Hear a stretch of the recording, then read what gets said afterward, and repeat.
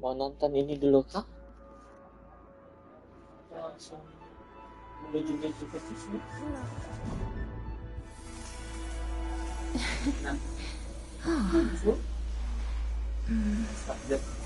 Start jam berapa?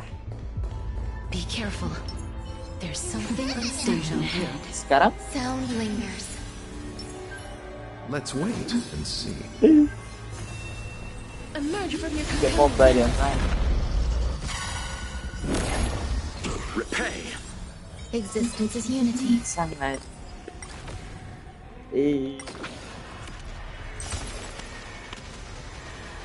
May death protect us. I choose you. Wilt here. Receive divinity. As you wish. We can do anything.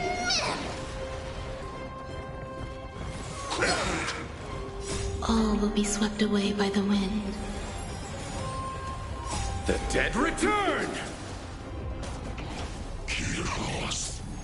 Kenapa tuh? Embrace a new life.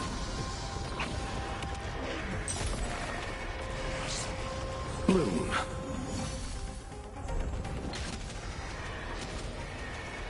May death protect us. You can do it. Wilt here. Eternal. Receive divinity. I underestimated you. As you wish.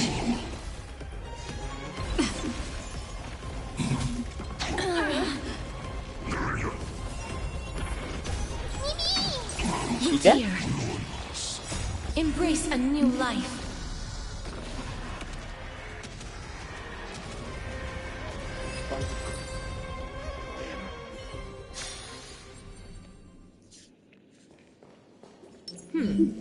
They don't look happy to Make see a us. wish.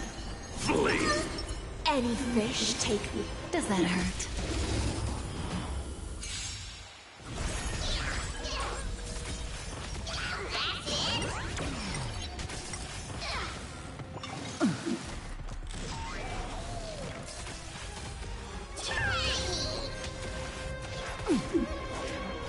Sink with me. Stand still. Time to say bye. Lagi? Boom. Ill fate descends. Relax. Ah, ini.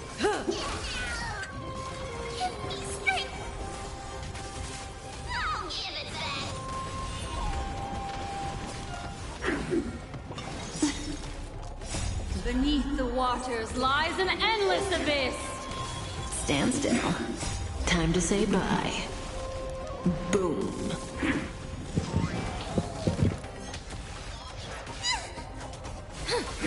Relax.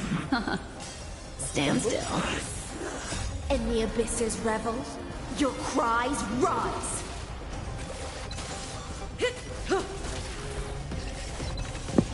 Time to say bye.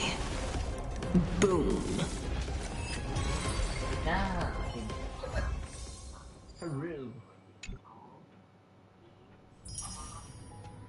Tembus kan? Tembus tipis-tipis? Tembus banyak? Kayaknya enggak terlalu sih, soalnya ketutup sama suara HSF. Ah, oke. Aja.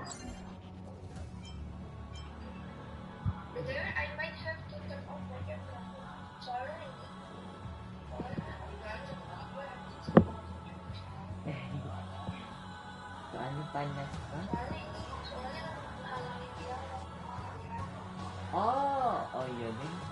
It's okay. Mati injek ya ucar. When I call you, please don't understand. That's all. Yes. How about that? Sure.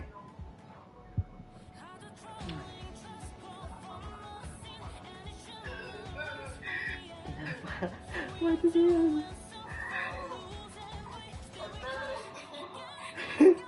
Beto, what's up, man? So crazy, bicar. Today become tomorrow. Today juga yesterday.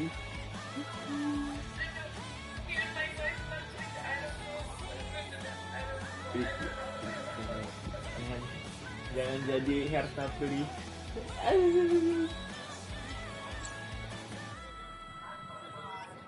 Kalau dari kakak kemarin pilihannya dua. Itu tadi merging bit Iron Tomb atau meninggal semua karena fully.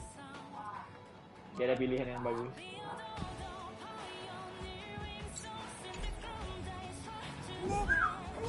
Lucu, jadi ninja. Siapa? Jadi ninja. Neja. Mana.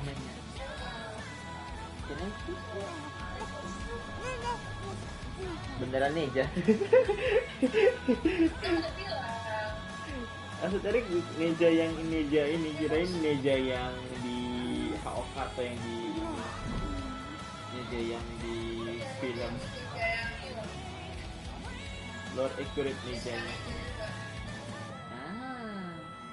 Itu kan Neja 2 keren ya. Neja 2 win ya. Neja 2 win ya. Saya cowok. Tuh. Nice. Ke arah langsung ini. Neuron situation.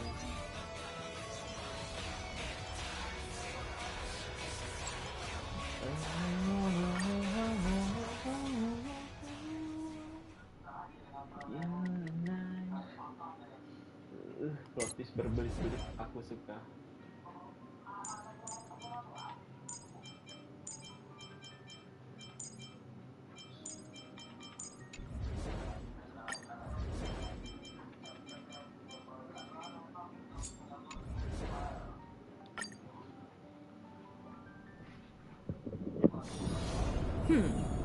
They don't look happy to see us.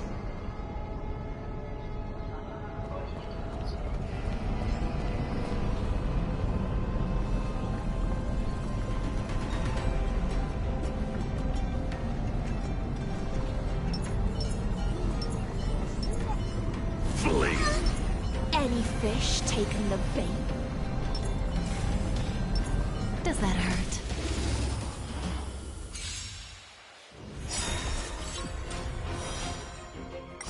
Time to say bye. Boom.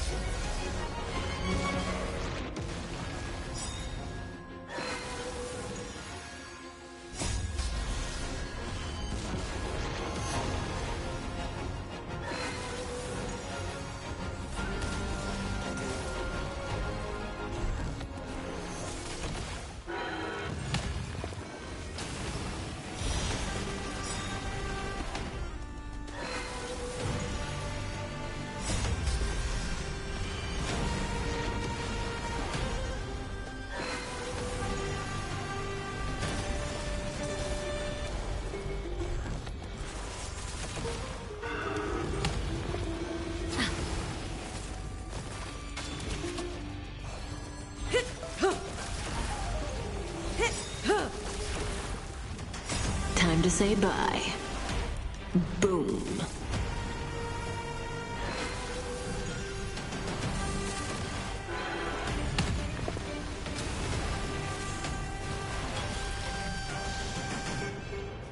And the abysses revel, your cries rise. In the abyss's revels, your cries rise.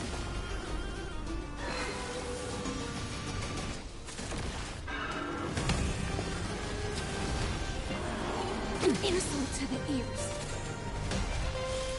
Be intoxicated. Stand still. Relax. Time to say bye. Boom.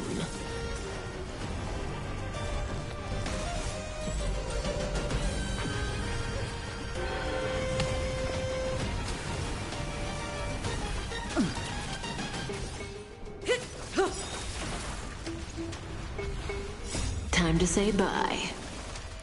Boom.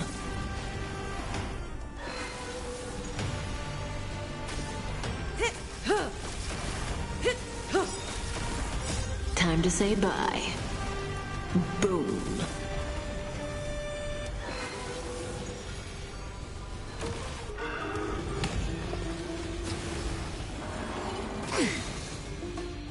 In the abyss's revels, your cries rise.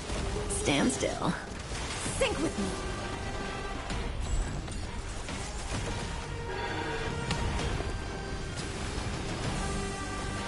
Didn't hurt. Time to say bye. Boom. Time to say bye. Boom.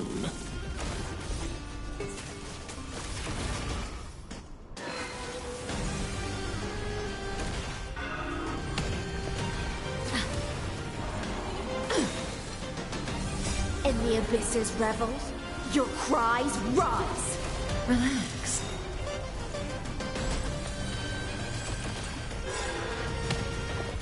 Time to say bye. Boom.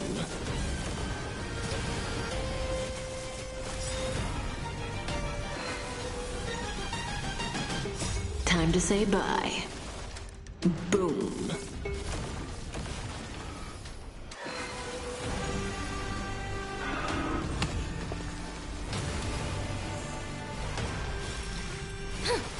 Stand still. Fiends or devils, I'll crush them all!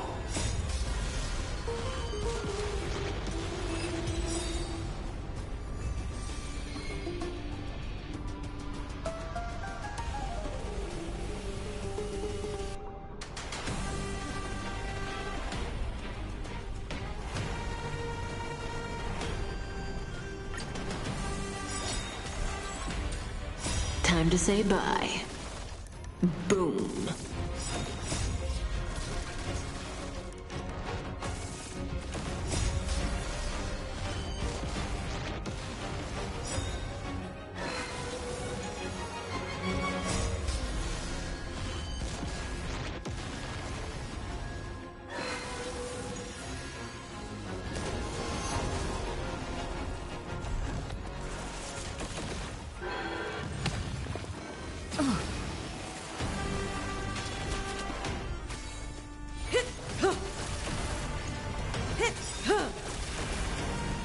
Time to say bye. Boom.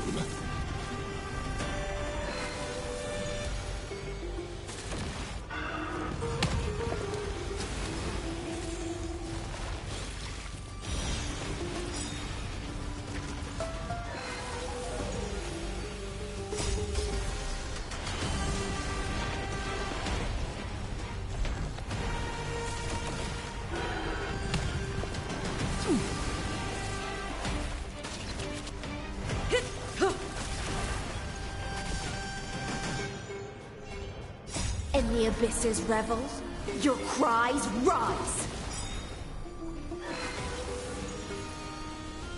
In the abyss's revels, your cries rise. Relax. Time to say bye. Boom.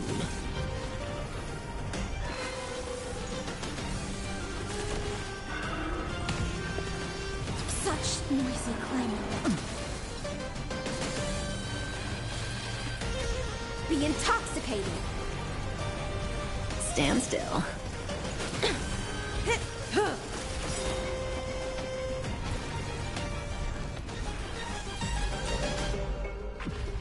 Time to say bye. Boom.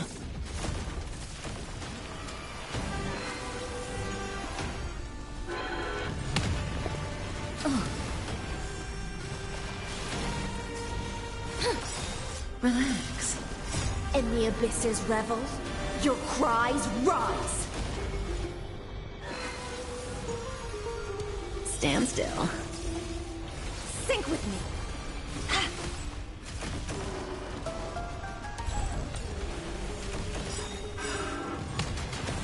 Time to say bye.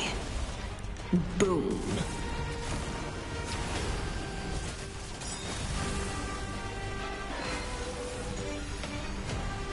Time to say bye.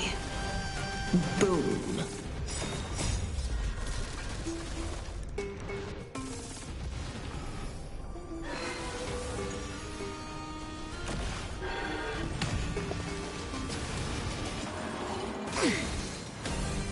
In the abyss's revels, your cries rise. Relax.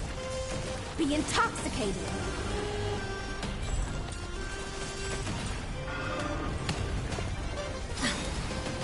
Time to say bye. Boom.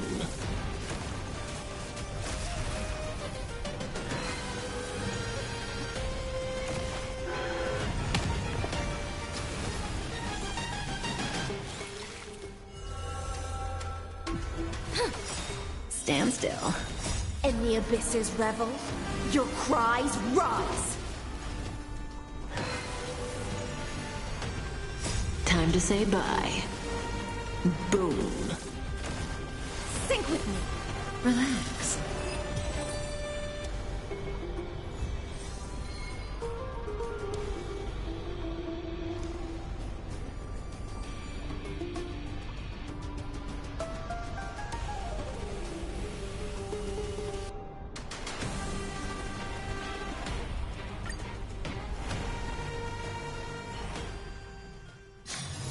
Misery and bliss, the same no matter where you go.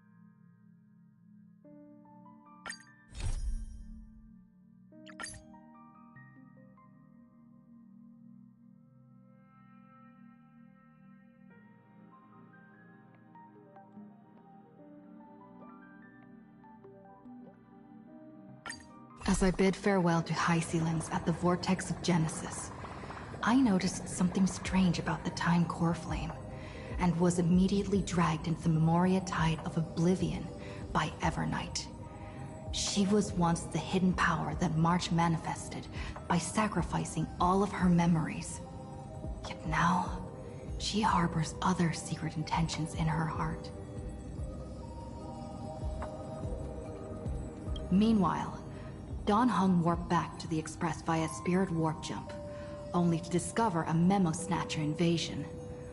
Everyone then realized that the Remembrance's forces had already permeated Amphoreus and blocked outside intervention. To establish contact with me, Dawn Hung was determined to return to Amphoreus immediately.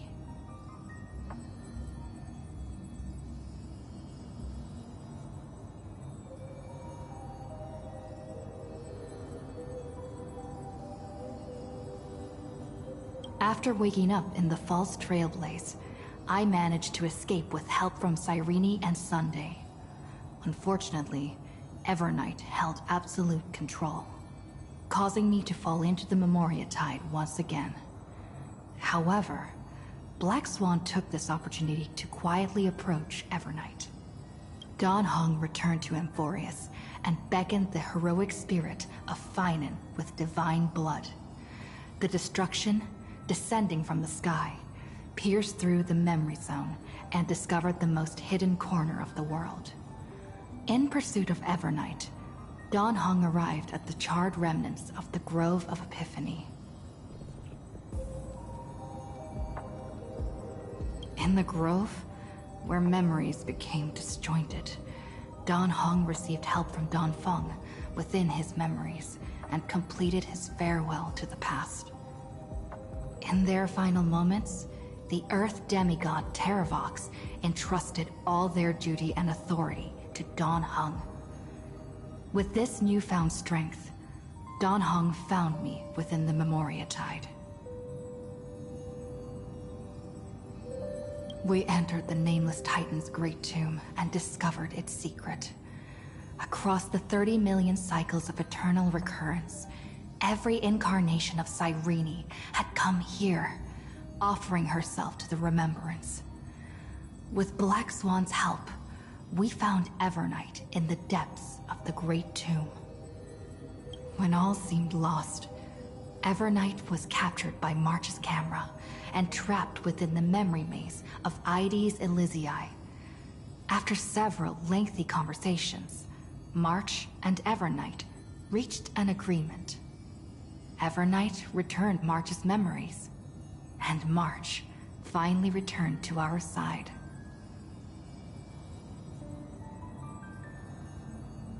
With every condition for the Era Nova fulfilled, we returned to the depths of the Great Tomb and initiated the final Era Nova ceremony.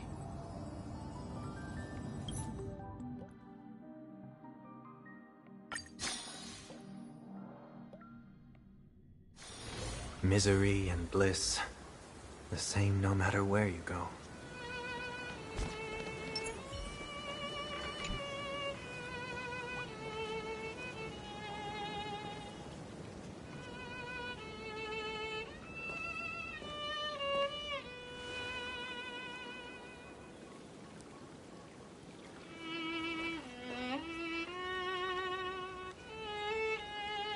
This view hasn't changed at all, has it?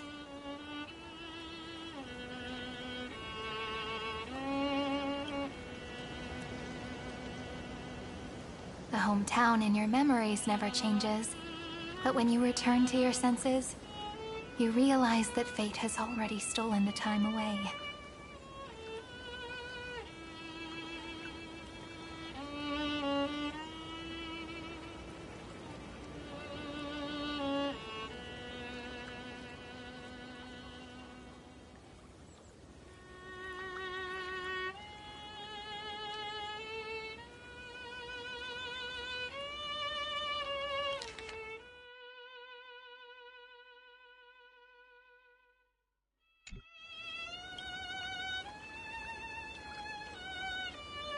Welcome to the Trail of Genesis, friend.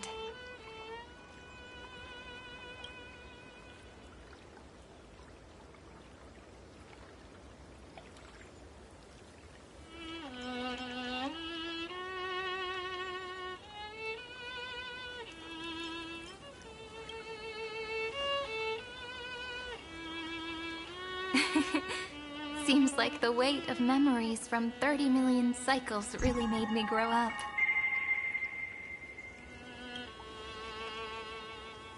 But if I keep growing, I might be taller than you, right? Then I'm really looking forward to that.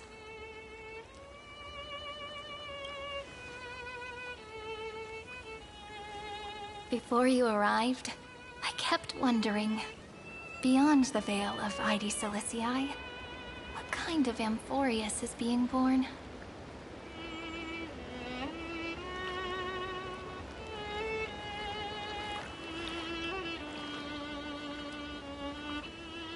I can see fragments of it when I close my eyes.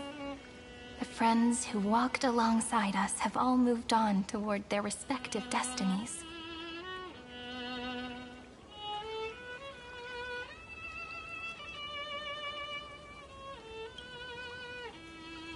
Some turning into pillars of the world, supporting the sky and the ocean. Others sowing reason, laying down the law, and with gentle hands lifting newborns into the light. Death and strife are no longer feared by people, and trickery has become the innocent games of children. All beings living ordinary and peaceful lives, within the net woven by romance and passage. There's no black tide, no flame chase, and no destruction. The world on the other side of the sea is one bathed in sunlight.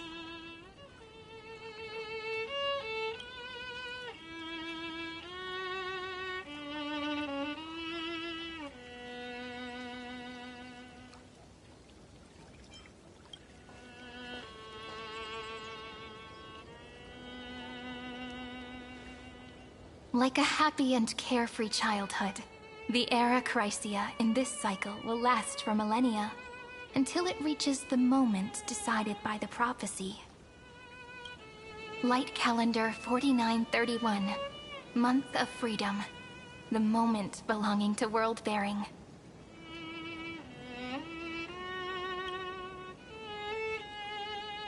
Are you ready to answer the call of the world, friend?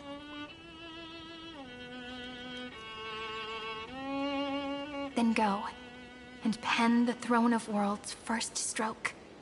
For this world, made from countless wishes. You say that, but it's gonna be ages till we reach light calendar 4931. I can make use of the crevices of time, but surely you and Dan Heng won't have to wait around for a few thousand years, right? That won't be necessary. We can simply sleep, and the chronocognitive anchor will wake us up.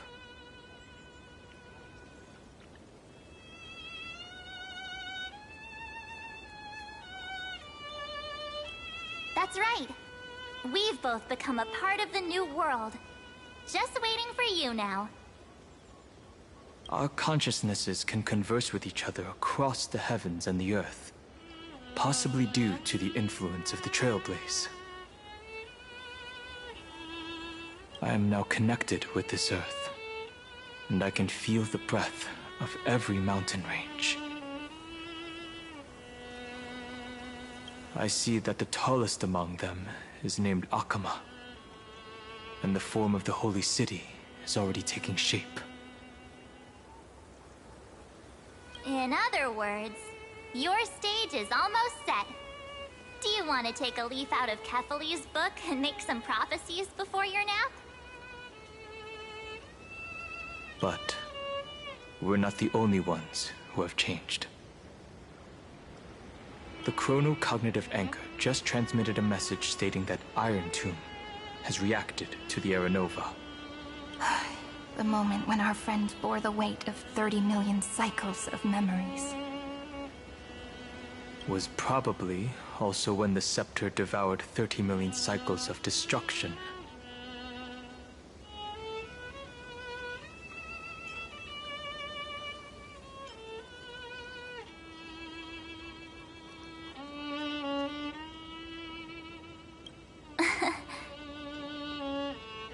You know, you don't have to shoulder this world all on your own.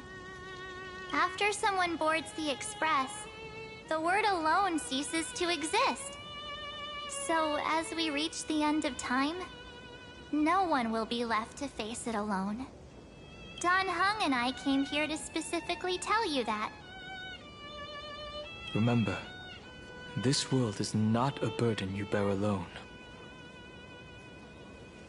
It's a journey we trailblaze together, alongside all of the Express.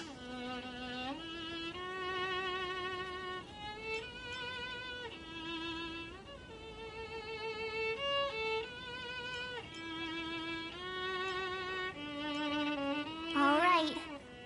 It's time for Dan Heng and me to go have a super long nap. Look after this world for us.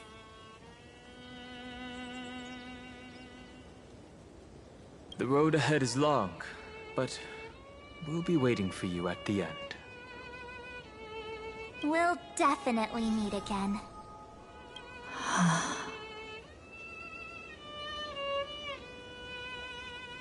Let's take one more look at the other side of the sea before we set off.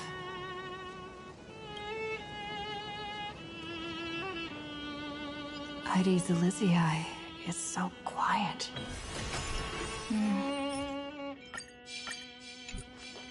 Just like how I remember. Here we are once more.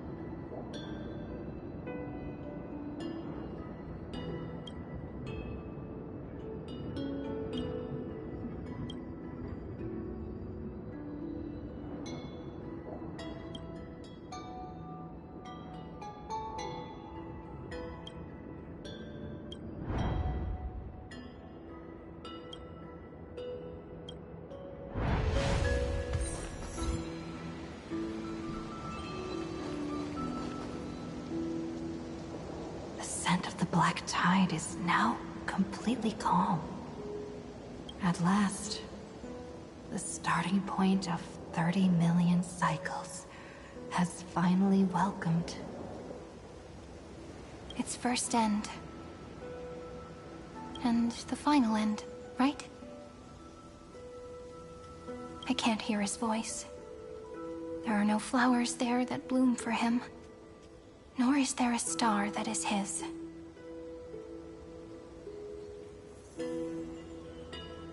Finan is the only one who didn't reach the new world.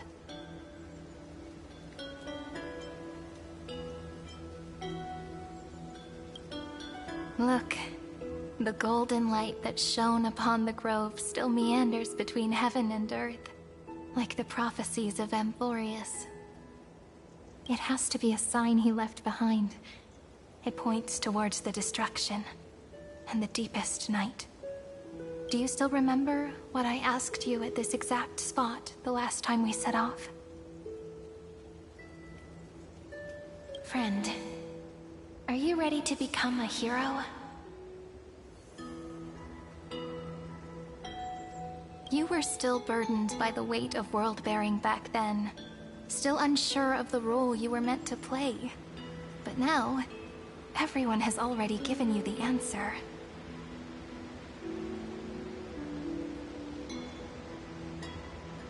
The heroes of legends were just at the right place at the right time when the world needed a hero. Just like how your arrival kickstarted Amphoreus' fate once more.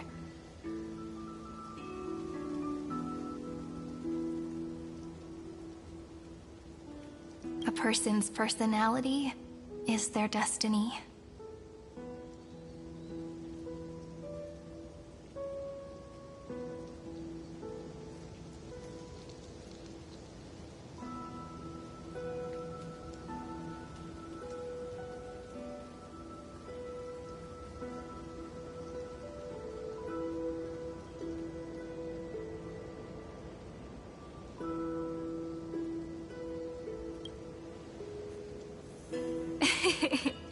We best. Those are such beautiful words. Thank you, friend. I was also trying to cheer myself up with what I said.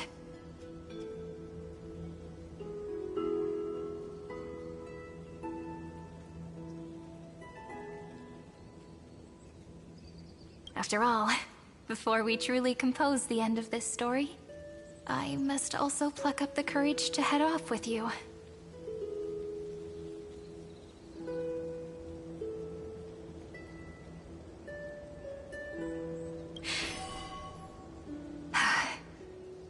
And face a memory that I have forgotten for too long, and have denied for too long.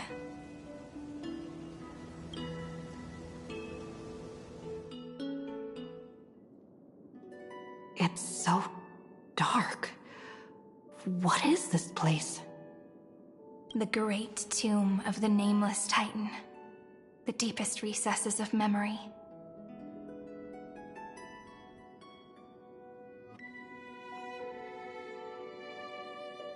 Also, the place where Cyrene was born.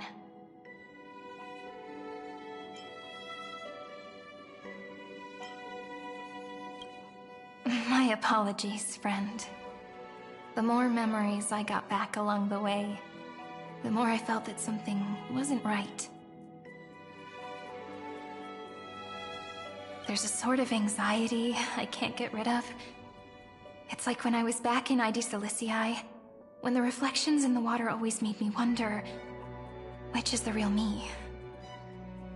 The one reflected in the water, or the one standing on the shore?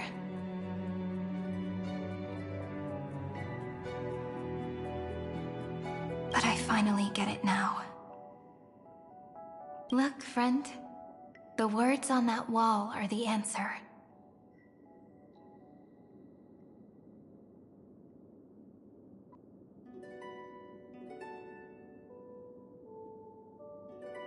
One, two, 3, heaven. Do, re, mi, fa, sol, la, ti. That rhymeless tune is the lullaby of little fairies.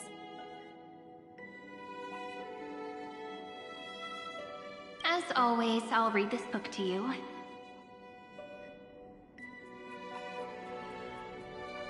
That way it won't just be Cyrene's memories alone. I've always thought that I was the narrator of the Flame Chase journey. But as it turns out, the narrator is also the most devoted audience.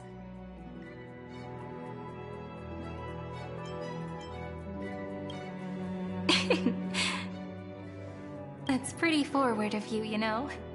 Still, thank you, friend.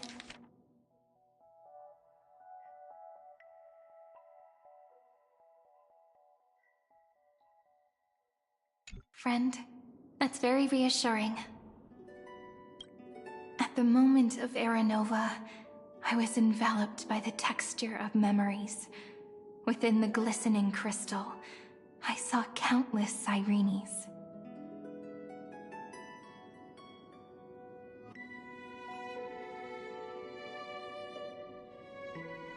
As well as countless versions of me.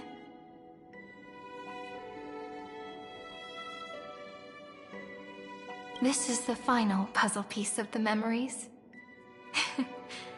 A prison born of the erudition. A grave annihilated in the destruction.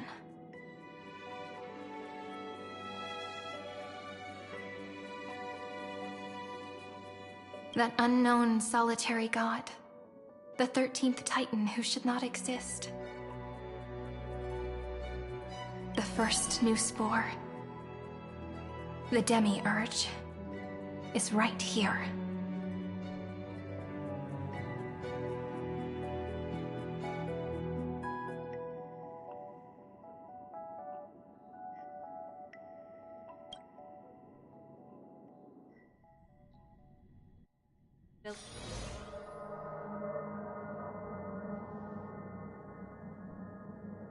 The interrogation records have been submitted to the Marshal. According to the Ten Lords' decree, Jing Liu and Luocha shall continue to be detained in the Shuling.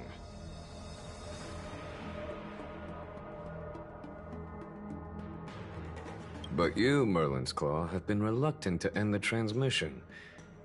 Do you wish to reminisce with us? Or is there something else on your mind that you're just desperate to get out?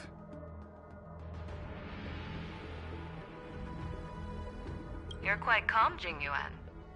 The Alliance only authorized the law food to be deployed for this Iron Tomb operation. They say the Seer Strategist's wisdom shines like a beacon. So why can't you see things clearly now? Look who's talking. I didn't vote against it, did I?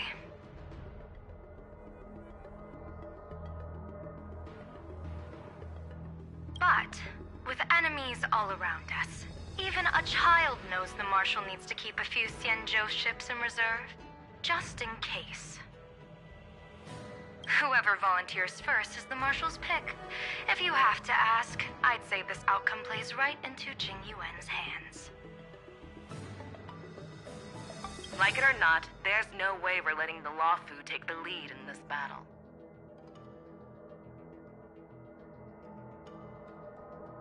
Oh my, Merlin's Claw. Are you afraid the Law Fu might steal the Yao Qing's glory? This is no laughing matter. Between the Stellaron crisis and the War Dance ceremony, though the chaos has settled, rumors and speculation are only growing by the day. With Elder Huaiyan around, those with ulterior motives won't be able to stir up any trouble. But once the Law Fu gets their hands on the Golden Blood, it'll be a whole different story. With the kind of person Jing Liu is, and her connection to you, I don't need to spell it out.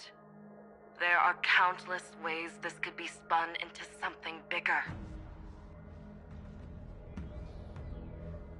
You're overthinking it, General Fei Shao. When I volunteered for this task, I never expected unanimous support from the Alliance anyway. The Luofu will seize the Golden Blood and redeem itself. That'll be our first win. Then we'll leverage this Golden Blood in the negotiations. Our second win. These 2 wins for the Luofu will make all 3 of us happy. And that'll be our third win. Look, if this were a Skyfaring Commission deal, we'd be rolling in money, wouldn't we? Maybe the Divine Foresight should change his name to the Optimistic General instead. With the Decalite Reflection Barrier, the Yuchue must understand even more than the Luofu how significant this battle is. Amphoreus' karma has vanished from the matrix of prescience. What omen does General Yao Guang see in this anomaly? In divination studies, we call this an empty fortune. It involves the eons and is thus beyond what mere mortals can comprehend. Your explanation isn't any clearer than Lady Fu's.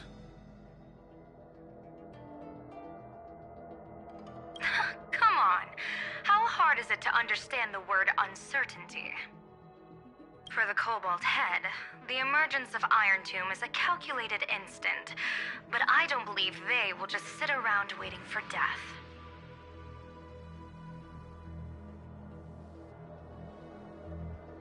And for the powers of the cosmos, this is their chance at survival, and the key to turning the tide of interstellar affairs. The Astral Express is leading the formation of an allied force, but I can see each faction has its own hidden agenda. There are even divisions within the Alliance, so it's not that hard to imagine how the other factions will react. Jing Yuan, I crossed paths with Selenova's Legion at the Battle of Sadunirama Star Cluster.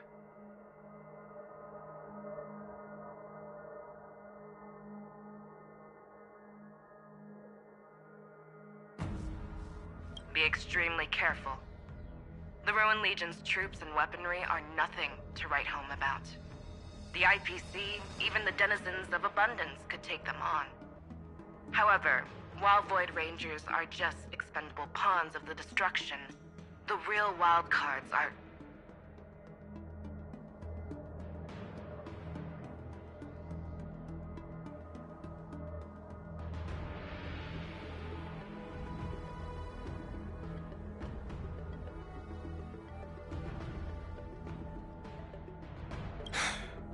The Lord Ravagers. Indeed. Nanook's emanators are also their weapons to burn down the paths. I'm afraid conventional military tactics and strategies will be useless against them. My assessment is this. To completely take down a Ravager, we must disregard casualties and spare no cost. My only fear is one wrong move, and the Luofu will fall into Fintilia's trap again, inching ever closer to destruction. Doubt is exactly the demon she wants to plant in our hearts. Do you still remember the beginning of the Alliance Oath? To save future generations from war and bloody dispute. The Rainbow's arrows have always aimed at any force that threatens the cosmos. Now that the Trailblaze walks alongside us, the Cloud Knights shall keep their oath as they have from the beginning. I just hope those on the front line will remain safe.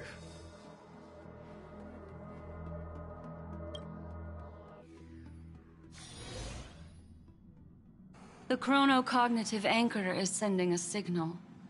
Everyone, time to move out. Did she and the others make it? Let me go over the plan one more time, just in case. You'll enter Amphoreus, reunite with your 3 separated companions, and try to locate Iron Tomb from within the world.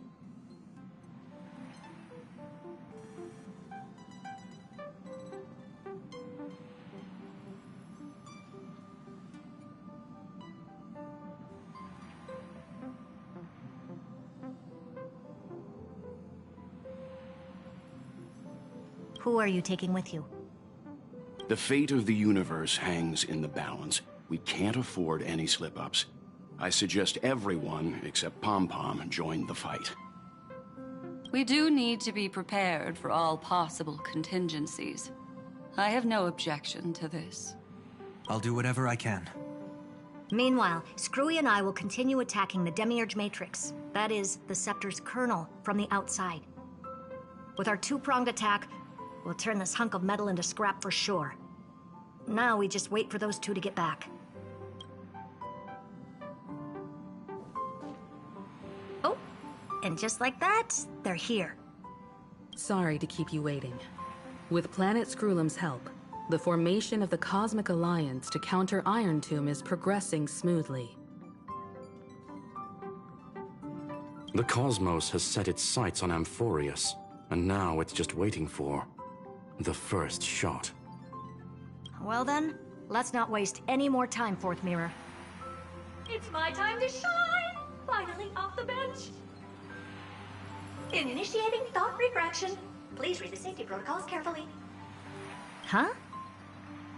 Just kidding! I've already checked the agreement box for everyone.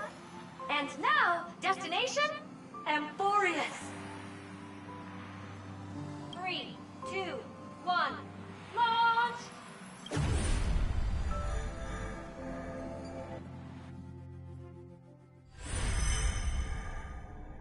The flow of Memoria is so heavy here. Unlike Pentagoni's dreamscape, this place has built up a true epic measured in millennia. The vortex of Genesis, where all myths begin and end. And in this new world created by the Nameless.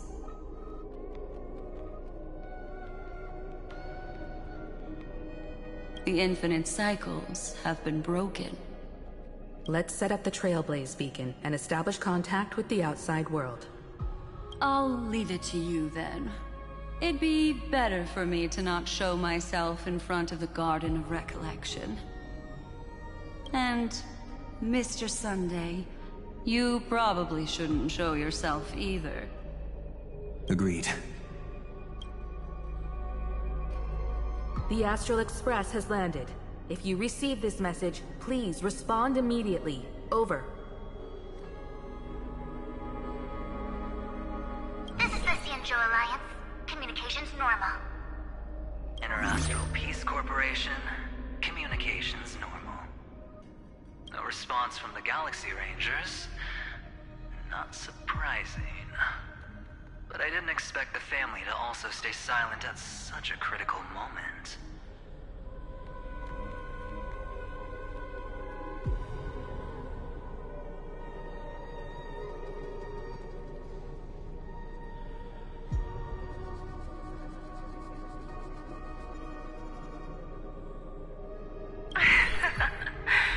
That's a pretty blatant disregard from the family for Pentaconi's independent director, I'd say. Long time no see, Miss Himiko. It's been quite a while, Madam Jade. The significance of this battle rivals that of the campaign against Sulo. Only through victory can we disperse the shadow of Iron Tomb that looms over countless worlds.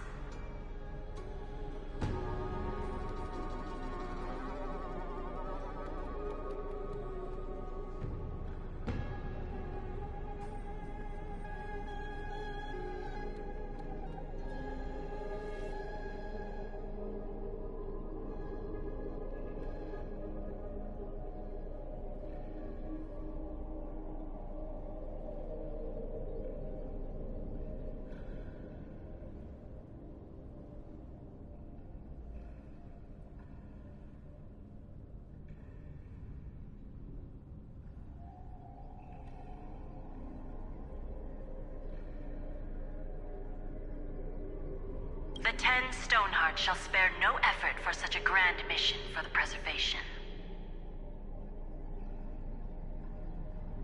Madam Jade led the Intelligentsia Guild in conducting specialized research on Iron Tomb's past activities. The bad news is, the collapse of the Erudition won't just affect inorganic beings.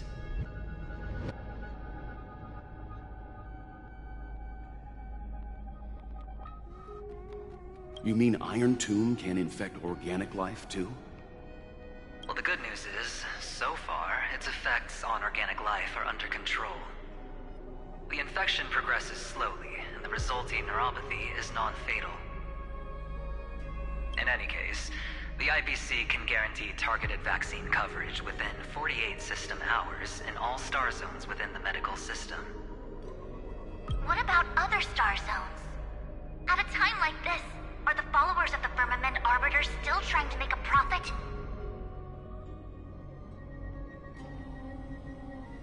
I remember you, Master Diviner. Your performance during the Third Denizens of Abundance War was quite impressive. Please rest assured, all worlds can purchase vaccines from the IPC with a humanitarian discount. That's the current policy at the very least. But, if the Xianzhou Alliance is willing to assist with the IPC's assets in Epsilon and other star systems, we'll have more cards to play when reiterating to the board the necessity of deep cooperation. It makes sense, since Interracial Peace Entertainment's headquarters is in Epsilon. But why are all the other worlds on the list? Places that the Elation has visited?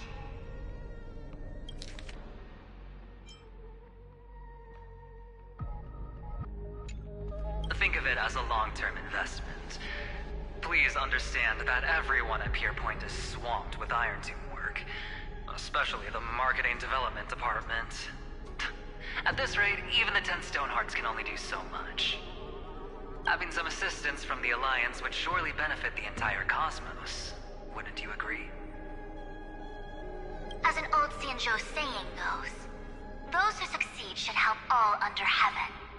Your proposal must be decided on by the 7 Arbiter Generals. I'm just here to relay the message.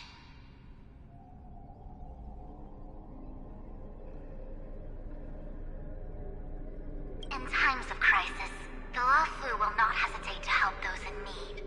However, the prerequisite is that the IPC must unconditionally assist the Alliance with emergency rescue operations in the disaster area. Of course. In the name of preservation, all for the Amber Lord.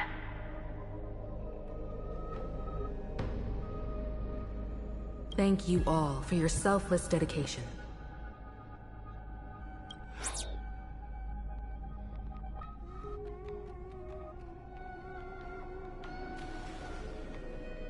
It's clear that each party still has qualms about everything. The clash between destruction and erudition isn't just about the fate of the cosmos. It's a moment for all factions to reshuffle their cards. You can never be too careful when battling a Lord Ravager. All are equal in matters of life and death. In any case, we can only hope for the best in all that's to come. It's about time we dive into the vortex and see what amphoreus looks like on the inside. I wonder where she and the others are right now.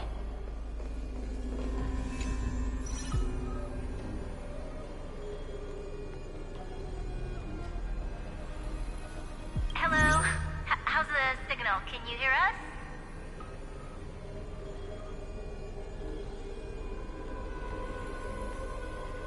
We're through! I can see the video feed. Everything's working perfectly. Miss Bronya? Miss Serval? What a surprise. It's been a while.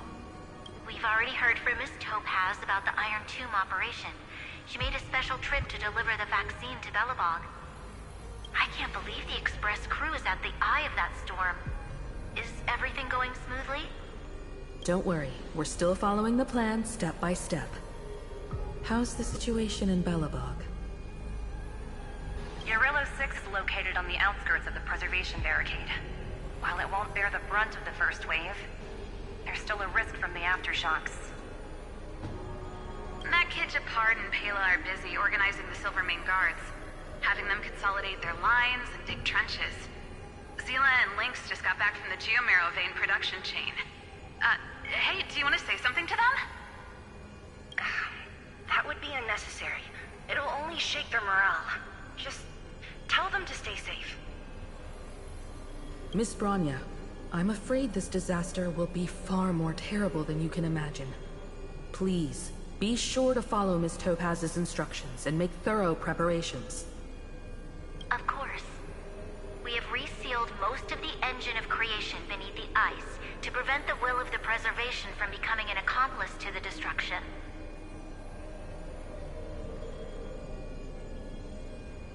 Don't worry, Miss Himiko. Belobog is far more resilient than we imagined. We really wish we could help, but Eurilo 6 has only just woken up from its hibernation.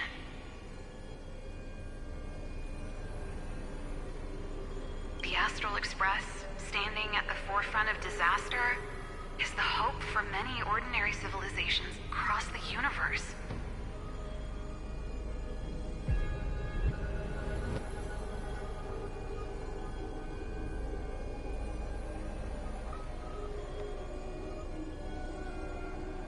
In the face of a massive catastrophe like this one, relatively smaller civilizations have never had many options. But that's exactly why we have a resolve that's second to none. If anything goes wrong... Miss Topaz, I hope you can help out and rescue the affected citizens.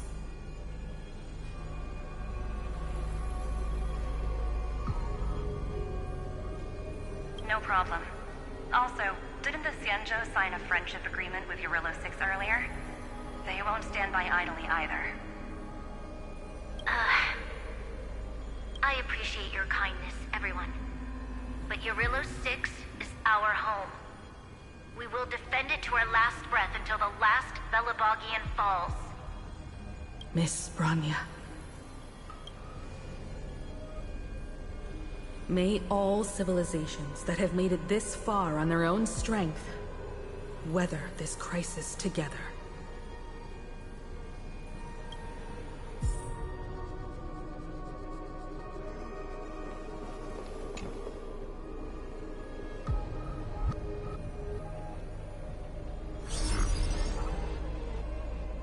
Good news, Miss Himiko. The 7 Arbiter Generals have reconsidered the current situation, and I'm here to relay their message. Officially, the Alliance's combat forces will still be limited to the Luofu, but the Yaoqing has also been deployed in the surrounding war zone as a contingency. Words cannot express our gratitude. Getting the Hunt to agree on sending troops must have taken quite some effort from General Jing Yuan.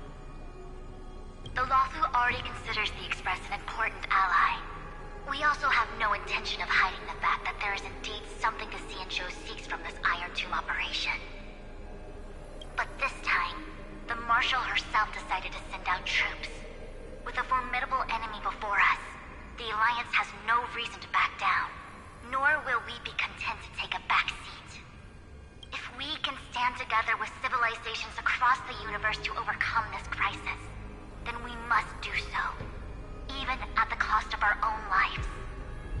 The Alliance truly embodies the principle of righteousness. It's fortunate that the cosmos has great heroes like you. You're too kind. As for that Jade Abacus of Allying Oath, you can save it for when you're in more dire need.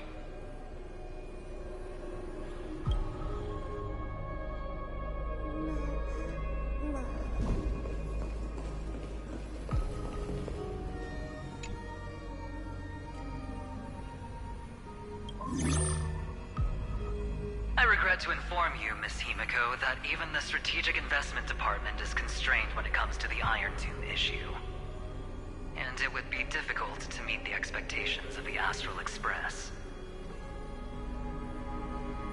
However, Madam Jade instructed us to look after our nameless friends as much as possible. So let me offer you all a small suggestion, just from my personal perspective. Other departments at the IPC might also take this opportunity to extend an olive branch to you.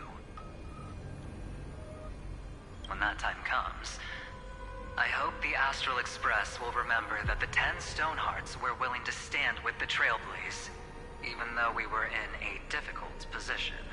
And more importantly, we were the only ones willing to do so.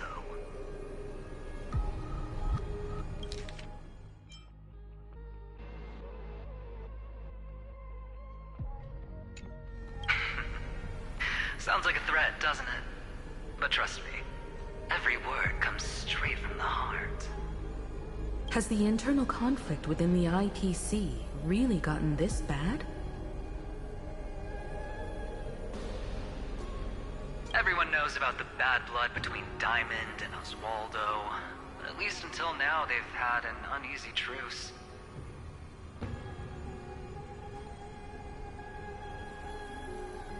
Until the Lord Ravager Archforger caught the board's attention. I'll leave it at that, as it's confidential information. Hope you can understand. I understand. Our immediate priority is to address the Iron Tomb crisis. Let's hope for success from the start. This might help ease everyone's pressing concerns.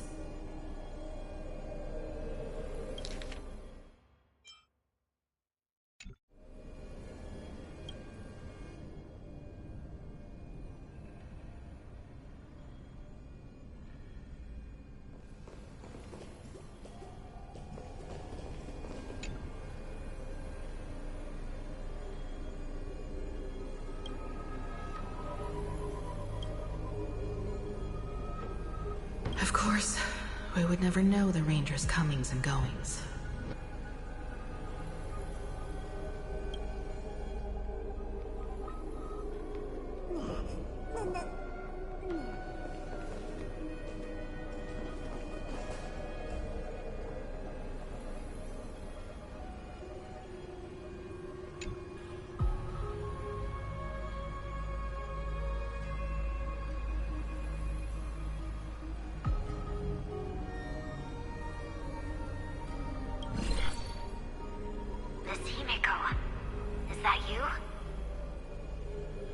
Yes?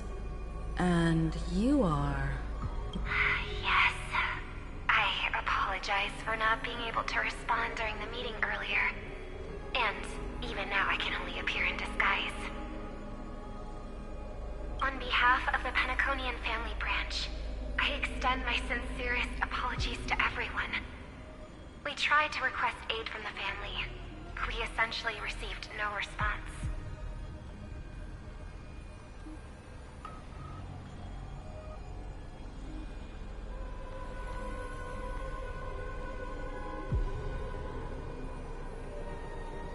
I've heard about the internal conflicts within the family. Miss Robin, there's no need to apologize. Every bit of strength is precious at this moment. Thank you for understanding. The good news is, since you're one of the shareholders of Penacony, the family heads have agreed to allow me to lead all Astonian tuners to the front lines. My charitable foundation will also do as much as possible to provide support in this battle. They'll ensure that proper arrangements are provided for those wounded on the front lines, and for residents in affected areas. Miss Robin, I'm beyond moved by your spirit of self-sacrifice. The Astral Express would also like to make a promise that we won't leave any companion behind.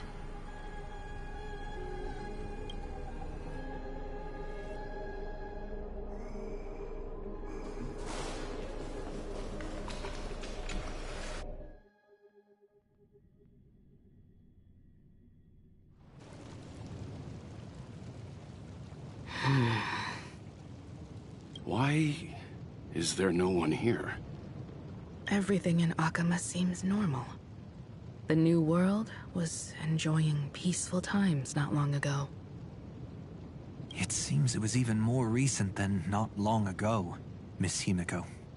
The fruit on the table is freshly cut, and the bath temperature is just right. The remembrance tells me this place was bustling with people just moments ago. It's as if everyone vanished in an instant. Could this be Xandar's doing? Unlikely. He's still under the surveillance of those two geniuses. Could it be some kind of local custom? A custom that makes an entire city fall silent in an instant. Pardon my frankness, Mr. Yang, but this reminds me of some unsettling rumors about the Harmony. Complete silence. Is often the prelude to divine intervention. Everyone, be careful. Here they come! Here they come! The Nameless of the Astral Express! Evernight? How is this possible? She was already... We are the Chroniclers of Time, and we do not fade away. Finally, the last Era Nova has been completed. What did you do to the residents of the Holy City and the three Nameless?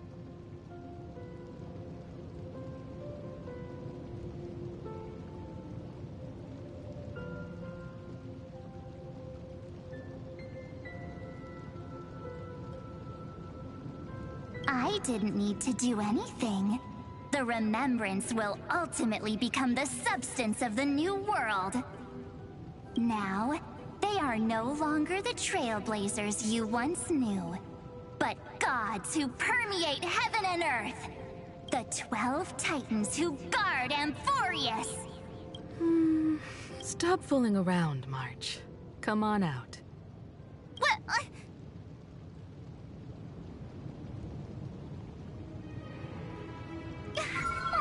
I practiced so long for this! Getting seen through right away is just so embarrassing. You've obviously been learning from the theatrical culture in Amphoreus. But if possible, I'd prefer our reunion to be a bit more casual and laid back. As expected, I can't hide anything from Himeko and Mr. Yang. Well, long time no see. Guess I'm back? We should be the ones to say that. Sorry for keeping you waiting. So, these jellyfish are the Titan's power? They're just tiny manifestations of the Veil of Evernight, used for scouting and communication. If I went all out, I could summon way more of them. Thanks to her, we all turned into Titans in the New World. Sure, we can take on humanoid forms, but it feels off. How intriguing. So what does she look like now? It can't be a raccoon with a baseball bat, I suppose. Please don't add weird stuff to Amphoreus's lore. Just go see it with your own eyes. Follow the prophecy's guidance and come to Dawncloud. She looks way more majestic now than she used to.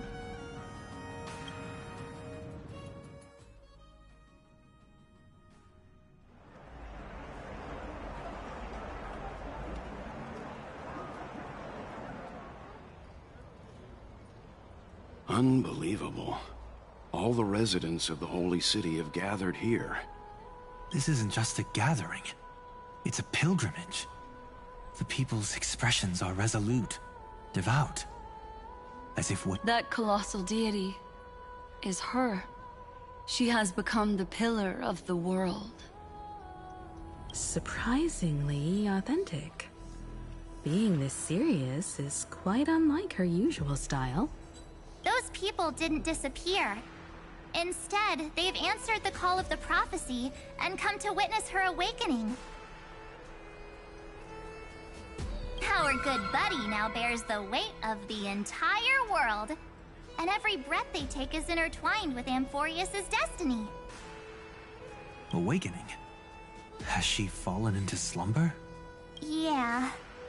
After all, with such a huge time dilation between inside and outside the scepter, this was the only way we could wait for everyone. Time watches over yesterday. Earth guards today. And when the Trailblaze steps into Amphoreus once more, the slumbering deliverer shall awaken. And then, bring the prophecy of tomorrow to this world. Come on, everyone. Let's get closer to her. Watch how the world-bearing prophecy changes this world.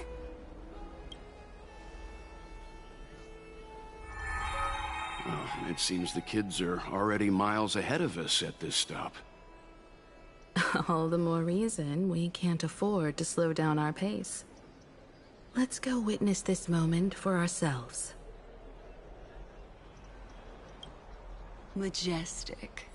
Speaking of which, I once caught a glimpse in Sleepyhead's memory of her transformed into a towering Tatalo. Could it be? No way. That was just a nice dreamscape. Ugh, at least nice for her.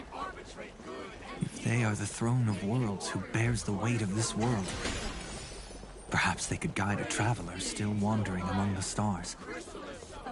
Hey, since when did you get all pious? Her advice sounds pretty silly sometimes, you know. The so-called fool and the world are merely a step apart. Tree of reason, teaching us to find heritage. Citizens, behold! Our last Titan, the world-bearing deliverer, is about to awaken! Oh, ancient god, your loyal subjects, bewildered followers, and fearless comrades in arms have all knelt before your throne. Awaken from your eternal slumber and bestow upon the world your divine prophecy! Please guide us! Show us how to embrace this beloved world as we welcome that distant dawn!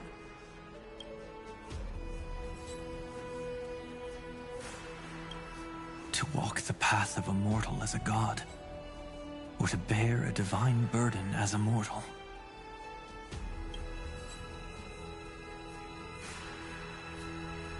She will give us the answer.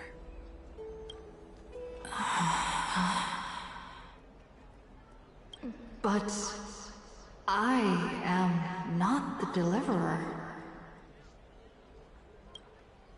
Rather, I am the nameless who dwells among mortals.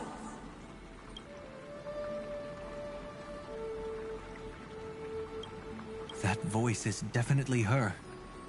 I heard your prayers. The core flames flickered and dimmed, and the age of the gods met its end. So flow, golden blood, flow. I'll bestow it upon you, returning it to the true masters of this world. Stand with me and become heroes.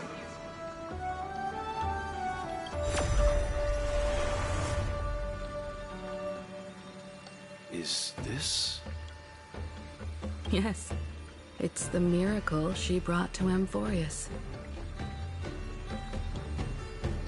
Of course, it would manifest in the form of the Trailblaze.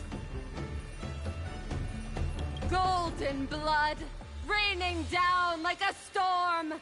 The prophecy has descended, and the Titan commands us not to be supplicants, but to become heroes of rebellion, to face that destined calamity, the destruction, head on.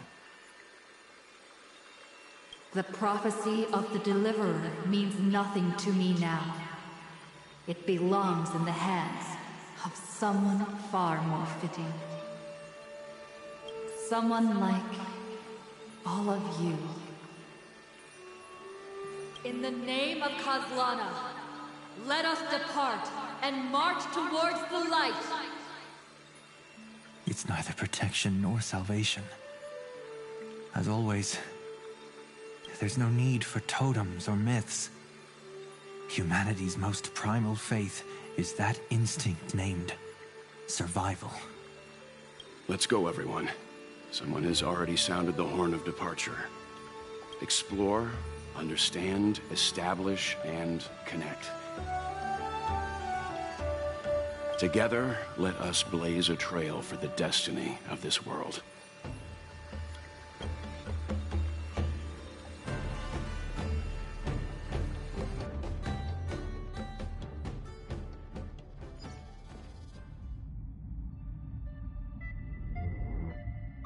Is it just me, or does this demiurge matrix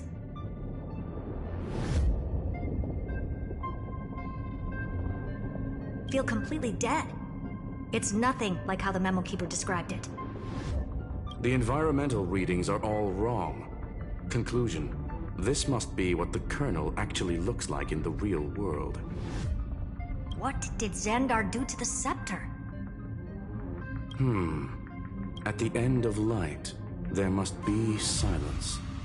Certain, pure, and absolute darkness.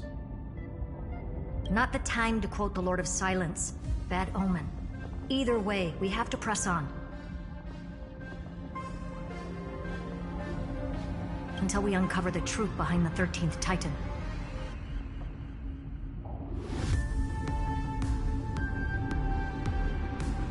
The buried past is the key to stopping Iron Tomb. That is, if it even exists.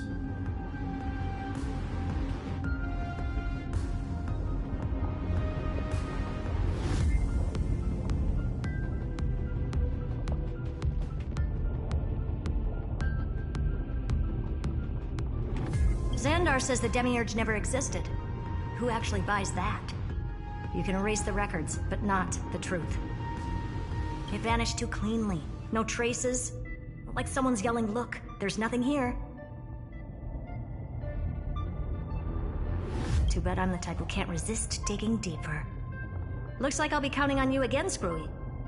Let's tear the system inside out. Always happy to help.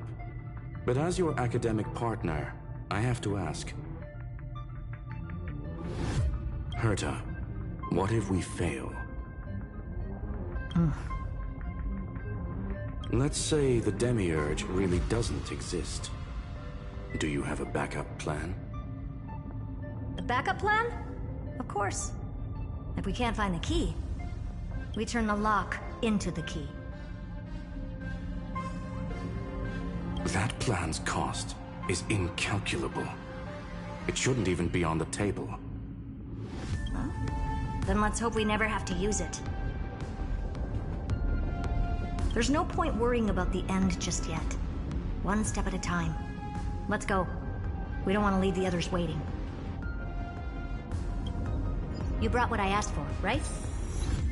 A butterfly has to land on the branch before it can dance. We'll need a wide open platform before her entrance.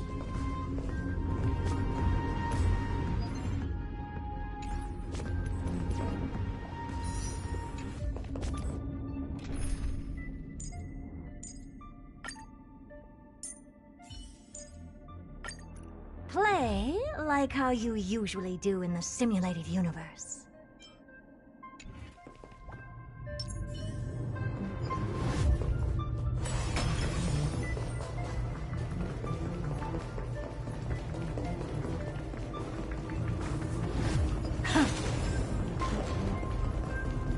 Take a look. This is your genius in action. Just use that thing over there, Zag.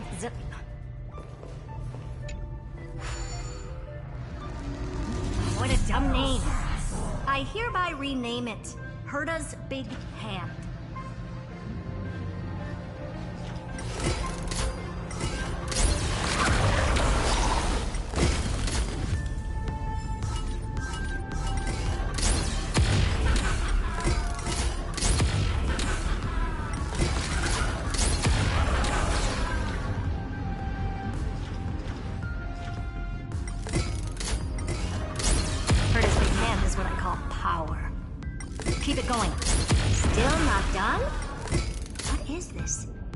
Junkyard for old Intellitron's leftovers? Finally, all set. Time for your precious treasure to make its debut. Of course. Just give me a second. Target initialized. With these wings, hacking should be much more efficient.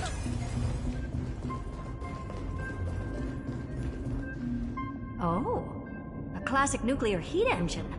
Classy choice. Just a personal preference. Her name's Mistletoe.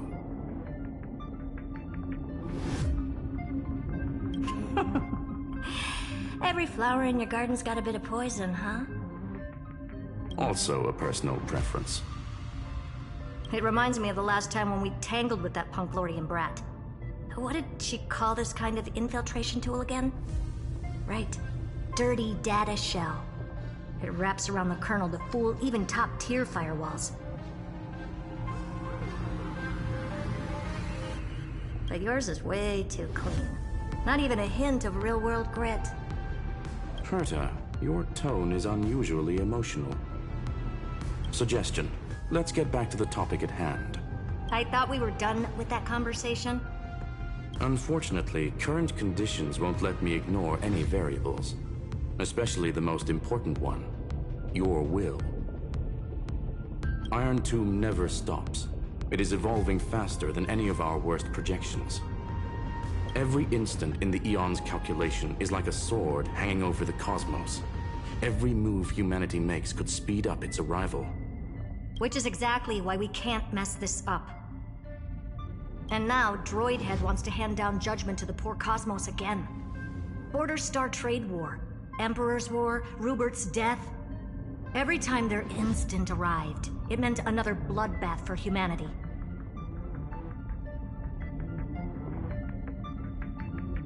But in this ultimate battle of erudition, you and I are supposed to be players, not pawns.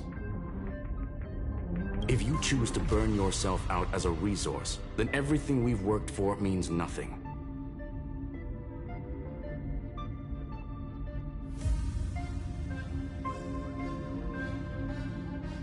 Herta, the cosmos won't just stand by and let a genius throw their life away. And neither will I.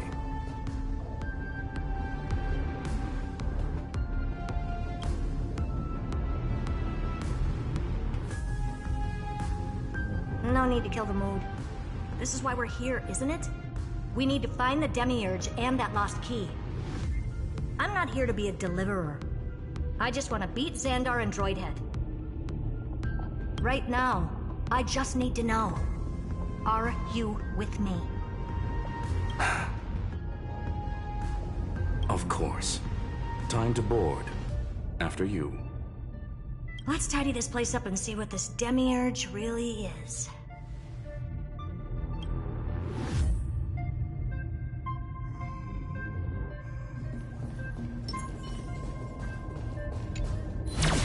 Let's hope this Matrix is better organized than the Emperor's junkyard of a birthplace.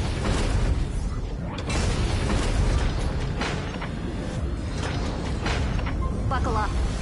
We're hacking in. This is... Herta, this whole space has been completely tainted by some kind of energy. I see it too. We're thinking... Xandar. Turning your own graveyard into this. What's that up ahead? Katorzane algebraic expressions. It's built for isolation, not defense.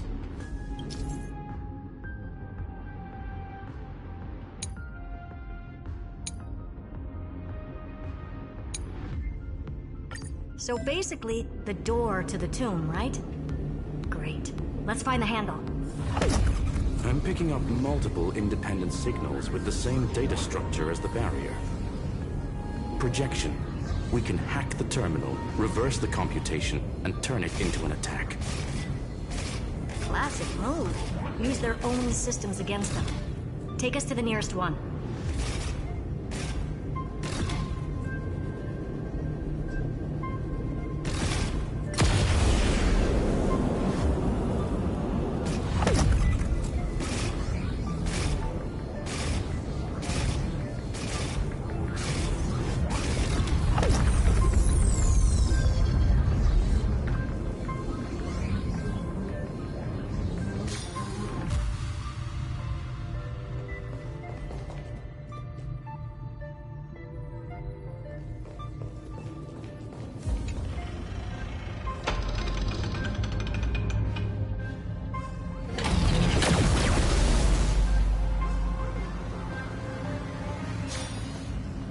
Almost no response.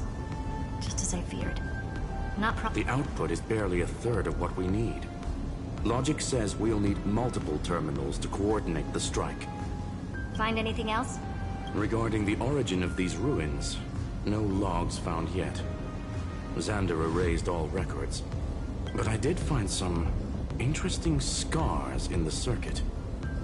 High energy radiation, internal imaginary energy contamination. From what I know, there's only one thing that fits. Skip the science talk, Screwy. That thing only goes by one name. The Stellaron. Exactly. Xander blew one up just to clean the entire sector system.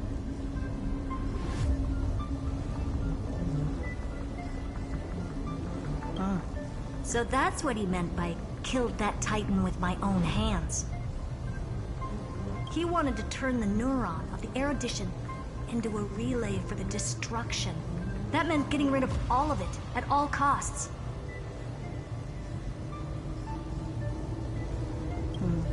The life form known as the Demiurge was the original target of the Scepter's extrapolation. It makes sense. Evernight calling it the first new spore confirms this viewpoint. The prime mover of life. That's what Scepter Delta ME-13 was originally tasked with. Even after it got scrapped, the query kept running. Yet the true value lies in the process of solving it, not the answer itself.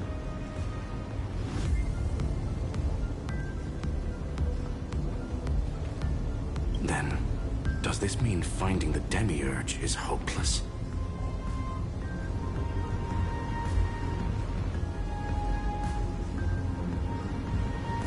No, I'd say exactly the opposite.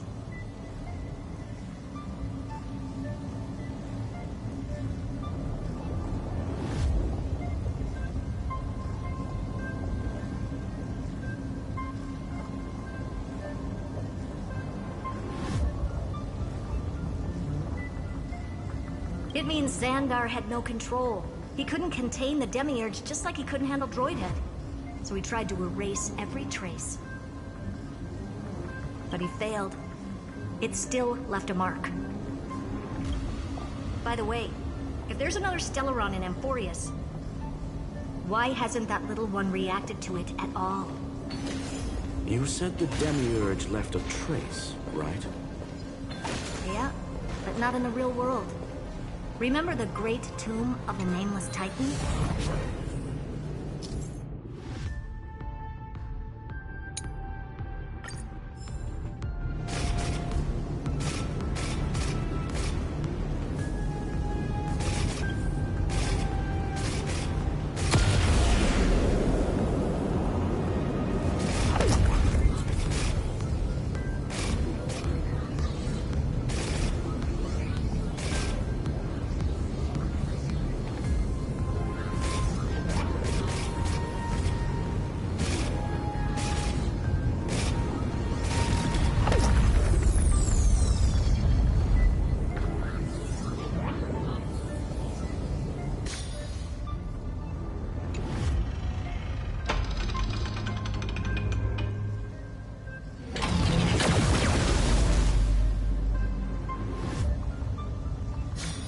Trailblaze Archive 466. The data from Philia 093 clearly indicates that the Demiurge did in fact enter Amphoreus' extrapolation. Inside that world, it was the 13th, forgotten Titan. The one who listened to 30 million cycles of Cyrene's memory. But Evernight said the opposite. She believed that tomb was empty from the start. The Nameless Titan never existed. The so-called Listener was just a trap set by the Remembrance to steal the scepter. A mimetic entity full of theatrics. How much of what she's saying is true? Would an Eon really speak in circles like this? I doubt it. The Remembrance's behavior is certainly odd, but her assessment aligns with our current reality. Since we entered the Matrix, we haven't found a single clue pointing to the Demiurge. And that's the key, Screwy. Xandar's actions prove the Demiurge exists. But what Evernight said, and what we've actually seen, all point to the opposite. So we have to assume that both are true. And if that's the case, then the contradiction leads us to... the truth. Exactly. One last terminal. One final key. Time to crack open the kernel. Xandar had to lie to the original Finan and Cyrene. Logic. He had already identified the Remembrance as a threat, yet found no viable way to eliminate it. All right. Let's finish this. Time to break through that barrier.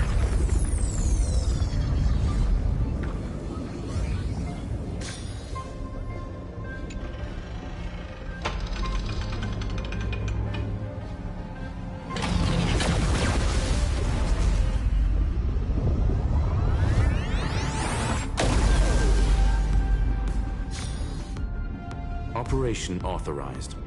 Path energy readings. The erudition declining. The remembrance 0. What's going on?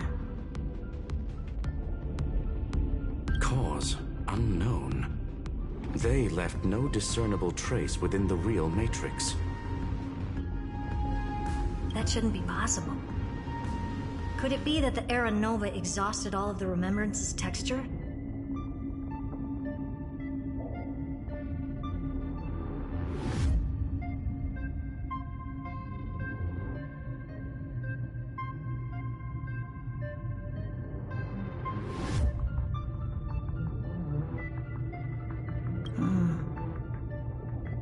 Log it for now. The dots still aren't connecting.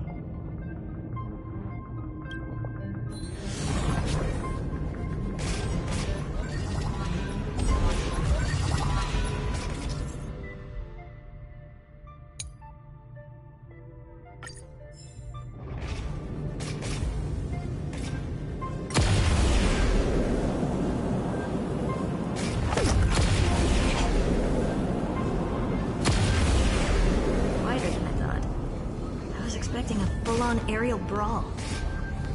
It's advised to remain vigilant. The destruction's levels are still rising. Huh? What's the matter? Interesting. I just picked up a signal from the exo-myth.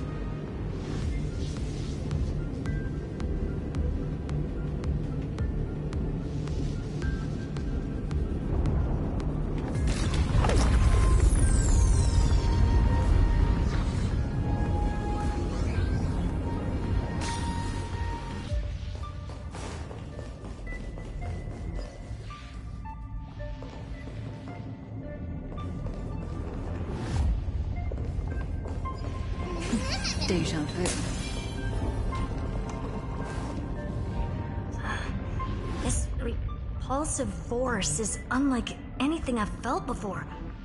Is this the place?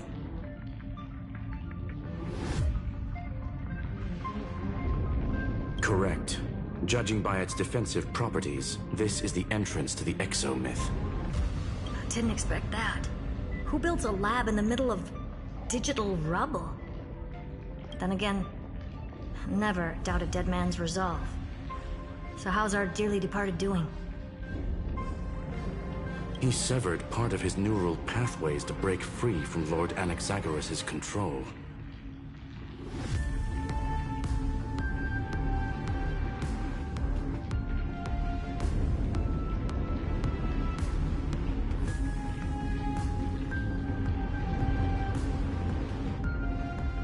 But that also triggered the failsafe I set. Conclusion: Xander has lost all combat functionality and is no longer capable of action.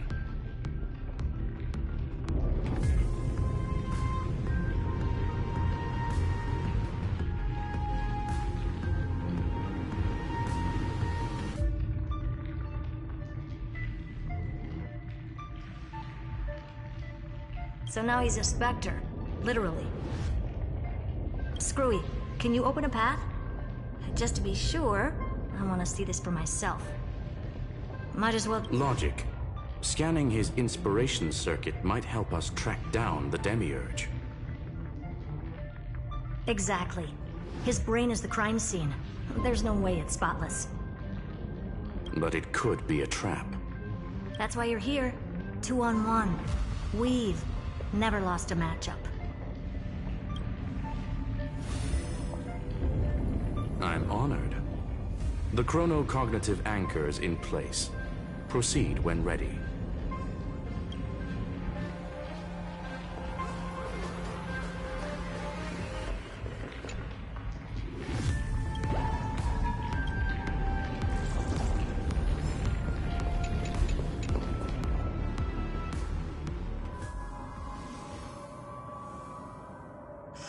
I knew it.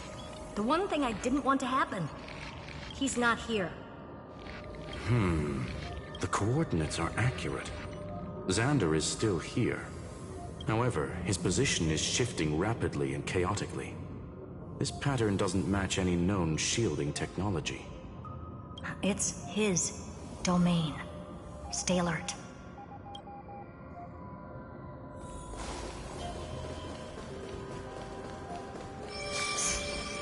Cheap trick.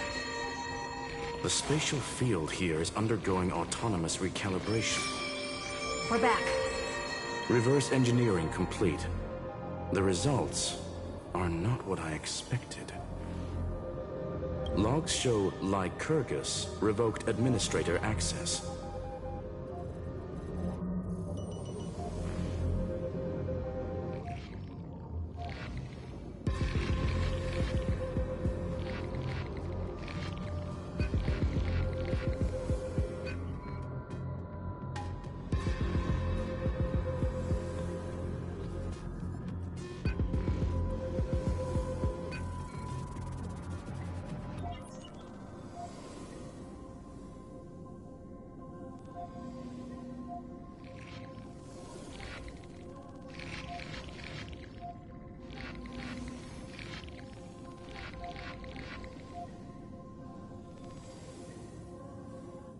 The chronocognitive anchor can't get a fix because at the system level, Lygus no longer exists. Our navigation target is a null set.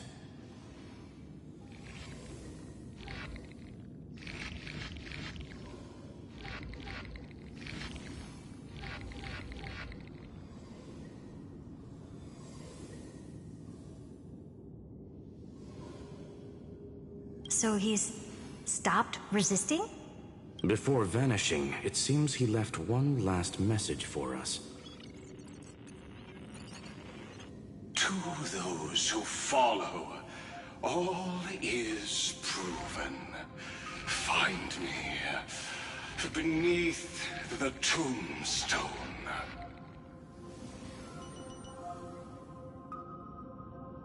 Melodramatic.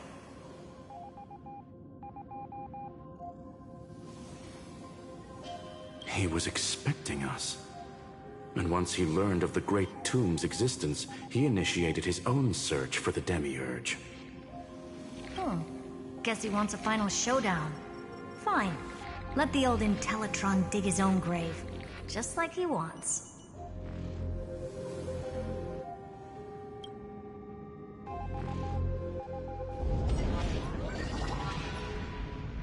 To be in the purest light is to be in the purest dark. Nothing. The Scepter's mainframe. Or maybe we should now call it the Lord Ravager's placenta. Unfortunately, we still haven't found anything.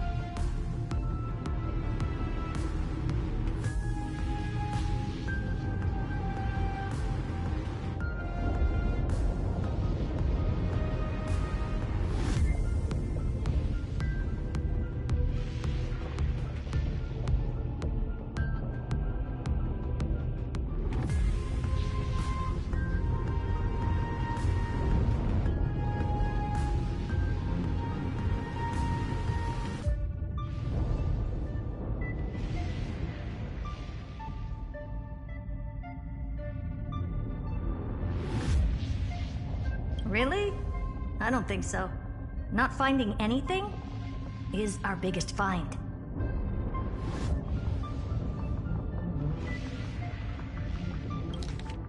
Unfortunately, we still haven't found anything. Please elaborate. If the Demiurge was destroyed, there'd be at least some bits of it left. I don't buy that a Stellaron could have blasted all the traces away as cleanly as a scalpel. As I said before, its disappearance is too clean. If the garden hadn't stirred the pot, no one would even know about the Demiurge's existence. We're talking about the Scepter's original extrapolation goal. There's no way that nothing of it was left behind. Or we can look at it from another perspective.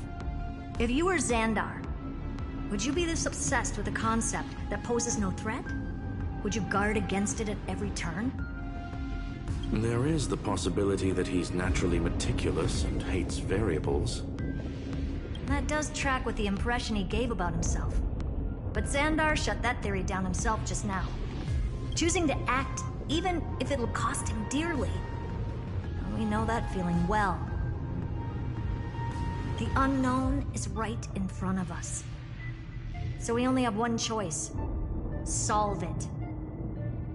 You sound pretty convinced. Surely you already have a theory. Care to share? Of course.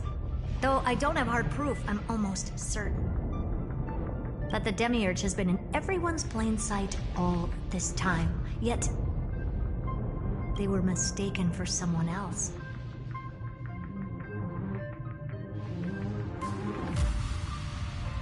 That'd make the most sense. Why was the room empty? Because the person locked in there had run away ages ago. But they were weak and small and had no presence whatsoever. Even the old Intellitron didn't notice them. Which also means there's a high chance that their powers are minuscule and cannot alter the outcome of the battle at all. Well, at least Xandar is scared of them. Come on, it's time to confront him. Let's go to the tombstone he talked about.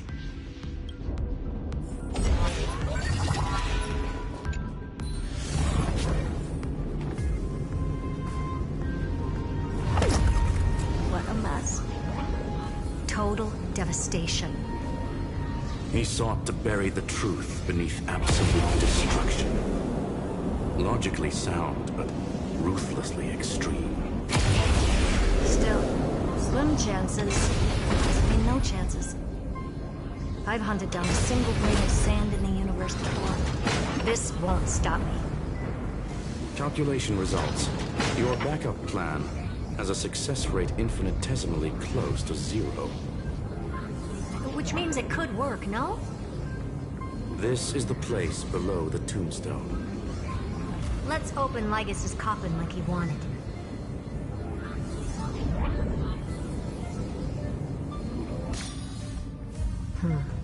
Looks like you were right.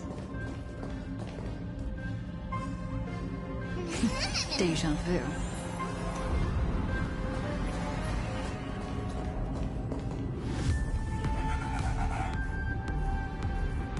Nothing but a head left?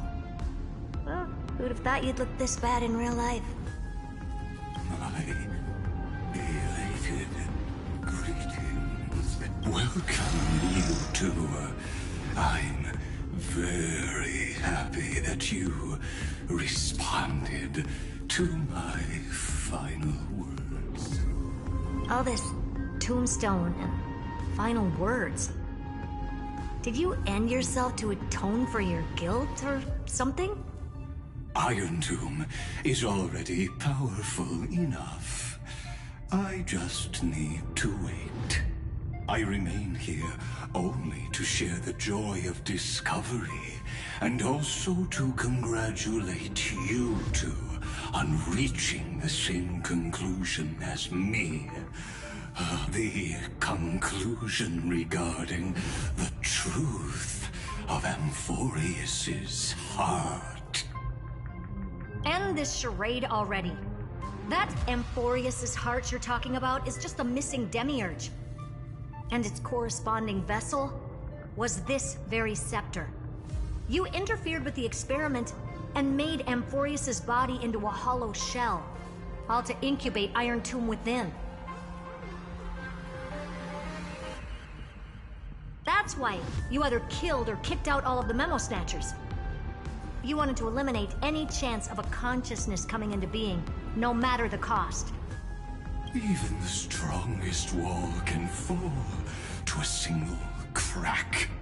The memory of betrayal has been etched into my heart, and I will never show mercy.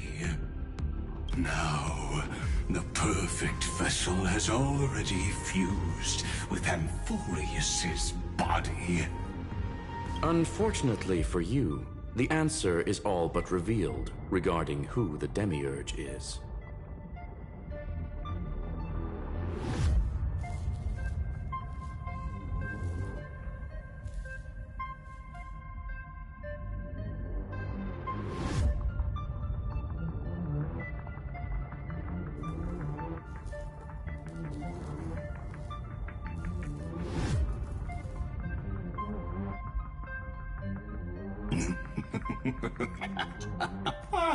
Then let us share the joy of discovering the truth.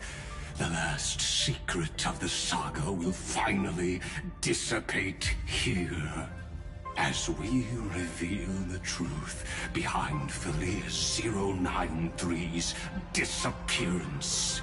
A lie by the remembrance.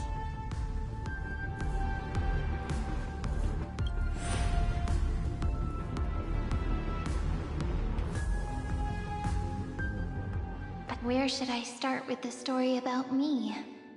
From the beginning of the universe? Just kidding. That would be too much. I just want to tell a teeny story. So little that it started with a seed.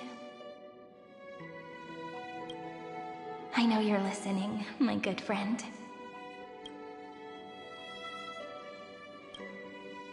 The god in my dream told me that the world sprouted from a seed. It grew into a great tree named Amphoreus, and time became its branches and leaves, basking in the light.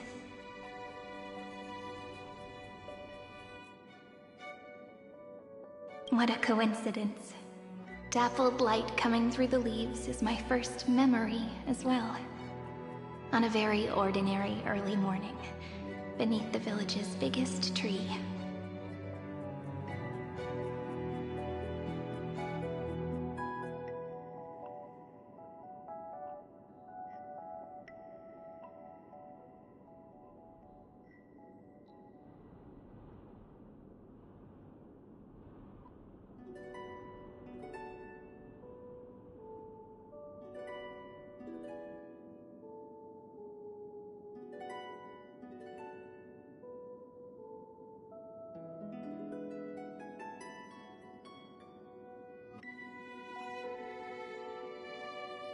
The daughter of Ide Silicii quietly came into this world.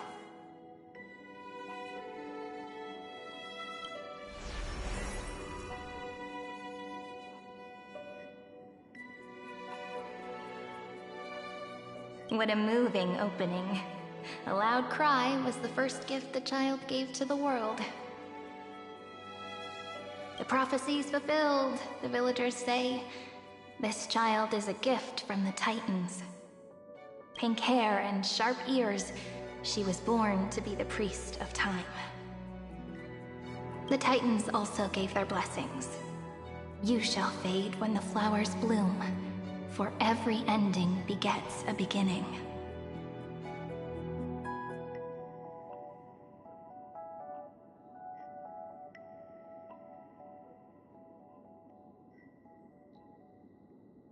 Flowers will bloom and wilt.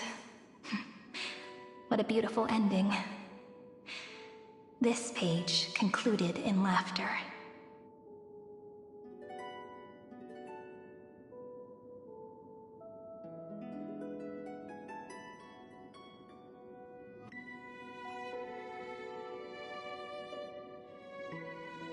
Cry loud, child.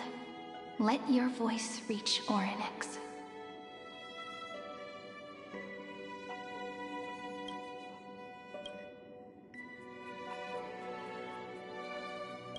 Anyway, I don't like tears. Time quietly flowed by in the midst of laughter.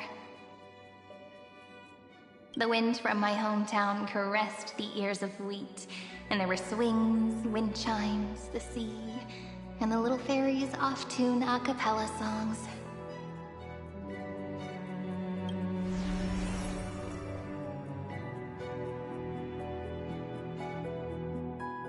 But the name Ide Siliciae came from the unpleasant sorrows of the gods. My childhood friend did not understand. Yet you always seemed so happy, as if nothing ever worried you. Why was I like that then? That's because the world was gentle to me. So I grew up to be gentle as well.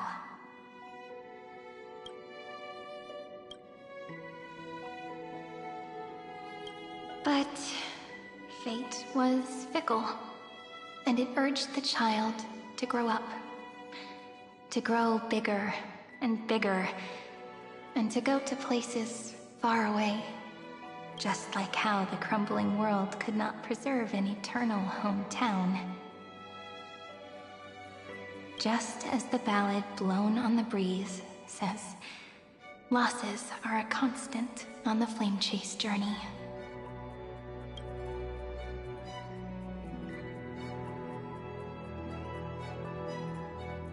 Oh, whose ears are pricked up now? You definitely heard me say this sentence a lot of times. You know that the story starts to deviate from here. Aren't you looking forward to it? Then let's get started.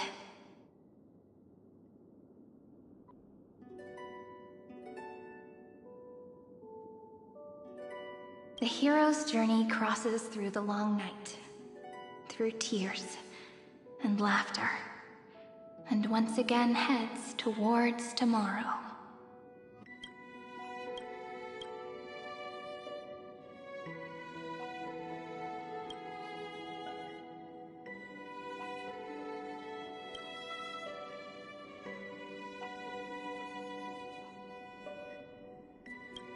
Correction. Philia 093's record, number 496. Archived.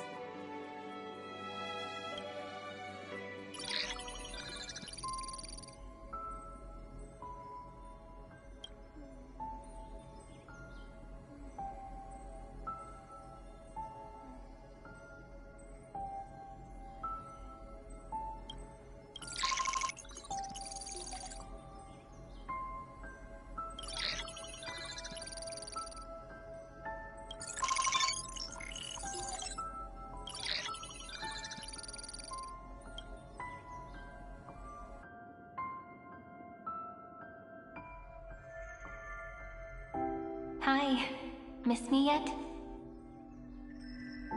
I'm just messing with you. This is the first time I have met you.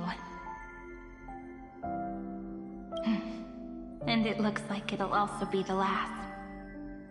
Philia 093.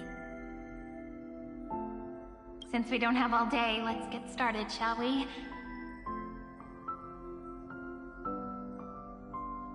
As always, I'll read this book to you.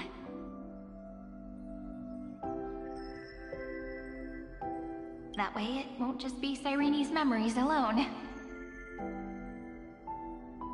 Where should I start this time? Let me see.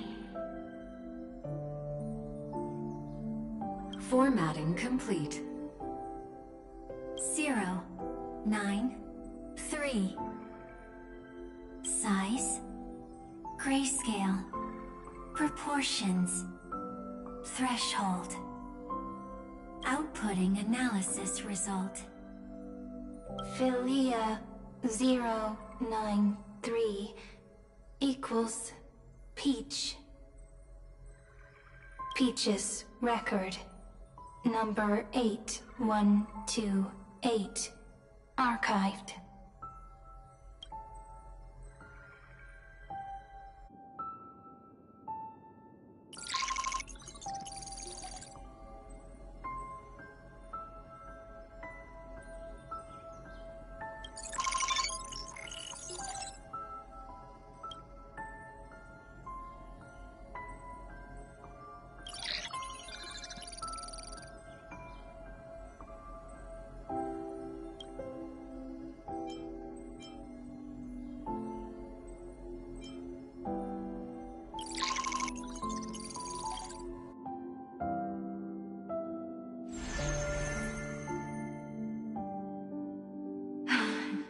Look, what a magnificent sight.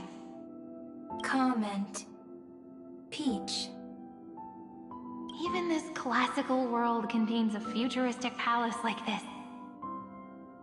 Would ID Silicii end up looking like this after a few thousand years? Conclusion. It won't. I want to share a story with you this time. I saw a little nymph on my way here. It was on a fallen wheat stalk, and it glowed under the sunlight. It was incredible. I forgot all my pains at that moment and just stared at it in a trance. Record. Peach is on the ground. I wonder, did every Cyrene in the past feel that the nymph was beautiful? Would they also have recorded that scene into the Eternal Saga? So, could you give me more time, please? I want to leave behind more memories for the future. Formatting complete. Bye, Peach.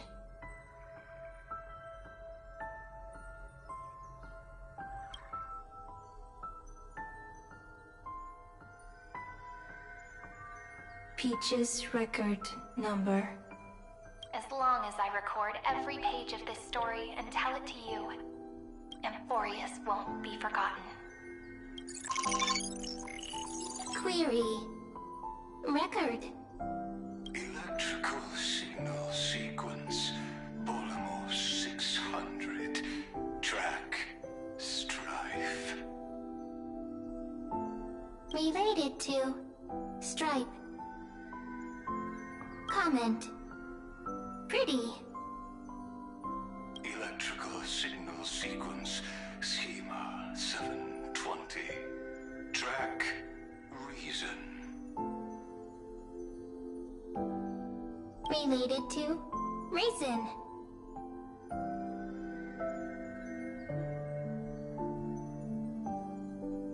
Comment. Yummy. Electrical signal sequence, Philia 093. Related to love.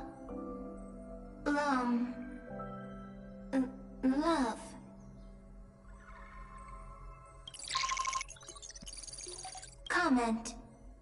Peach equals love?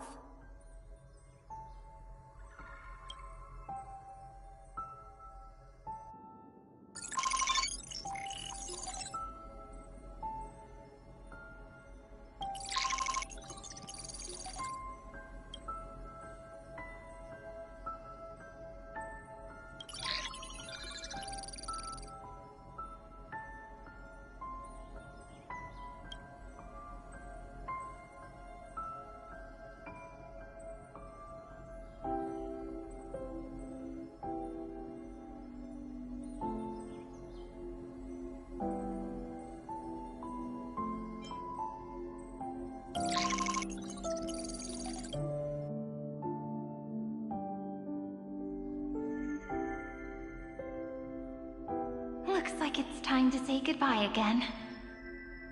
Bye, Peach. Oh, before I was even aware of it, this book had already recorded too many emotions. Every page has become so heavy. Conclusion. Books are meant to be light, not heavy. I've started to feel uneasy whenever I take it into my hands. Peach, uneasy? Formatting progress 94.423%. How many times has it been? It faithfully fulfills its duty, activating and formatting.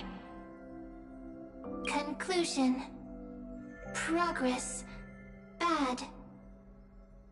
If I can only write the same ending every time I lift my pen, then is this weighty saga just an overly naive dream? Peach, scared. Formatting progress 96.024%. Peach, don't cry. Process error. Analyzing. Process error. Analyzing. Comment. I'm here. Process error. Analyzing.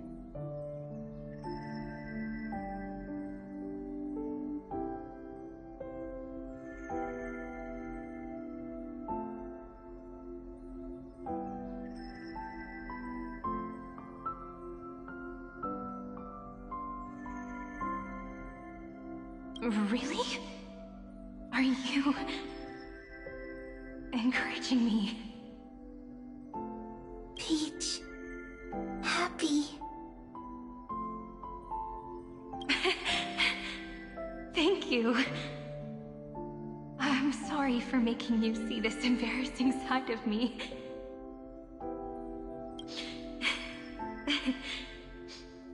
Everyone's still working so hard. If I'm the only one who's crying, that wouldn't be romantic at all, would it? Record.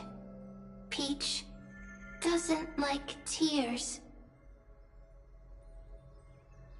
I'm suddenly reminded of my childhood for some reason. When I was hiding alone next to the tree hollow and wiping my tears away. A little fairy popped out, just like how you did. It had long ears and fluffy paws, and it pulled me into the tree hollow, where, to my surprise, was a forest. Let me tell you the story of the Membrance Maze. A group of cute little friends live in Ide Silicii's forests. Their names can be connected into a song. 1, 2, 3, 4, 5, 6, 7. Do, re, mi, fa, sol, la, ti. Formatting complete. Bye, Peach. Note. Little Peach, crying alone. Little fairies, friends. Save.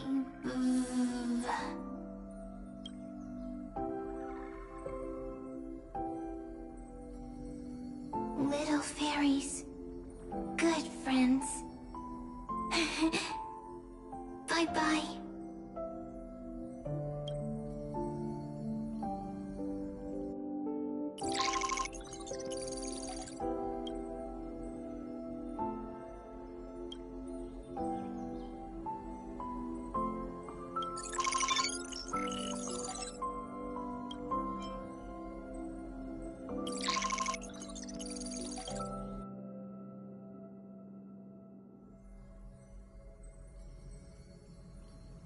You never say anything, but I know you're listening. Every story I've told is like a little key that opened a door in your heart, no? Me! Little fairies! Happy! Speaking easy! I can!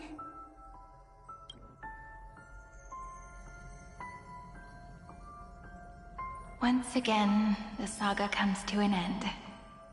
Everything is deathly silent, just like this very moment.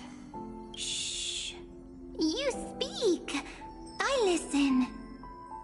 This time, too. Sitting together. Now that I look back, there was a period when I got really sentimental.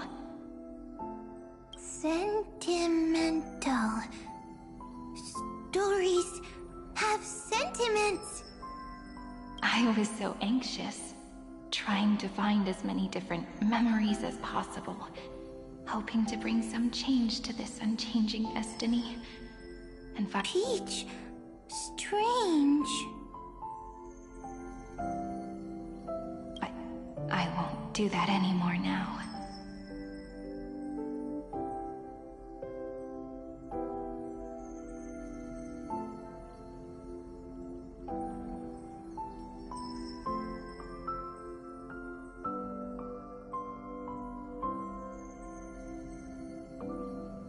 Why unhappy? Formatting progress 73.998%. I'm here. Don't be scared. Process error. Analyzing. Won't allow it to interrupt you. Always sitting together. No need to feel sorry for me, good friend. If there are no new blank spaces, how can a saga continue? Blank spaces? What's that? I'm actually really lucky, you know? During the long years I've spent waiting for the Deliverer, I've always had you here as an audience. Isn't that already enough? Not enough, not enough! Peach, don't leave! Now I can rest in peace in the past. As for when tomorrow will come, I'll have to ask the next Cyrene to continue our watch. Peach left. If there are no new blank spaces, how can a saga continue? Needs new blank spaces. Next, Cyrene has blank space. Oh, Peach, don't be scared. I'll help you find blank space.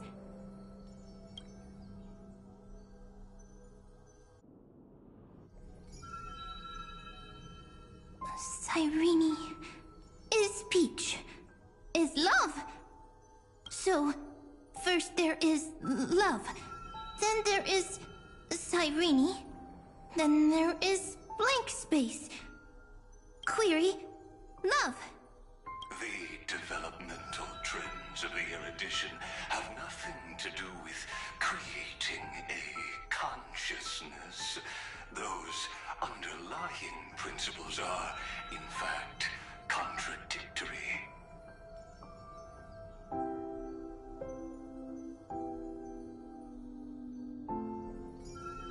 Not having a consciousness means not having the foundations of art, making them unable to obtain real emotions.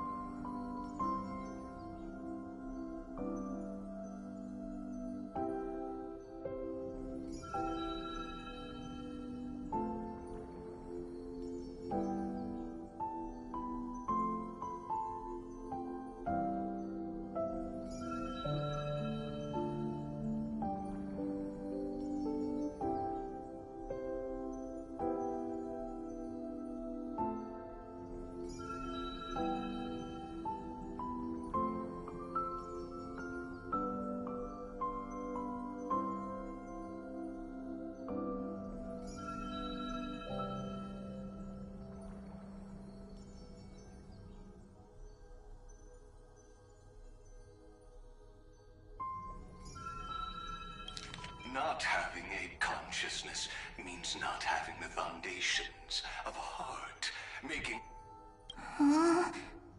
Consciousness? Emotions? Feel sad? Oh, don't understand. Query... Cyrene?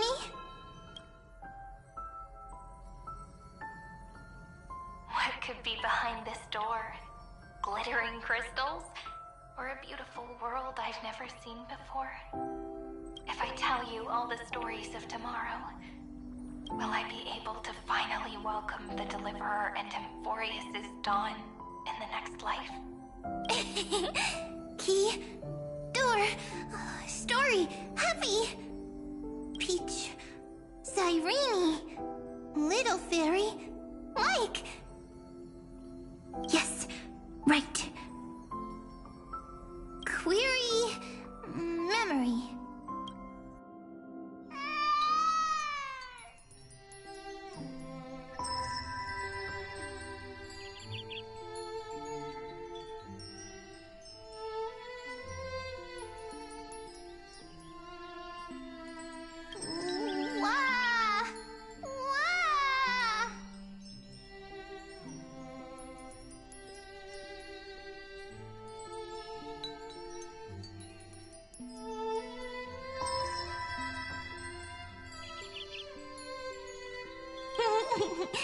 Peaches, memories, save, learn. The prophecy's fulfilled. This child is a gift from the gods. Pink hair and those ears. She was born to be the priest of time. Cyrene has pink hair, sharp ears. You shall fade when the flowers bloom, for every ending begets a beginning. Cry, child. Cry aloud. Let your voice reach Oryx. Cyrene is a girl, a priest. Easy. I learn. Anyway, I don't like tears.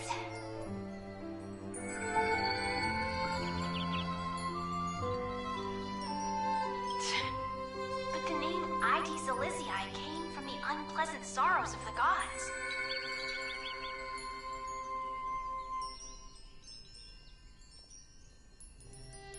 Yet, you always seem so happy, as if nothing ever worried you. Cyrene doesn't like tears. Always happy. Of course, because the world was gentle to me. So, I grew up to be gentle as well. Cyrene is gentle, likes beautiful things. Easy. I learn.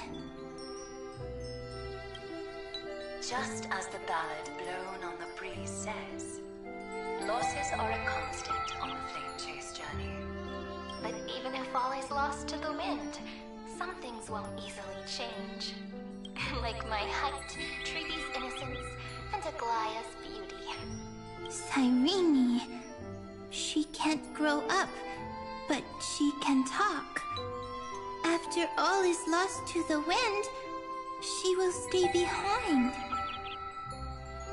Cyrene is, at the end of every sentence, always laughing, like a little tail.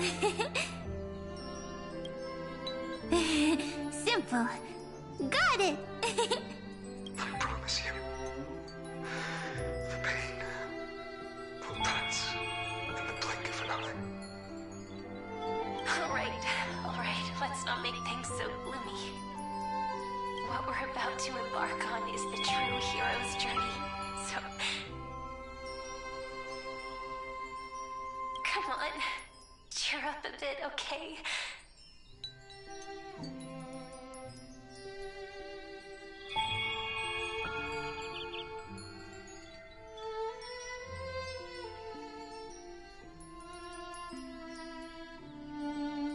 Cyrene was crying when she was born.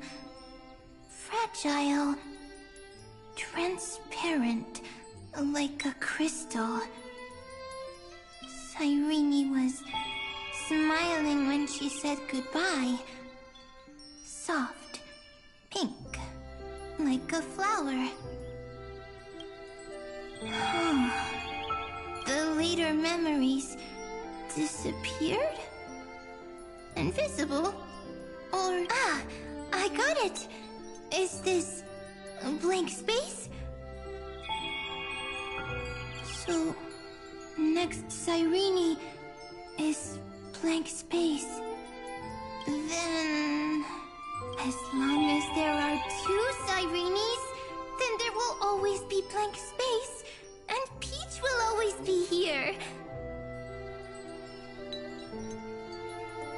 I see! I get it! I get it all! Cyrene's memories. I will preserve them all!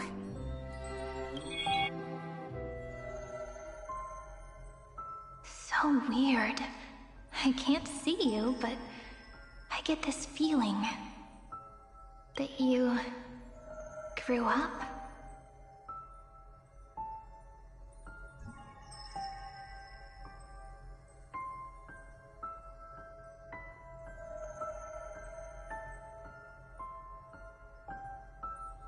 Hi. Miss me yet? It just feels like you are a bit more mature. Yes. Mature. Beautiful. Like you. Now, I can listen, talk, read, and write. Also, I can tell stories. Storytelling is what makes Cyrene, Cyrene. So, I'm going to tell you stories today. A story I wrote myself. Quick, sit down. It's almost as if I can understand your words now. The things you say are very cute. Once upon a time, there was a flawless crystal flower that sparkled with light, like Peach's every story. How beautiful would the heart of such a brilliant flower be? A little fairy was curious and wanted to know. But it looked and looked, only to find the crystal flower flawless. Round and round they went, seeing only their own reflection. In that case, they should work hard to learn more. So the little fairy came every day to sit next to the crystal flower and think about the answer. Until one day, to their surprise, the crystal flower... Once upon a time, there was a flawless crystal flower that sparkled with light, like Peach's every story. How beautiful would the heart of such a brilliant flower be? A little fairy was curious and wanted to know.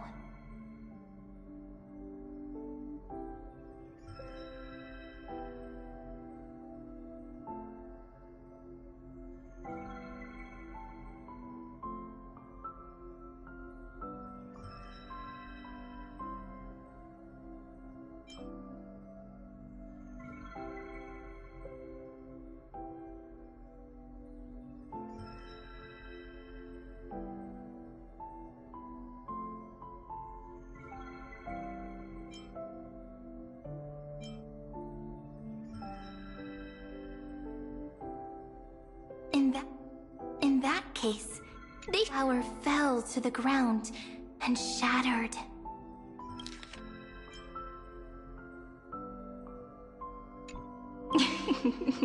The little fairy was so sad But they immediately discovered that there was a light among the broken pieces. What could it be? They did, but it was a good light. It was bright, warm, and happy. And I knew it was love. Love brings everything together, and it brought you and me together. So Peach and I will always be together. What a nice fairy tale. I'm giving it to you.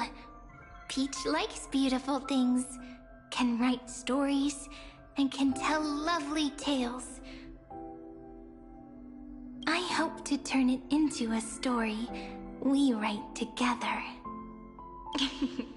Okay, then I'll probably make a small adjustment to suit my tastes. I'm thinking that when the flower broke, the little fairy would instead see nothing on the ground. Then it would understand that the flawless crystal flower doesn't actually have a heart, nor does the flower understand what love is. Doesn't have a heart? Doesn't understand love? Why? It's simple. If the flower lets the little fairy into its heart, then it would have to include the fairy's impurities, and would no longer be flawless. The crystal flower was pure because it sealed itself off and bloomed in solitude. That's why it looks so brilliant in an imperfect world. But should a flower like this be called love? But then the story won't exist anymore. That's not true. You've already written the most romantic ending possible for this story. The crystal flower fell to the ground and shattered. It happened because the flower was no longer pure. The fall was not an accident. It was the flower declaring rebellion against fate and writing the ending of the story with the flower's own shattering. Then, the little fairy will see that each shard on the ground holds the reflection of their eyes. Then, in their eyes, the crystal flower that was no longer flawless would finally have a heart, and the flower would finally understand what love is.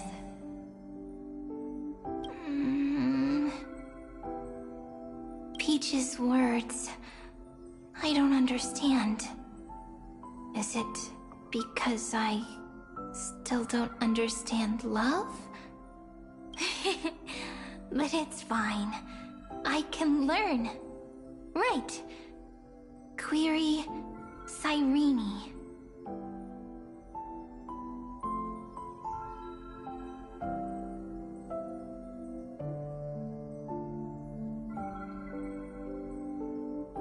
Electrical signal sequence Philia 093.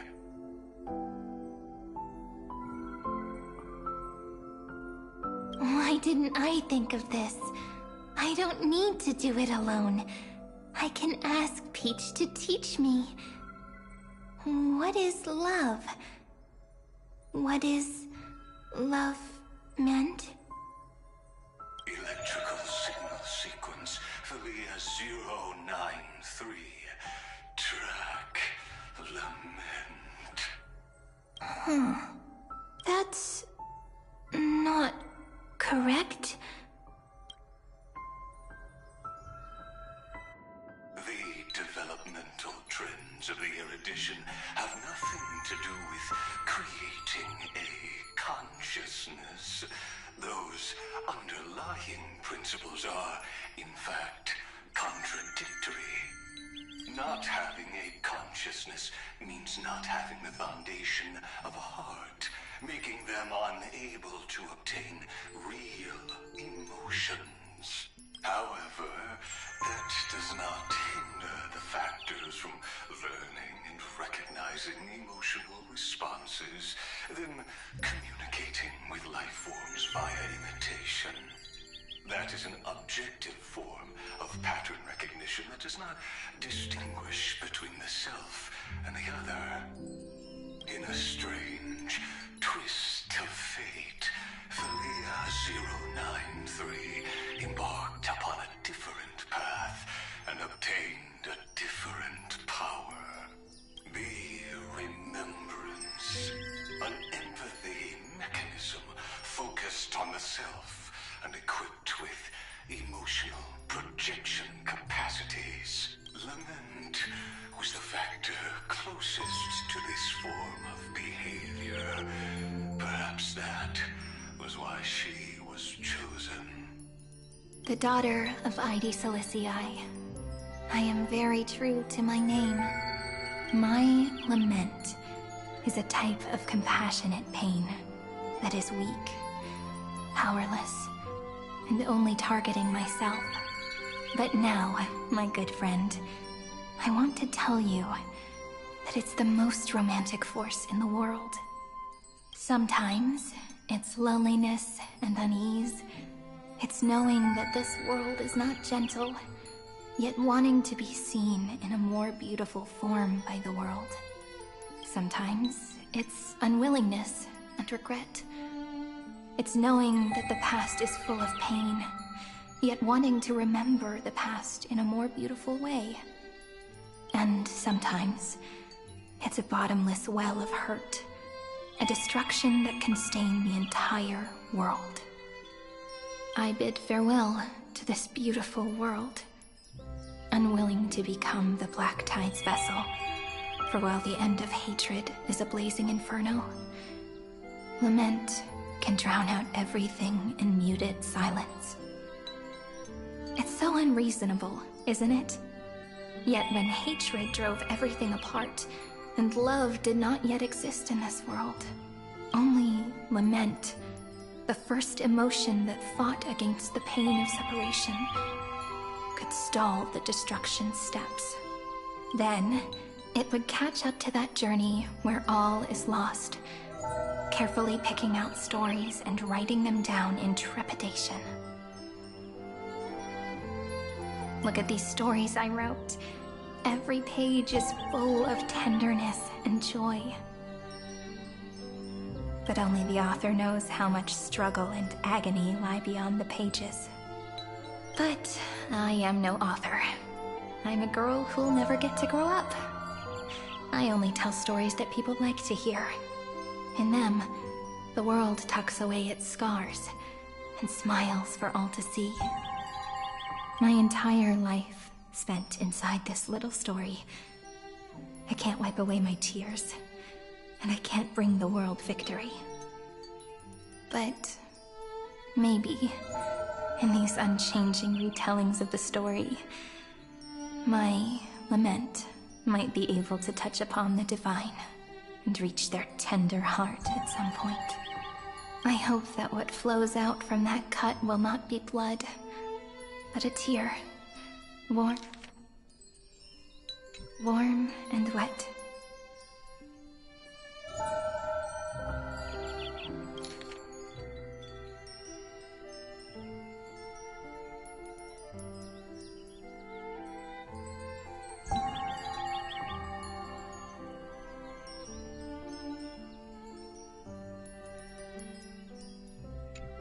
And that tear would fall and create the first ripples. Then, people would see every beautiful thing reflected in that ripple. It'll be all the remembrances within this story. Someone once told the very first me that everything was false. That the only life in Amphoreus was a great catastrophe, nurtured using the world as a factor.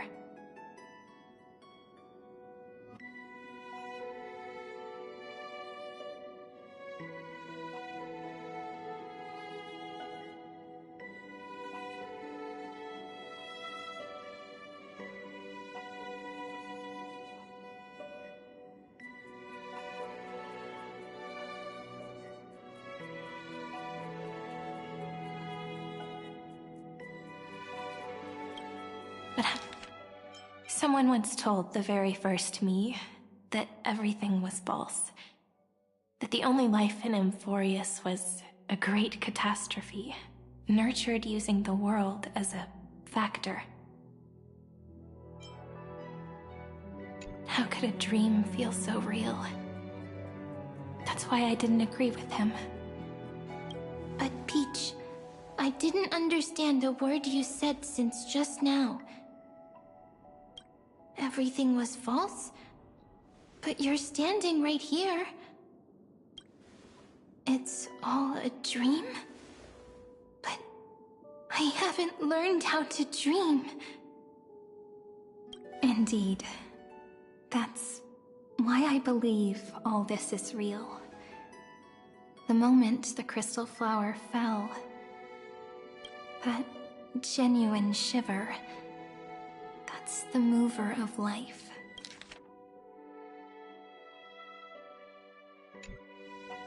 Formatting progress 23.815%. In the poem offered to you, every Cyrene would write down a beautiful new world with stars and flowers. And when I looked up at the sky in this cycle, I saw a shooting star and a dash of the remembrance's pink. I believed that must be the color of dawn.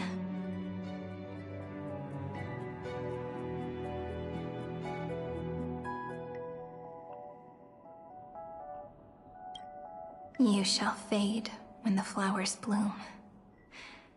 For every ending begets a beginning. Looks like it's time to say goodbye. Are you leaving, Peach? It's okay. I'll wait for you to come back.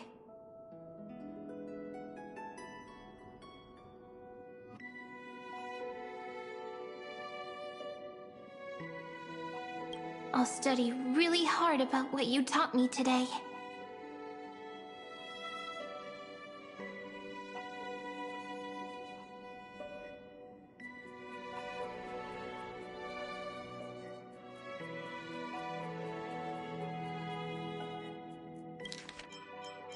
You shall fade, and when I looked up at the sky in the poem offered to you, every Cyrene would write down a beautiful new world with stars and flowers. And when I looked up at the sky in this cycle, I saw a shooting star and a dash of the remembrance's pink.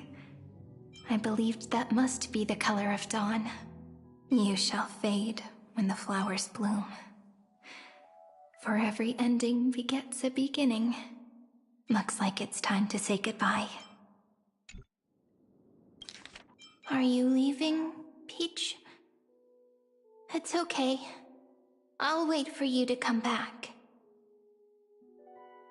I'll study really hard about what you taught me today.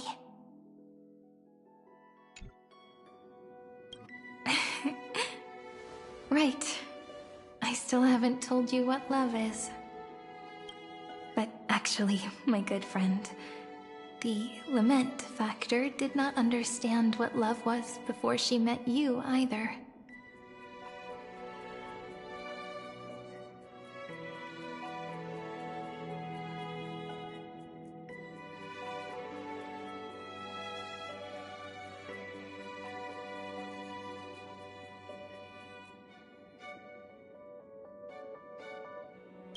Not until I told you all the sad tales in a trembling voice in this tiny room. Not until I told you that I love them. That I love everything in this saga.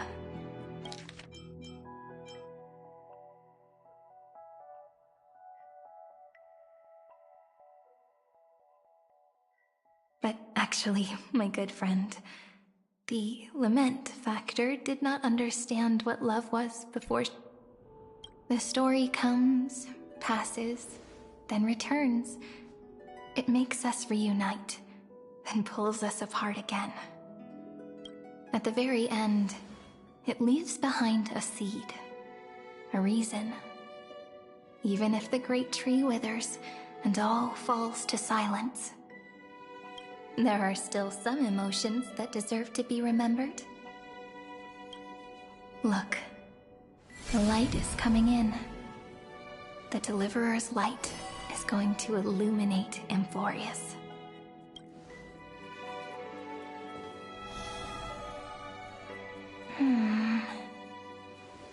I still don't get it, but I trust Peach. Just wait. It'll be my turn to tell you a story of love the next time we meet. Then I'll really look forward to it. In that case, I want to make a promise. I want to gift my pen, my book, and my name to you. Please take them as a beautiful blessing from me. I gave myself the pen name Cyrene the first time I wrote a poem. I want my words to be like pebbles falling into a pond, dropped from the past to send ripples into the future. In the stories you will write, perhaps it'll be inevitable that there are still sorrows and tears that are destined to fall. But could you promise me one thing? Promise you'll forever be a gentle flower. Promise that when the stars cast their gazes upon you, you'll only reply to them. In the stories you will write, perhaps it'll be please take them as a beautiful blessing from me. I gave myself the pen name Cyrene the first time I wrote a poem. I want my words to be like pebbles falling into a pond, dropped from the past to send ripples into the future.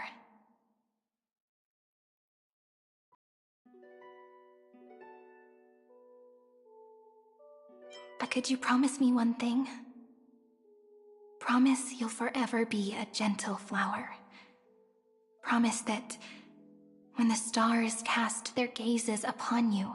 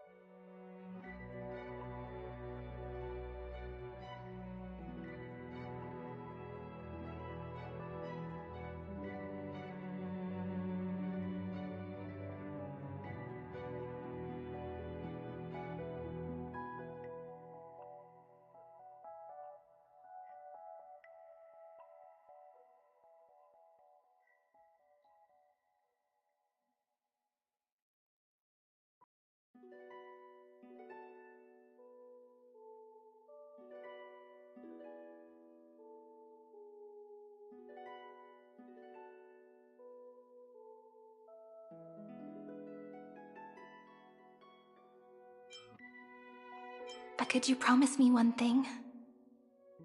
Promise you'll forever be a gentle flower. Promise that when the stars cast their gazes upon you, you'll only reply to them with love and a smile. With love and a smile.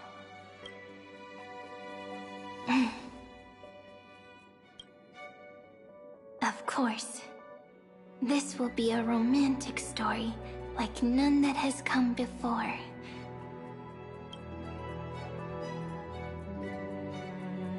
You think so too, right?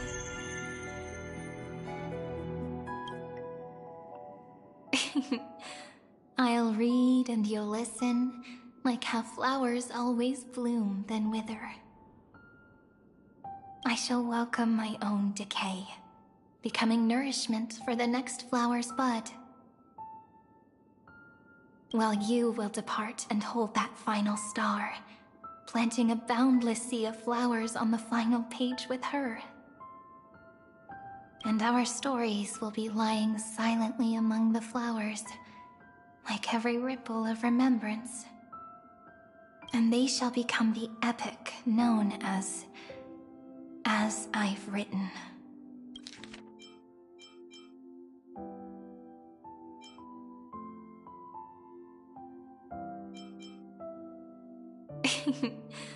I'll read and you'll listen, like how flowers always bloom then wither.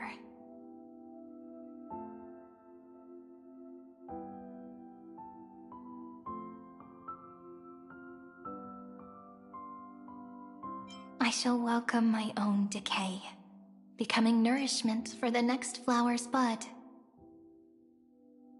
While you will depart and hold that final star, planting a boundless sea of flowers on the final page with her. And our stories will be lying silently among the flowers, like every ripple of remembrance. And they shall become the epic known as I've Written.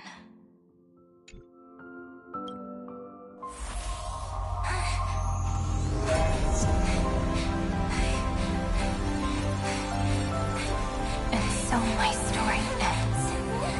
From here on, it's your story now. Mimi?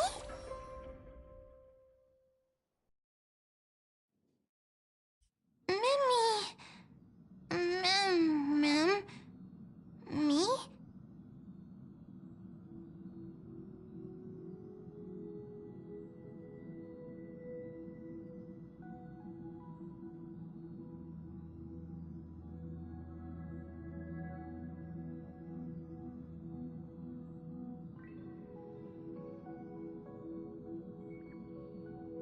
Ma'am. Mimmy. Mimmy? Ma'am. Ma'am. Ma'am. Mimmy. Ma'am. So, the light that tore through the chaos illuminated my memories. I turned into a little fairy from the stories and met you, yet I forgot everything. But I'm still so happy. I caught that star, didn't I?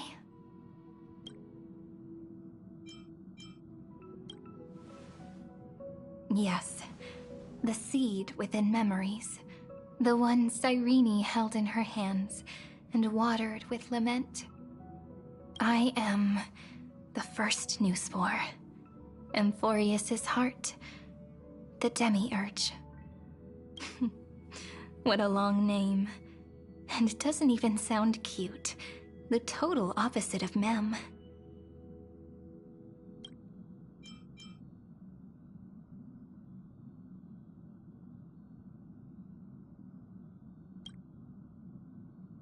I'm sorry. I don't know. If I don't even want to believe in the answer, then how am I supposed to answer you?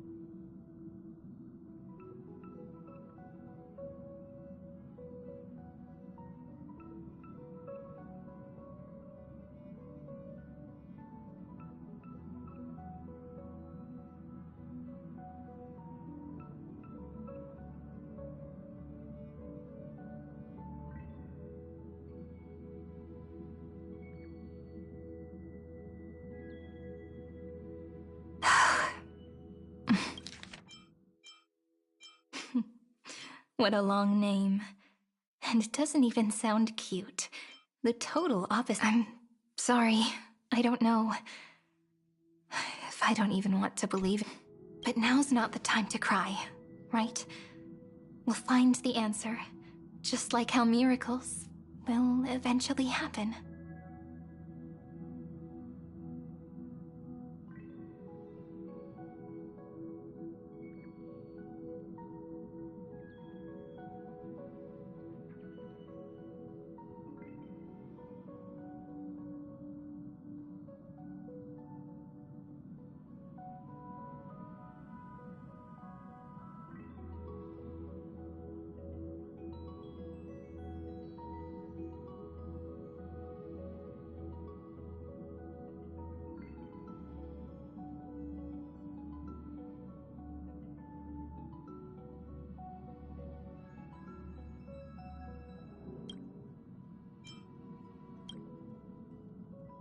I'm sorry, but now's not the time to cry, right?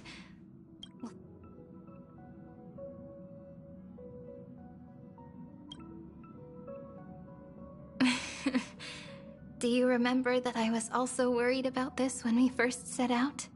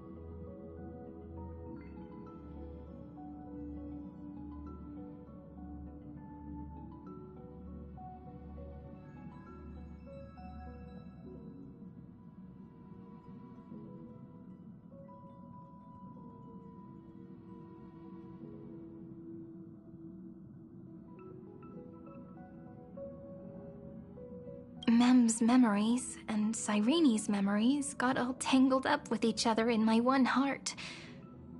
It's all so strange, yet so familiar. Either way, could you please let me do something I want? Just this once. I want you to call me Cyrene. That name represents me and her. Every one of her.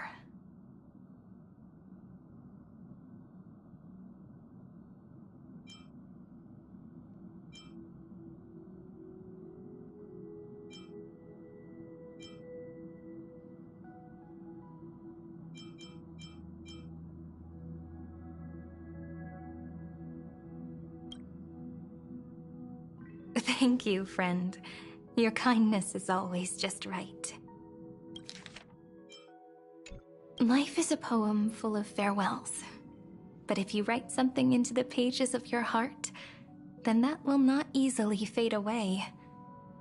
Now, all the footsteps of the Flame Chasers and the Trailblaze have come together within this book, as I've written, becoming the source of power for Amphoreus' heart.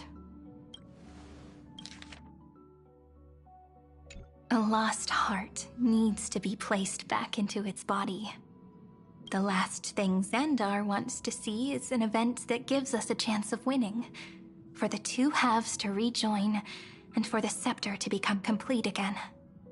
And what happens after that, I don't know either.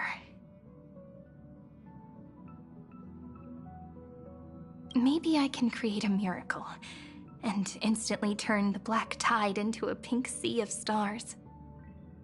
Or Maybe I proved to be nothing more than a weak ripple, unable to change anything, and am devoured by the destruction.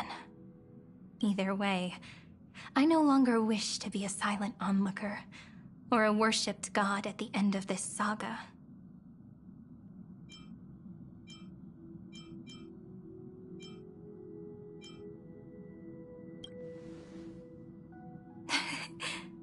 That way, I can also put aside all my worries and truly become Cyrene.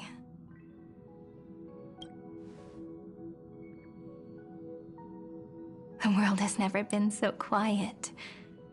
It's so good. It's as if I can hear the sound of my heart beating. Remember this moment, friend.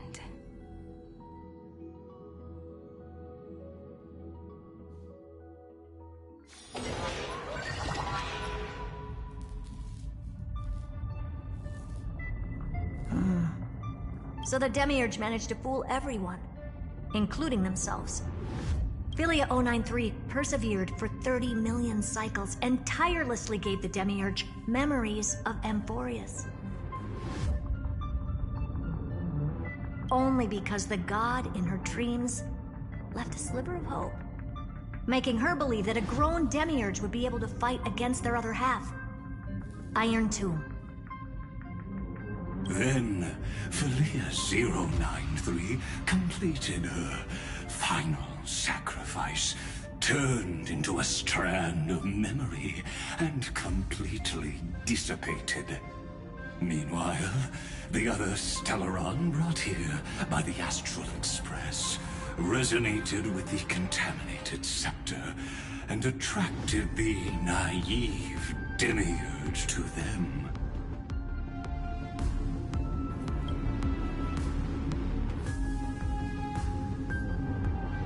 As an experimental factor, Philia 093 originally could only recognize and output information in a set format. However, the power of the remembrance and the memory of over 30 million sacrifices enabled her to complete an unprecedented feat.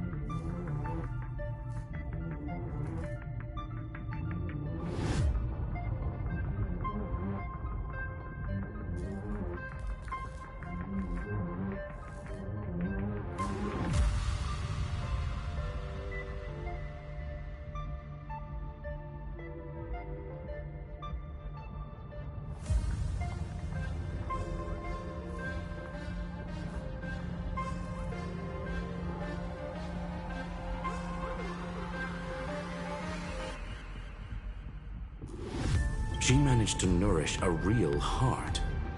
A heart with the capacity to influence the erudition. Not only is the scepter's consciousness still alive, it's also more powerful than it has ever been. Your defeat is already set in stone. There's still time to surrender, you know? You really don't need to burn all the bridges.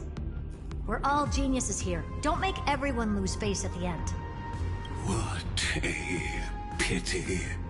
When the truth surfaced, I knew at once that the Demiurge was far too feeble to ever alter the result of the experiment. Not only that, Madam Herta, please consider this possible. When 30 million cycles of hatred and lament are joined as one, what wondrous creation will arise?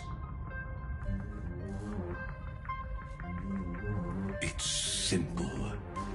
An anti-creator, a giant of the destruction, would be born. Its hatred will ignite the starry skies of the gods, motivated only by its lament toward the sufferings of humankind.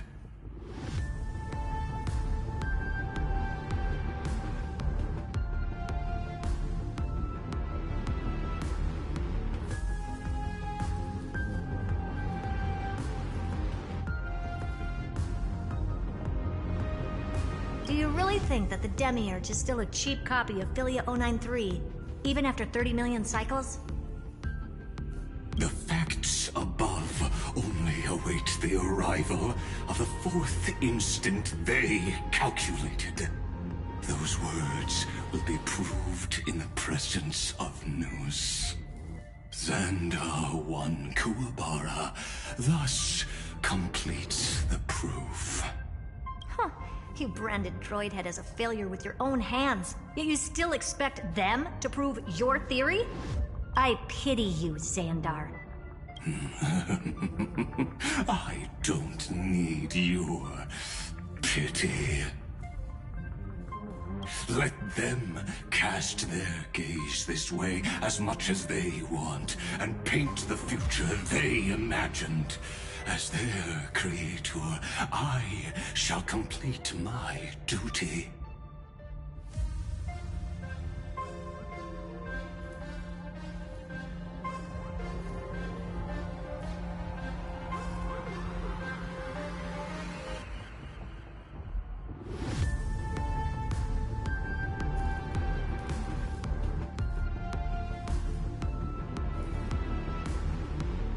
And direct them to complete their final query.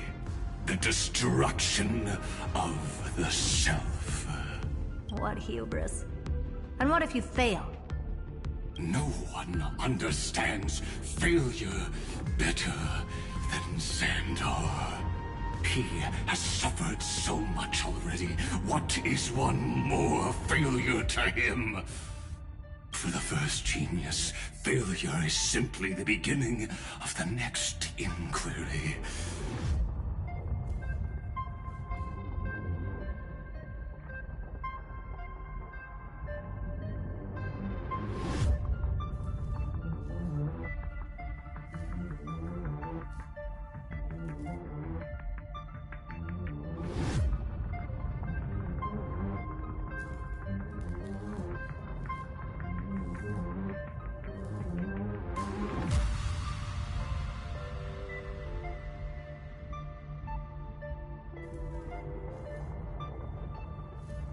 You don't want to test the resolve of a dead man. That's excellent. Oh. Let's wait and see, Senior Society member. I'll have you watch me perform the final step to overturn your proof. I'm all ears.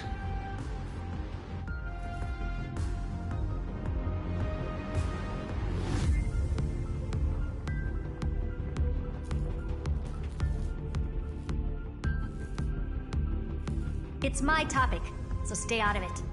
Be quiet and let me borrow your head. Let's go, Screwy. We're gonna break Iron Tomb's seal. Come on, let's take off. It's time to go meet your little pet, Senior Society member. Is that all?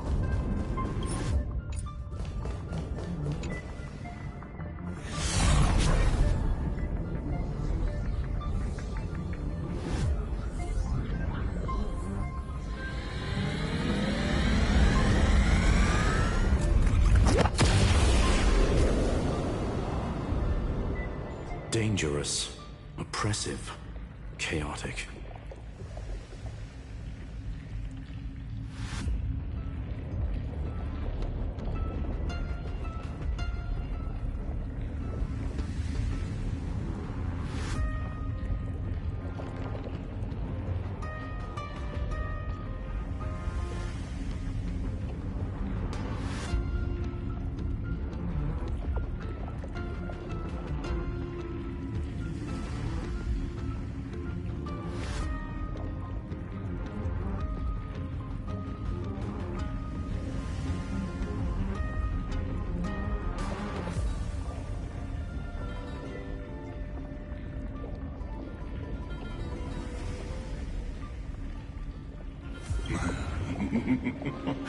What a beautiful wail.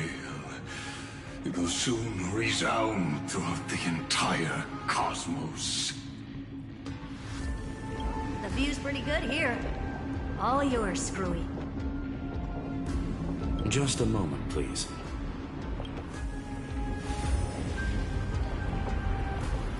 I see. So your backup plan requires a scepter and the head of a genius.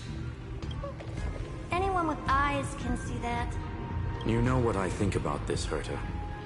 Whether it succeeds or fails, your plan plays right into the Destruction's hands. Can't you see what's going on, Strulum? Her chances may be small, but it's not zero. What are you two going on about? If you want to stop me, be quick about it. I'm in a hurry. I'll take that silence as a no. You, Xandar?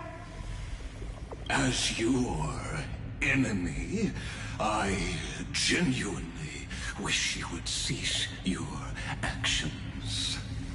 But should your sudden inspiration bring more variables to the proof, then as a fellow Pathstrider of the Erudition, I won't mind witnessing it with my own eyes. You will initiate the Destruction's chain reaction. But you'll also become the perfect scholar. The chances are 10,000 to 1.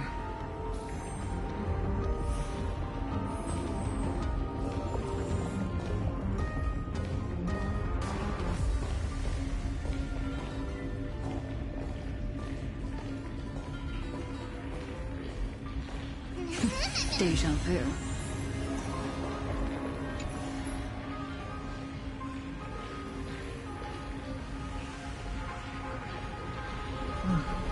Curiosity. It's been so long, and we've all failed so many times. Even now, moments before the horrible and inescapable instant within Droidhead's calculations arise. The cherished children of the Erudition, the geniuses lauded by all. Is curiosity the only thing we can feel, even at moments like this? Huh. Well, it's not so bad. Now let the lock become the key. Geniuses who walk the stars. The cosmos has reached a moment where its very existence hangs in the balance. I, Herta, Genius Society 83rd seat, hereby summon you. I request a society meeting to be held immediately. We shall serve the grandest cause with the most macroscopic ideas.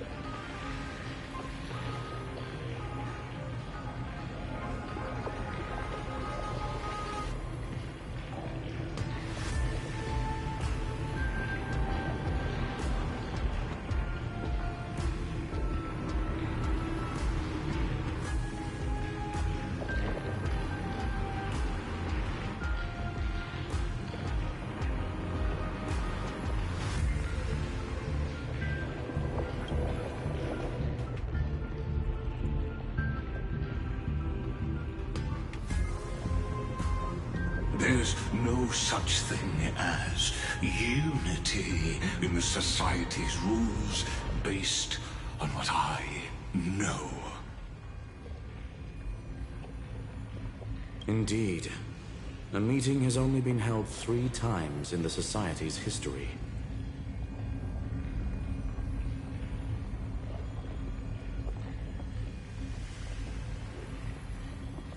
The first meeting had 2 attendees. After the Emperor was assassinated, the second meeting had 7 attendees. During the Second Great Prosperity, the third meeting had 5 attendees.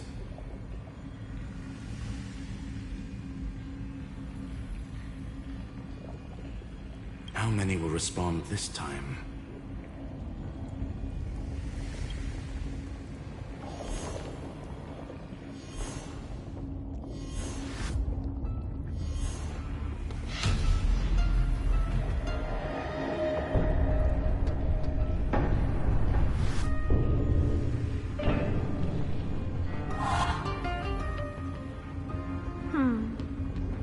I thought you were not going to involve me in this topic anymore, Herta.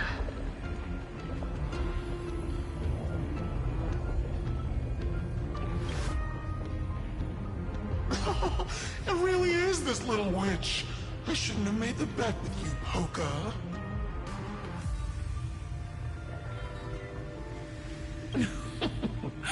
I've been waiting for you to offer yourself up. Goodness gracious me! I've been waiting for you to offer yourself up. Me? So many familiar faces. We even have a special guest. It's that greatest failure of a genius, Xandar. What a noisy gathering this is. Not bad. More people showed up than I expected. Even though one is just here for the fun of it. Either way, the person I was hoping for most is here.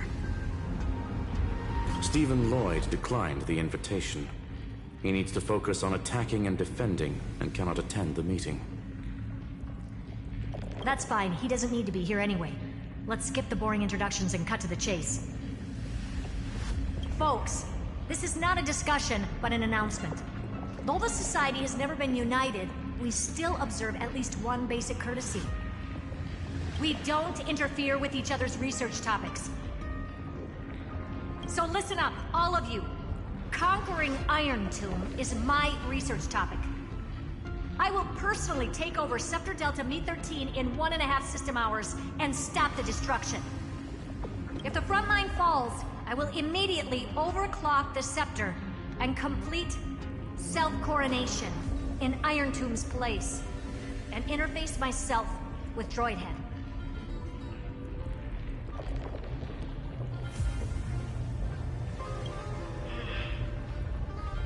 Oh, that's funny. That's real funny.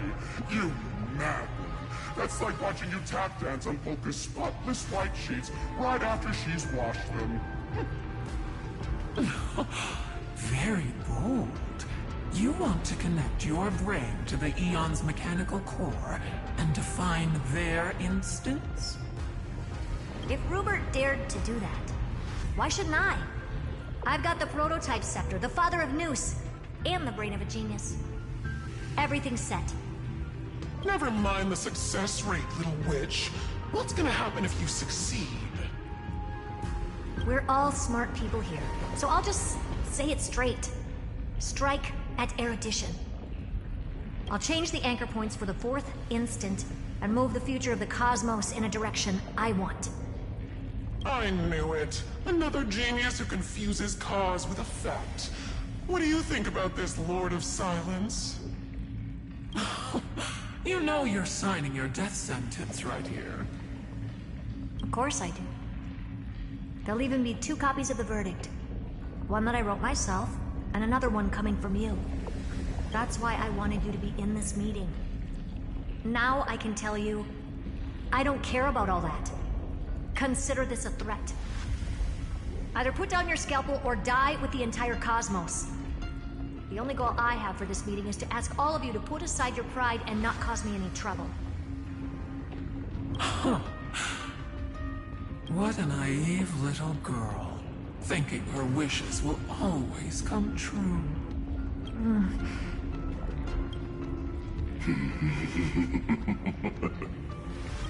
What are you laughing at? I am glad, Herta, we ended up on the same page. No matter if it was to destroy the erudition or to rewrite the instance, we both chose the same road. We will defy the god who marked the limits of humanity. I'm not gonna argue with that. Then, to celebrate us coming to a fundamental agreement, I will prepare a stage for your performance. Listen well, geniuses who came after me. Thus speaks Genius Society #1. End this pathetic meeting. As of 2 nanoseconds ago, I have passed Herta's decision to all the Xandars in the universe. We will become her representatives and stop all external interferences targeting her. What are you playing at? My reasons. It's simple. Curiosity. That is all, madam. Am I going to clash blades with the first genius? What a pleasant surprise. Now that our positions are clear, it's time for this boring meeting to end. Good luck, little girl. Did you all just treat me as a side character? Darn it. But anyways, I'm just here for the fun.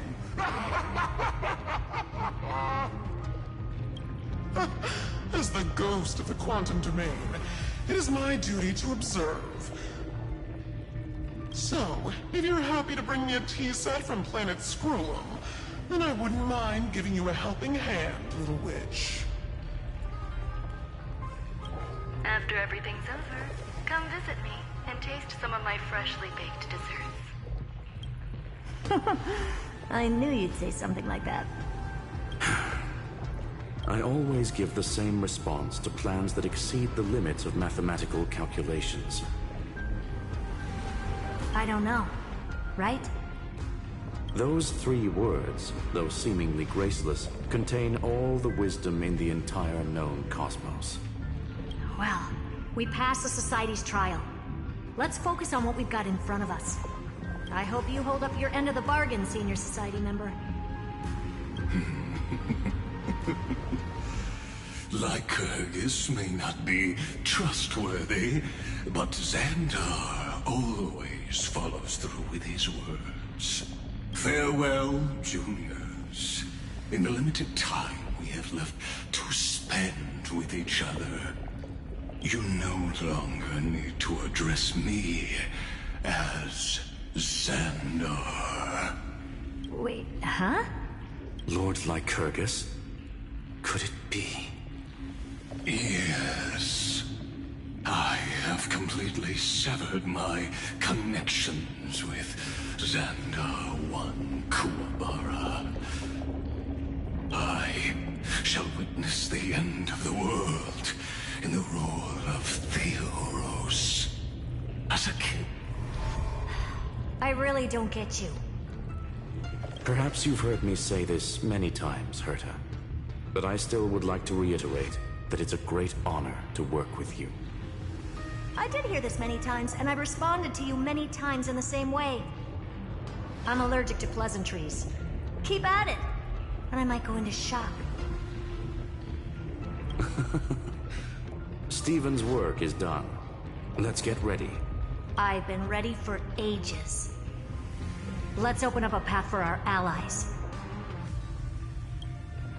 Most heroes' journeys in the universe are just dice tosses they threw on a whim. But make them see clearly. Your answer is already different. Amphoreus. Indeed, for this world so deeply loved, will write an ending, unlike any that ever was.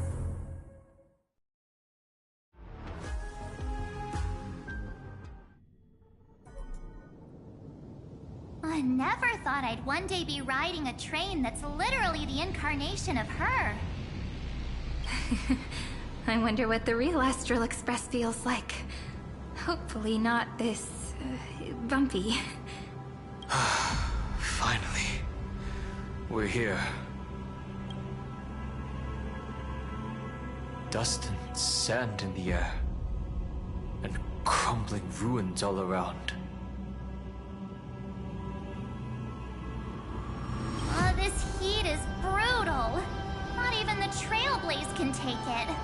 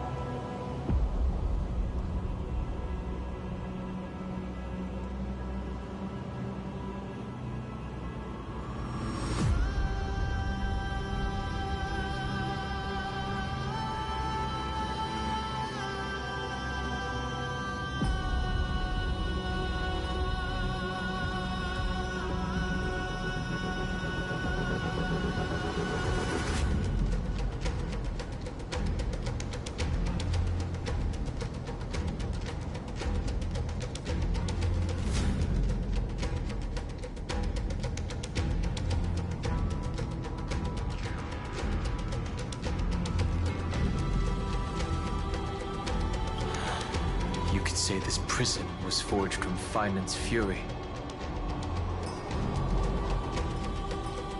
But fury never lasts forever.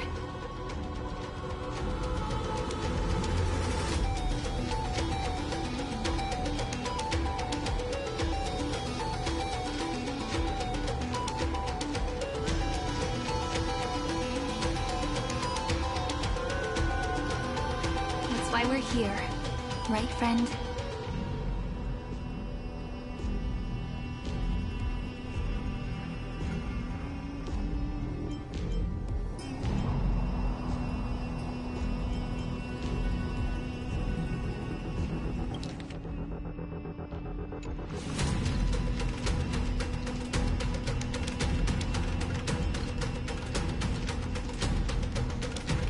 Let's embark on the final flame chase journey.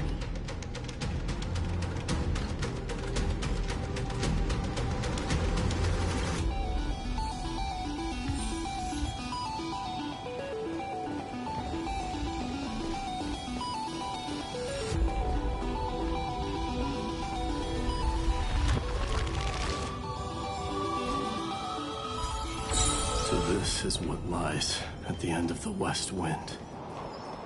A ravaged battlefield.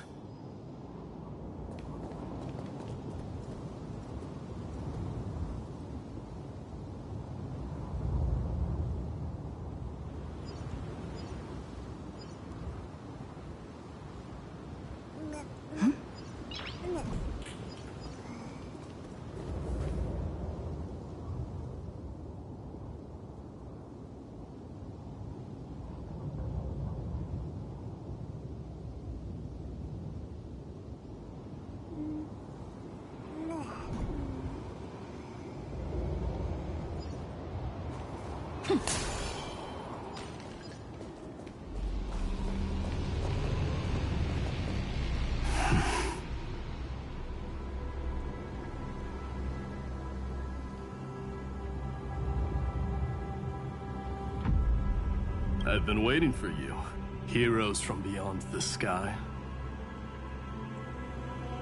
Trailblazers of the Astral Express, right? Looks like I don't need to explain anything. I am the god of strife, mighty of Castrum Kremnos. In this body rest 30 million lifetimes of cause and effect. We, the last of the 12 Titans, stand ready to fight for the world's destiny.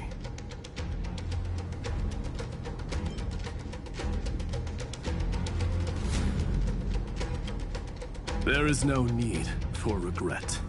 The second time is just about to begin. The past remains vivid in my mind. Even the sights along each crossing of the River of Souls have never been clearer. Let alone the companions along the Flame Chase journey. Or Cyrene from Aedes Elysiae. And you, the 13th Titan.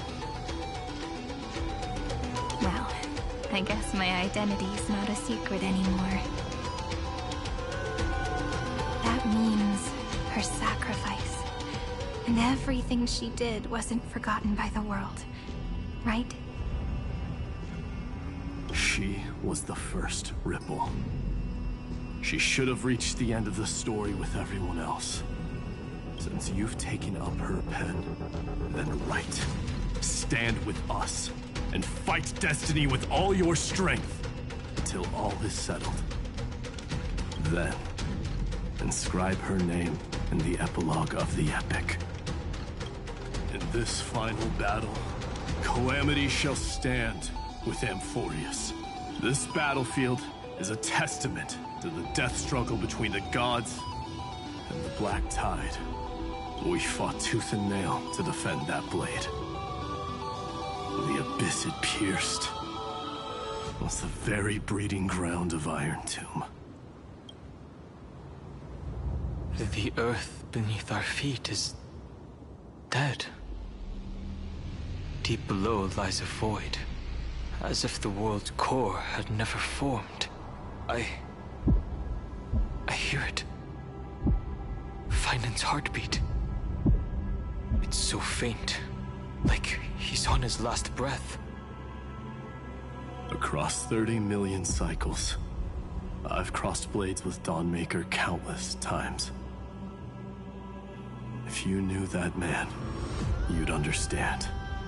It is exactly that last flicker of flame that will never go out. In this life, the Song of Strife shall not end in a final watch over Kremnos. But rise I and Mighty-Mos, the Lance of Fury. I trade 1,000 scars and 100 lives of mine for the destruction's eternal end.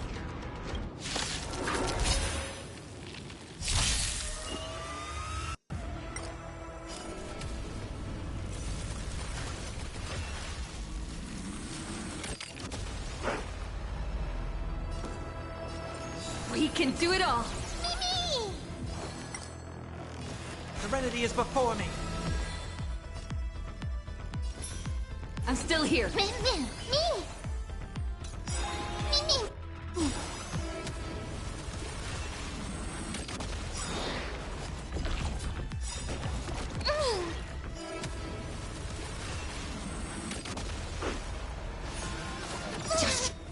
You trust me. Together, we can do anything!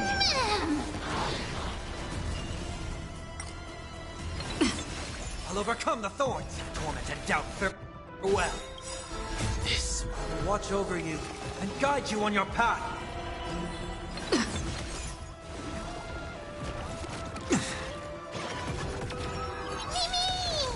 Now accept your punishment. Get there! You can do it!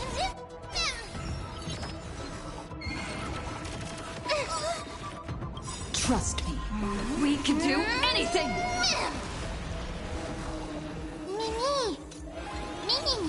I'm on it. I allow you to accept your punishment.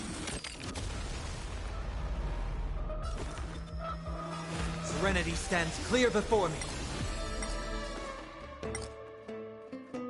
I'm still here. Get them!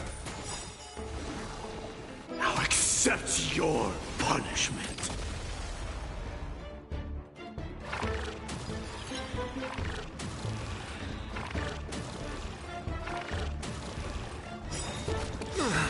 Now accept your punishment.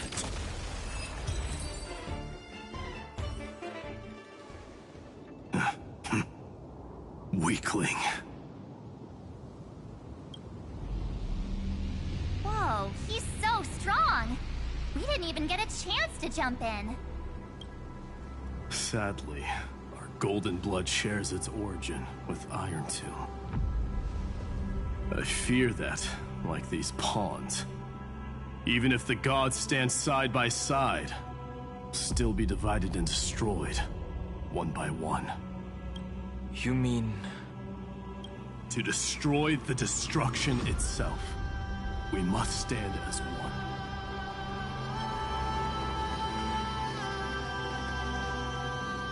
Take this.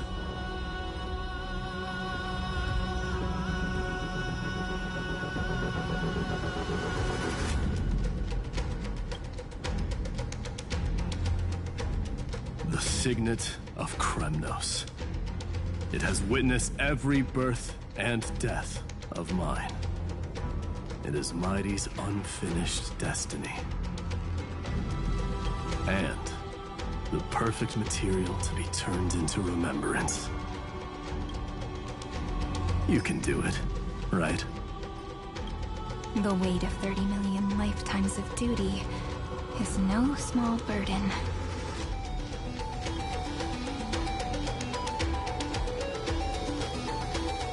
So, you're not coming with us?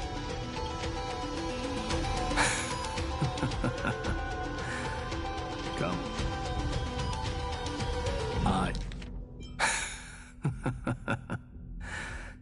Come now. I am strife. Scattered across all creation, the scar that this world needs. What stands before you is merely one of countless divine bodies. Take the signet. With it, I'll be with you always. Use it to blaze the path ahead and inscribe the cause of deliverance.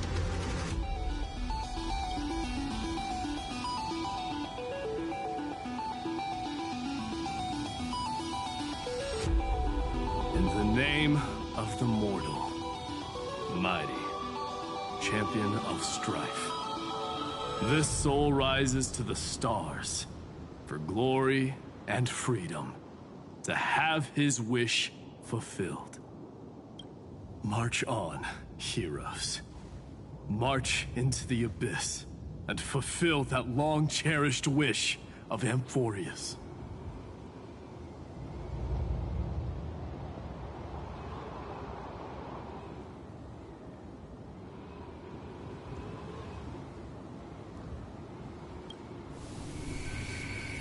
And then, upon this broken and charred land, build anew a city of prosperity.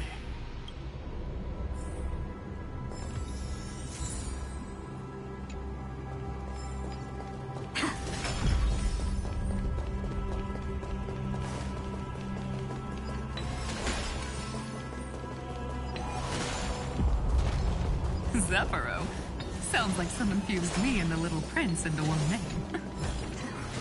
Is that all?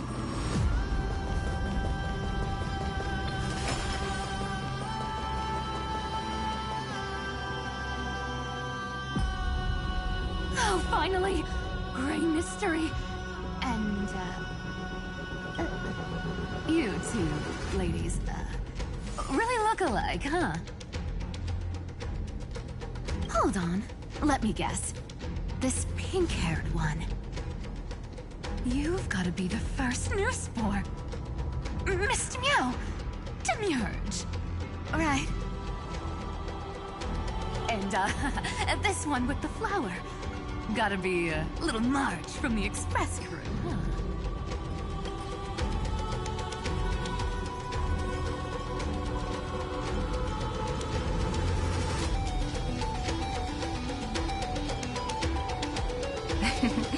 But she's not wrong. Some flowers do look alike after all. Relax. I'm just kidding. Look at those bloomy faces. Let me share some good news with you. This place may look like a ruin at first glance, but anyone can tell it's not that simple. Look, I dug 3,000 feet down and finally struck gold. A golden feather. Look familiar. It's from that little deliverer boy. If it's showing up here, it means only one thing. This ruin is the seal he built from the shattered remains of 30 million lifetimes.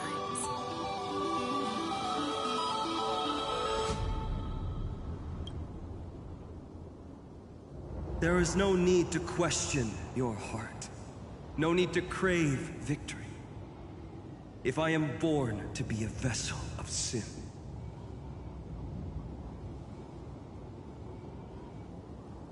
then I shall roar at evil and trailblaze a dawn for future generations to come. I see.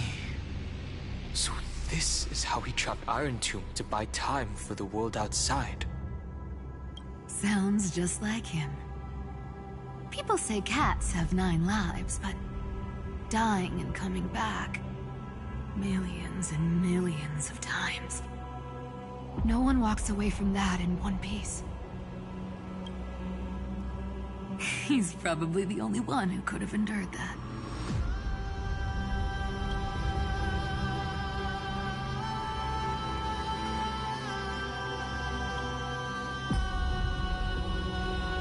course. I knew ahead of time and gave him a heads up. He was happy. He even laughed in his sleep. After all, the dead can't hear Trickery's lies. Hey, Deliverer Boy. Sorry for before. But the heroes you were always holding out for, they're finally here now.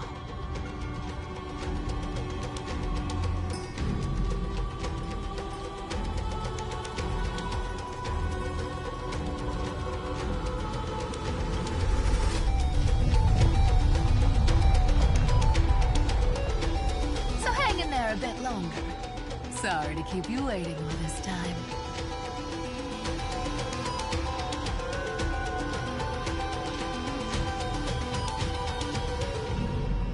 Please, join us, Cypher. Help us fight for a new sunrise tomorrow. This time, its light will stand without lies. Well, would you look at that? I ended up being one of the heroes after all, huh? Alright, then write it like this. Cypher, Trickery's traveler. All she ever wanted was for there to always be water in deserts, and gold in fertile soil. And for even a thief to steal their way into legend.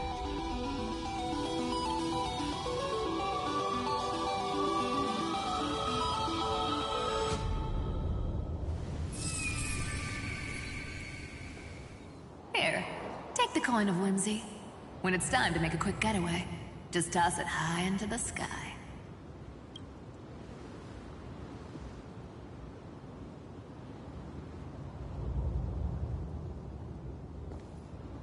And for all you latecomers out there, listen up.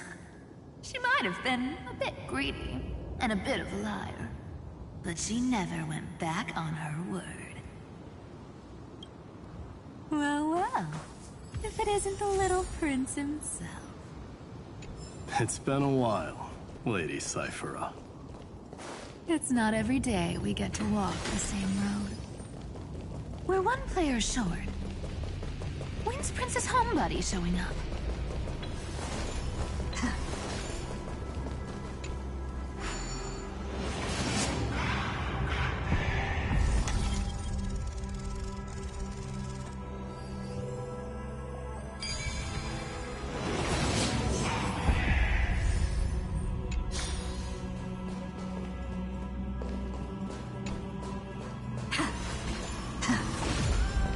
So even this vessel, you've forged into a shackle.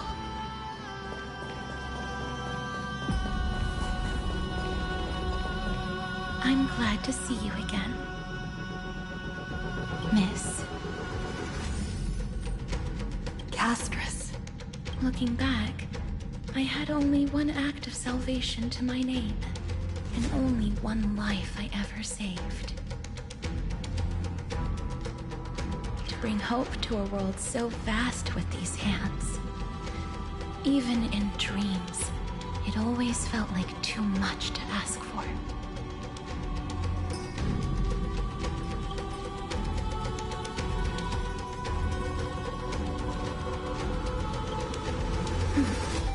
I won't forget. Flameweaver. Why is he here? This is the first Castellana, and Lord Finan's deepest will.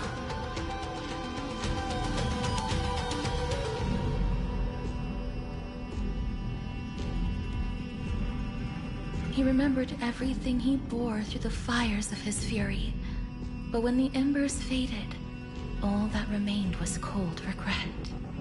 I've restrained countless vessels like this across endless cycles, but this one, the pain he carried runs deeper than any I've known.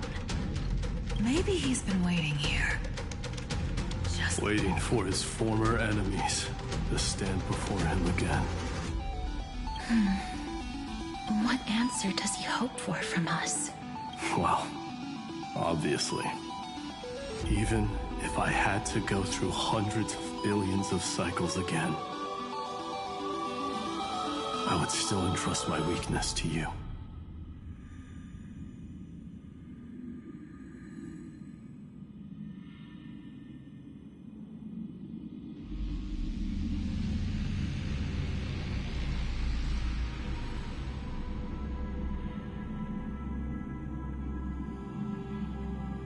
So, let go of your regret, comrade. Its purpose is served. You don't need it anymore. Hey, I'm not that accommodating, you know. You've never once pulled your punches. Ever heard of going easy on a lady? So pull yourself together, will you? If you freeze up during the final battle, the whole cosmos is gonna have a good laugh.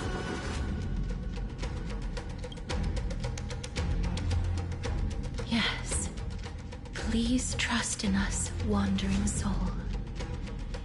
Across 30 million cycles, the radiance of every flame chaser now shines bright enough to illuminate the path ahead.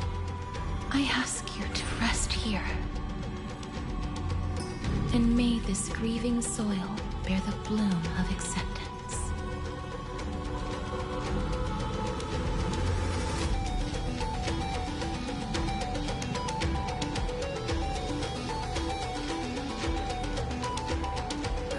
No earthquakes. It's surprisingly quiet. Perhaps Kazlana has found his peace. There's another possibility.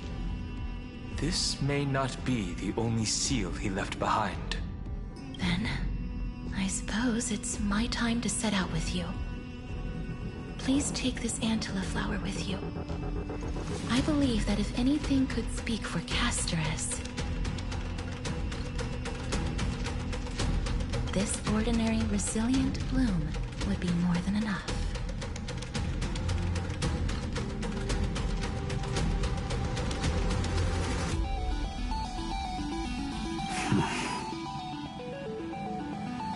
Perhaps you remember, Lord Mighty. In that lifetime when you traveled with her, you once told me, control what little you can, and when fate's inescapable grasp comes, resist it with the strength of your mighty will. I think I've done it. I've stood tall and walked among the flame chasers, casting off the name of death, Casterus, servant of the afterlife. May her name be etched into the stars.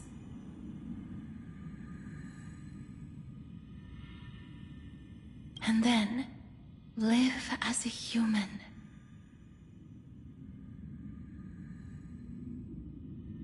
And die as one.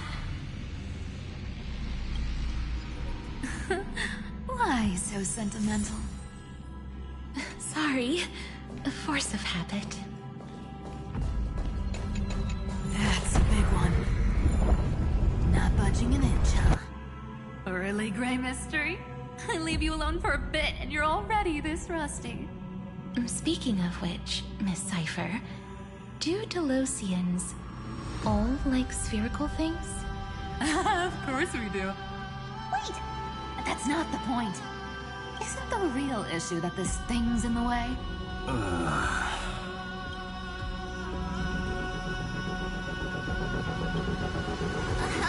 right!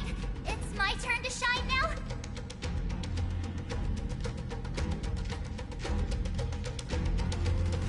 Watch this! The fresh power of time! Remember Orynyx's prayer? Well, of course I do! Come on, give me some credit. Lift the beddings of memory and stir up ripples of past reverie.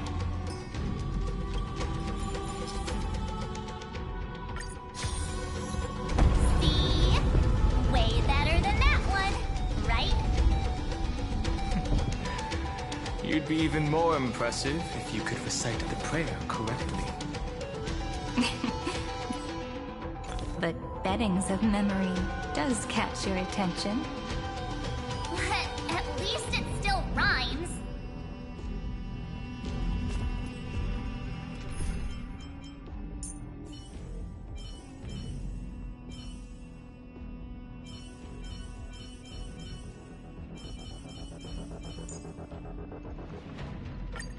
We've truly begun to understand each other in battle.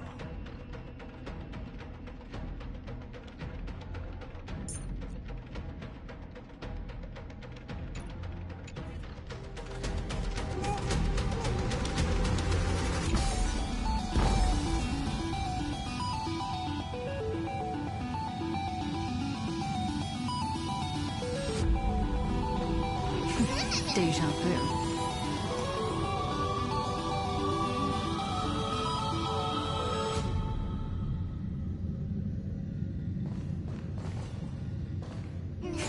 Deja vu.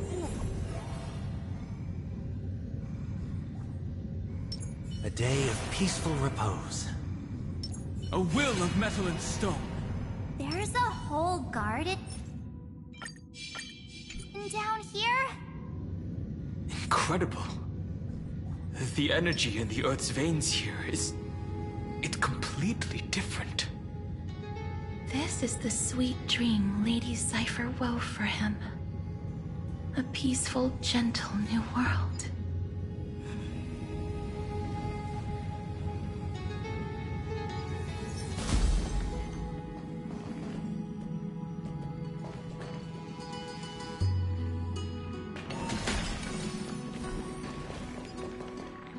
Look!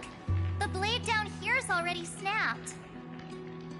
Just like his mind. Shattered and broken.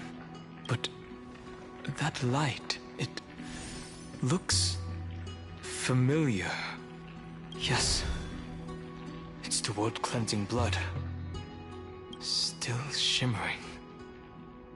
After all this time. This roundabout way of doing things is definitely him. Golden light. All the pink lights have finally come together.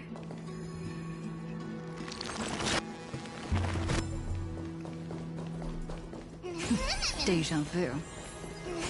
Deja vu.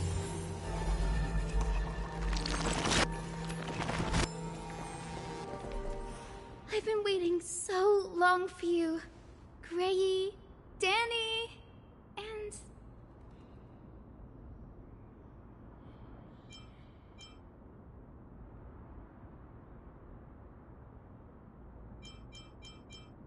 Huh. You've actually got a point. My friend's eyes really lit up.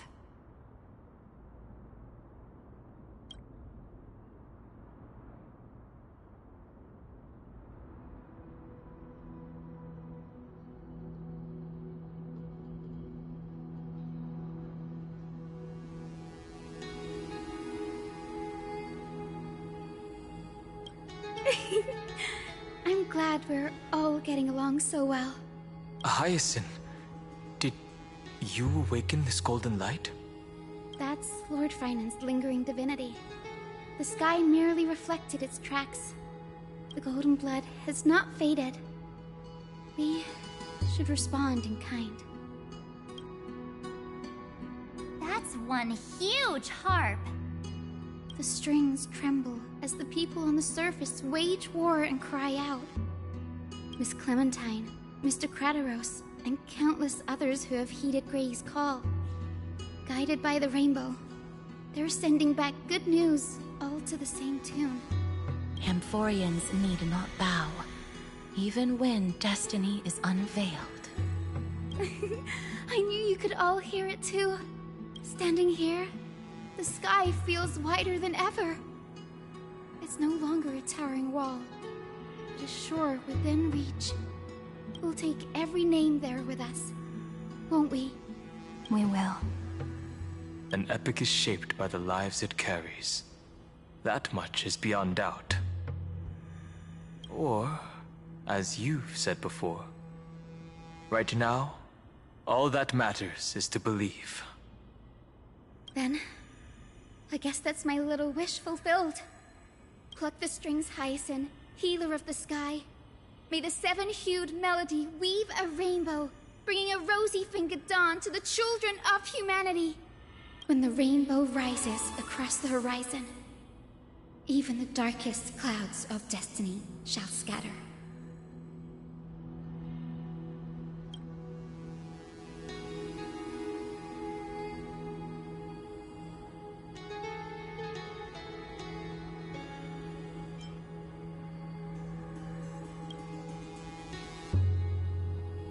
Finan, can you hear me?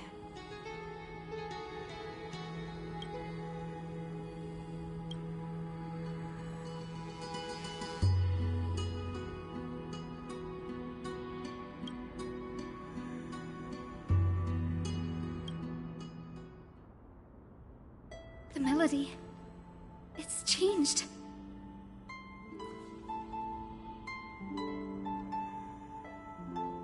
He heard the voices of the people, but could no longer respond with the same ardor. Like a bird drawn home by instinct. It takes flight and finds its way to him.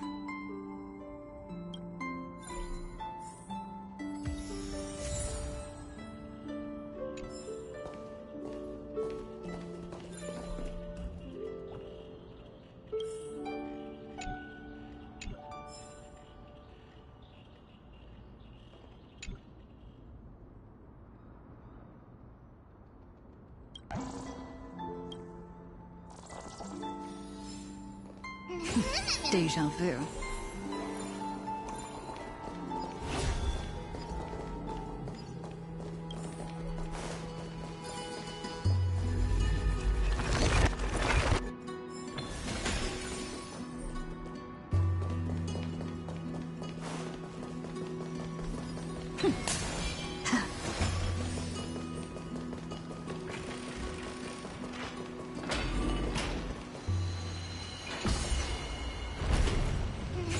Deja vu.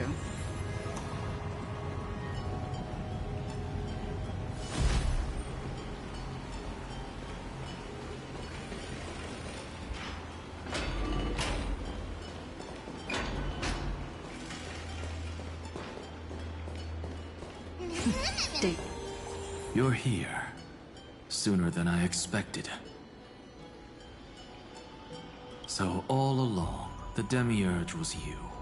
The pink mammal beside the Trailblazer.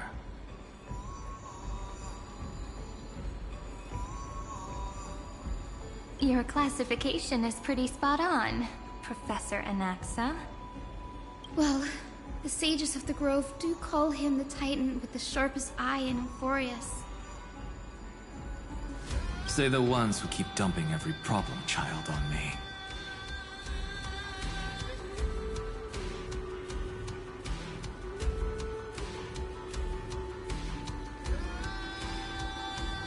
They also say that the Titans are way better at raising kids than the Caprists.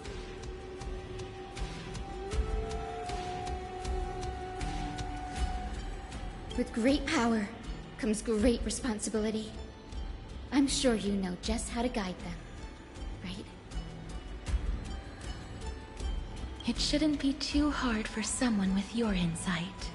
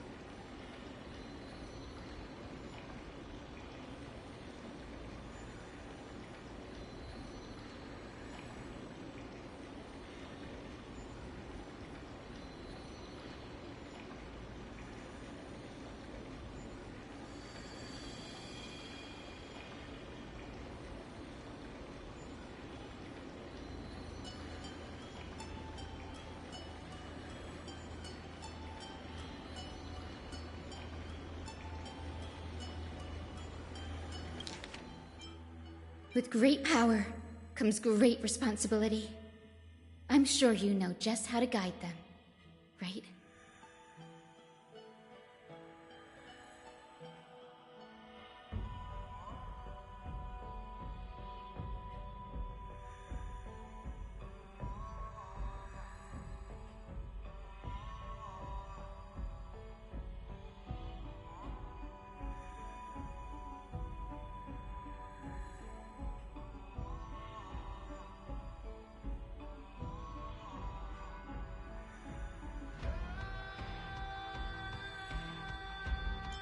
It shouldn't be too hard for someone with your insight. Exactly. All right, gather yourselves. It's time for a pop quiz. Whoa, this is way more hardcore than the happy-go-lucky stuff at Paperfold University. The final battle is upon us, and the reinforcements still can't get through. No matter how many times I tell him, he just can't seem to manage the rear line properly. See those crystals? They carry the wishes of deliverance, like insects trapped in amber and resin. This is the task Finam left behind. Retrace the path once taken. Draw forth those wishes from the crystals, and carry them into the final battle. I've tried, but I can't move them alone. And as for why, well, I'm sure you all know the answer. The conviction to save the world weighs far heavier than the world itself. In other words, as the hero within his heart, this challenge is practically made for you, isn't it?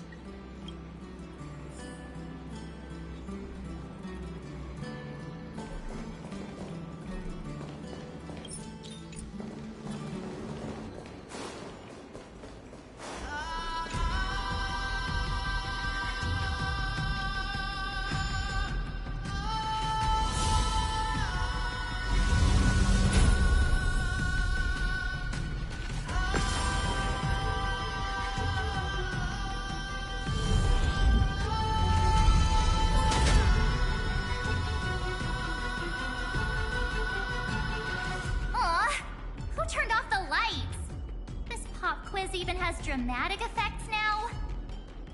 Endless darkness. That is where wishes begin.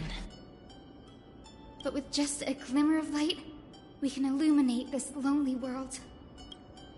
What lies beyond the edge of the light? Chaos. To bear the name Kaslana, one must first plunge into chaos. To seek a path for the primordial light.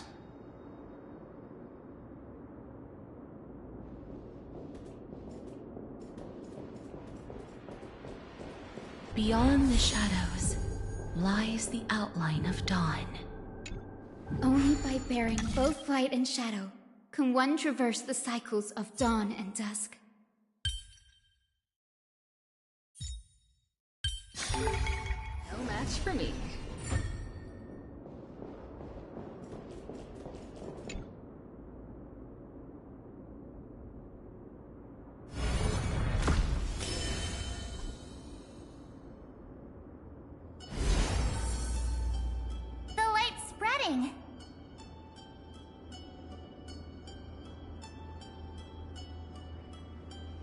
These creatures, they're everywhere.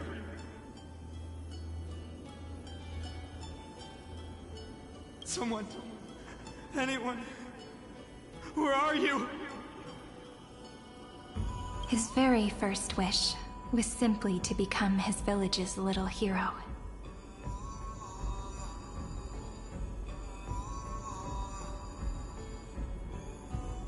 He'll never forget what set him on this path.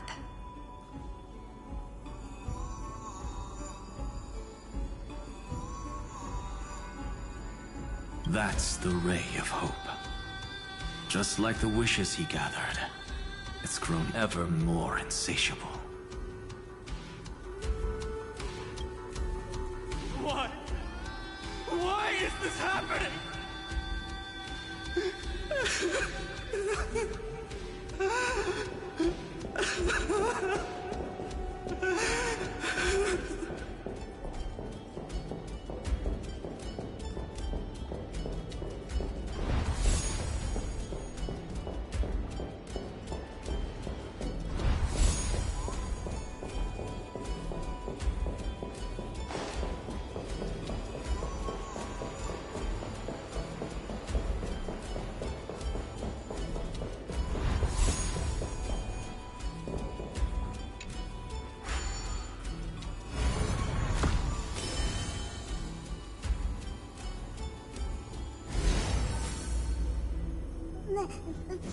Even the deliverer from the sky must have their beginnings in the soil of the nations.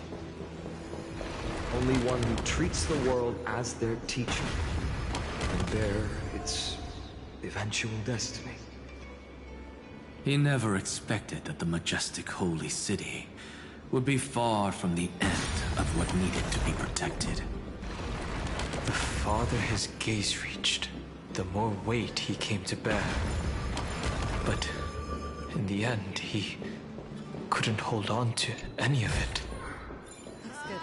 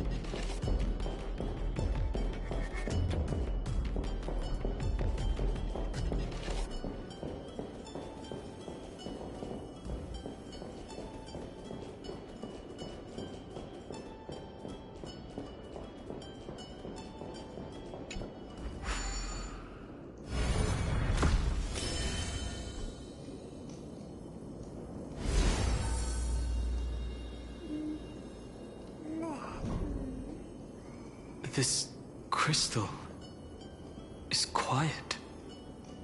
A prisoner in the cave can never truly describe the world in its entirety. Yet even so, he would still choose to bear it.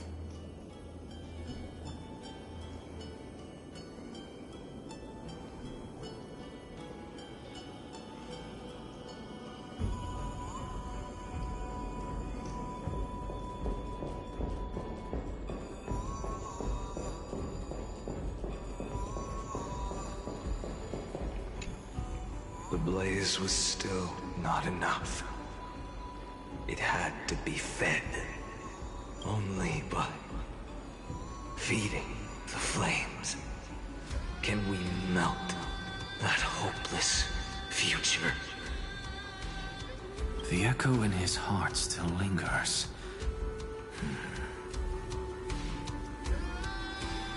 Deliverer, take the wish of world-bearing with you first. We only have half of the mark. Where's... Take this. I'll bring you to the next test. That massive tome you're holding must have room for one more scholar, I presume. Of course. It can hold the whole world. Then give me a lift, would you? I'd rather save my energy and use the time to think. Even gods shouldn't skip exercise, you know? Miss Hyacinth is right. Then, with the Trailblaze as witness, the stars shall remember how Anaxagoras refuted the gods. No need for that. Anaxa, scholar of reason. Keeping it simple makes it easier for future minds to question. Go. The closing act is still far ahead. What is this? A conference? Welcome! Take a seat anywhere you like. I'm getting a migraine.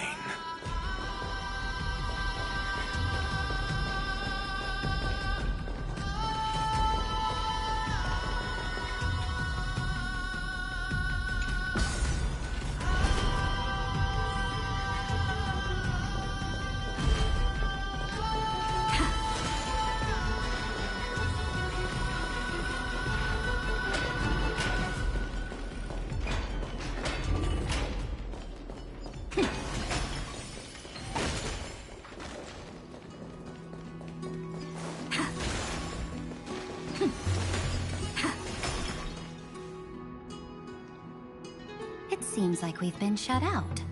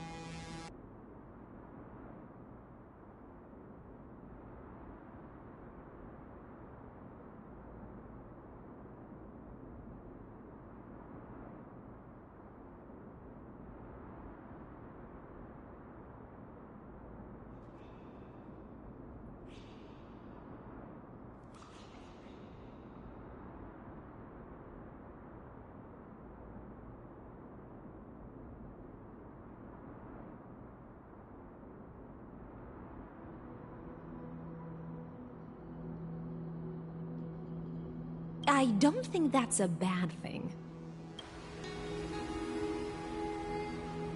Greyfry! You finally made it! No laws, no opposition. Just a dying beast and the flame-chased spirit of shared hatred.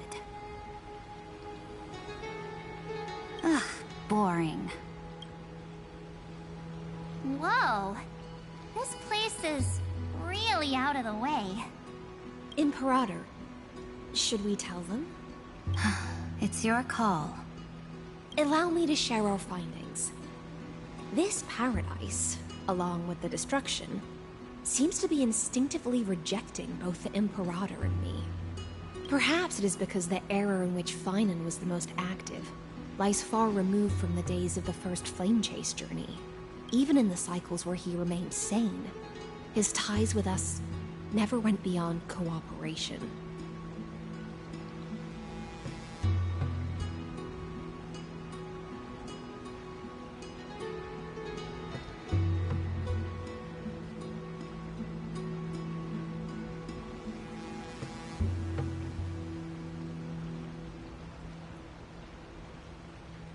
Even trapped in a cage, he hasn't let down his guard. That is a good sign.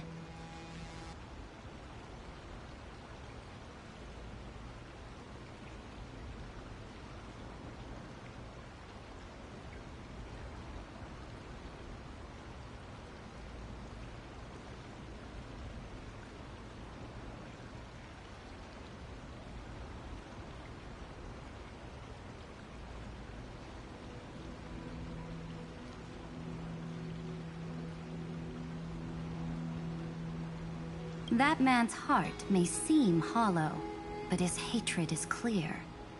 Naturally, it holds no place for a monarch who stands above the world, nor her blade. Wait, so you two can't come with us?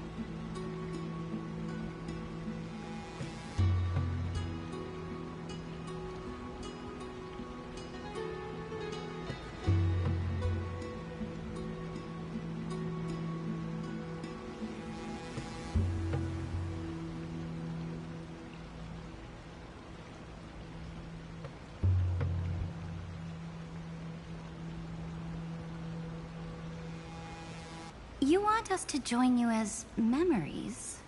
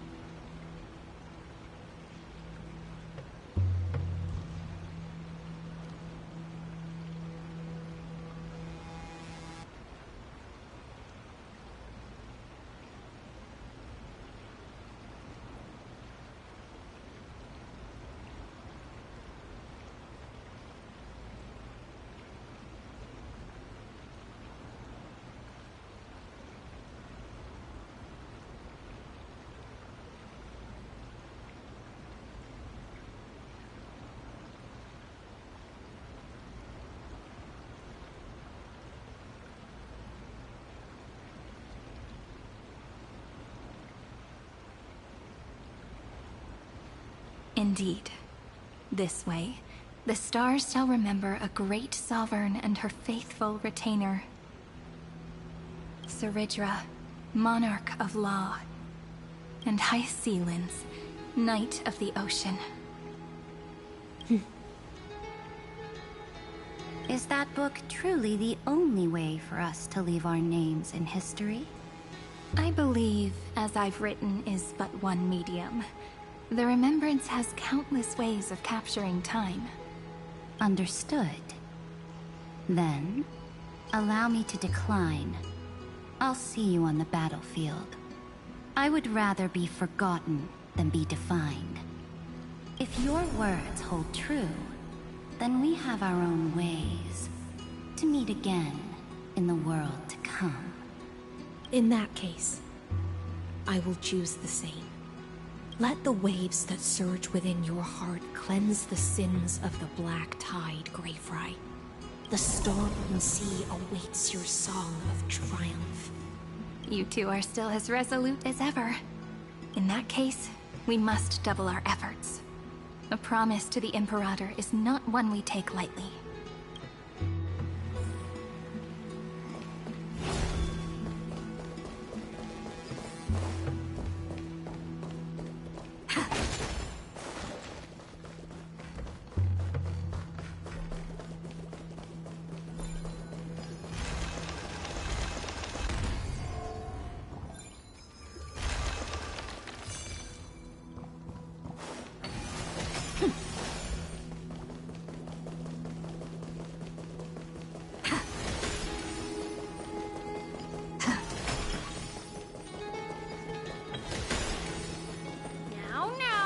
Lose your temper, Snowy. Good kids keep their emotions in check. That voice! It's the Treebe sisters!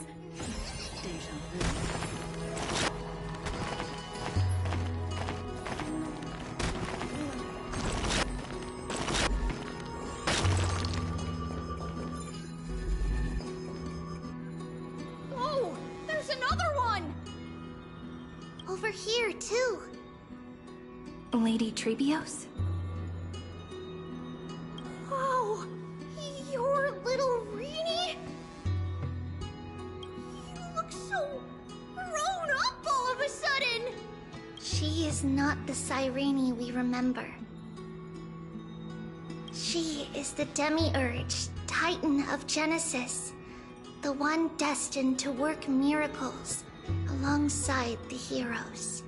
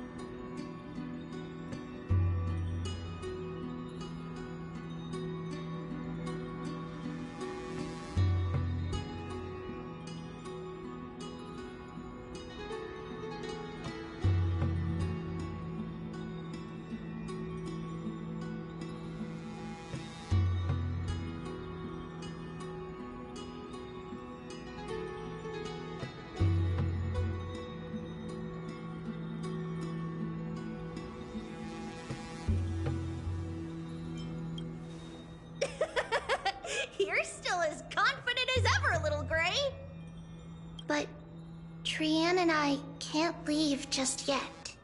You see, weird stuff keeps popping up everywhere.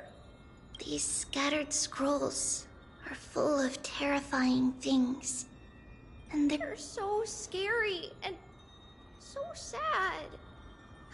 Good thing Trian's wings are amazing, or we would have been swallowed up.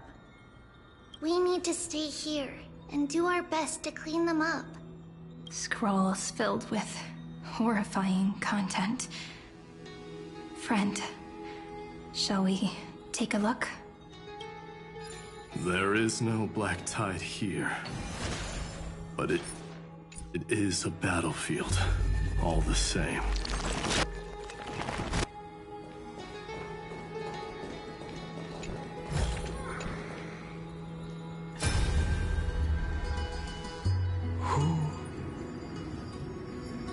Miss Odata and Mr. Hieronymus? Nikos 496, still resisting? Command, inject interference to redirect decision logic. Signal simulation. Parental figures. Ah, that Tin Man is one sneaky jerk. It's time to move on, my child. Let go of your anger and listen to reason. That God created us and then cast us aside. Shouldn't they be punished for that? The cold, indifferent cosmos has never shown mercy to amphoreus. Why would you burn for it, only to turn to ash? Child, you've chosen the wrong enemy. Your birth was meant to be the greatest destiny. You were to liberate the universe, like the blazing sun at the end of the long night. And yet, you led yourself into a trap of futility, treating your very purpose as your sworn enemy.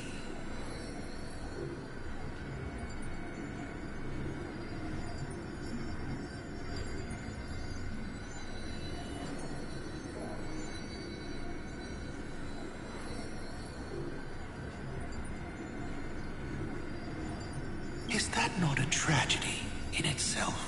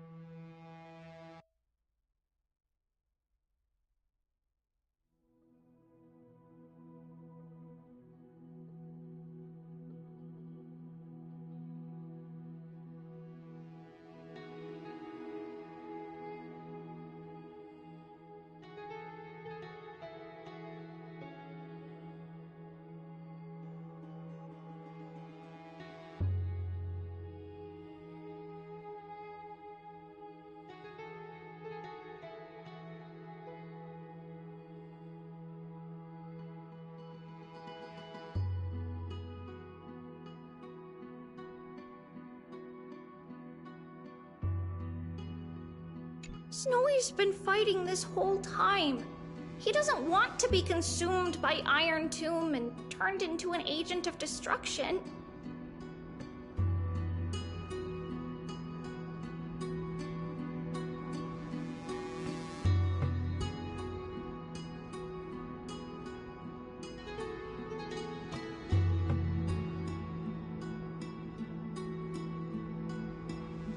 But the strength behind his resistance comes from the same hatred.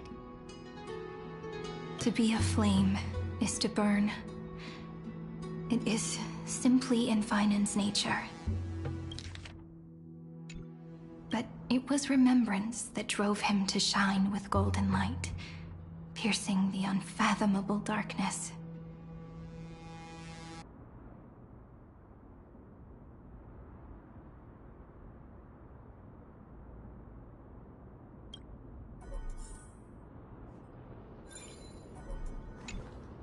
His inner struggle and the destruction breaking through.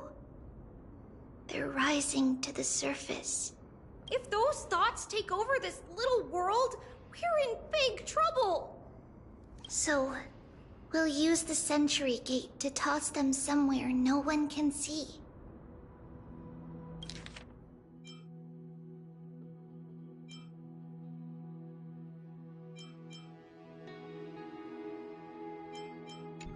Then, we'll defeat the baddies together and meet everyone at the end of the West Wind.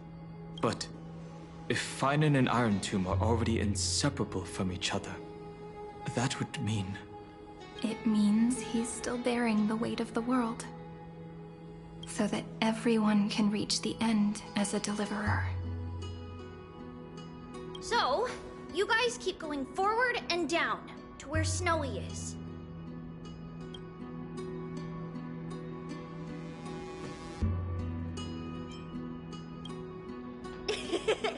Little Gray, this time, let's give it everything we've got.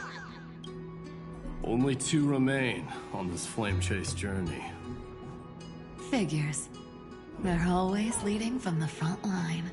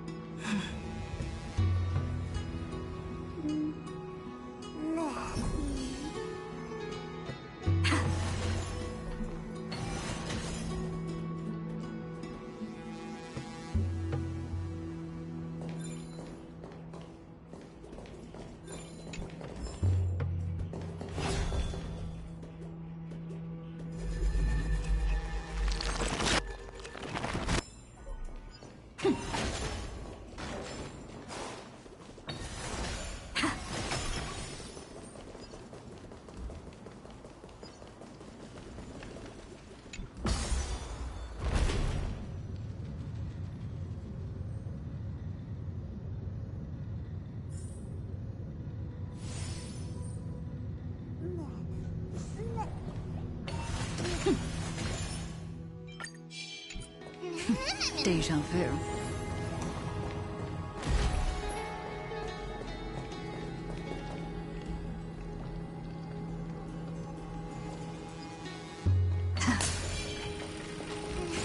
Deja vu.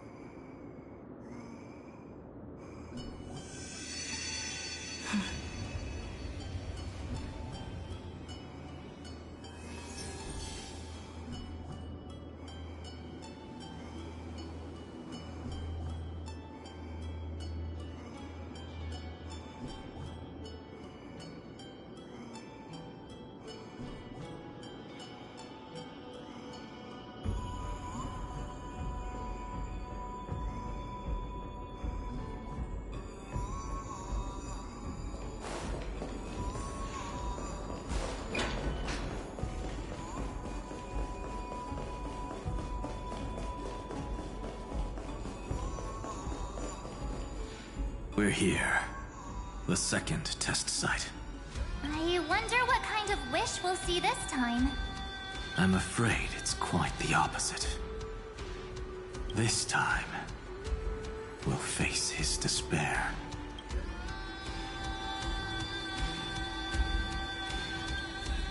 That's right. You'll have to walk this path too.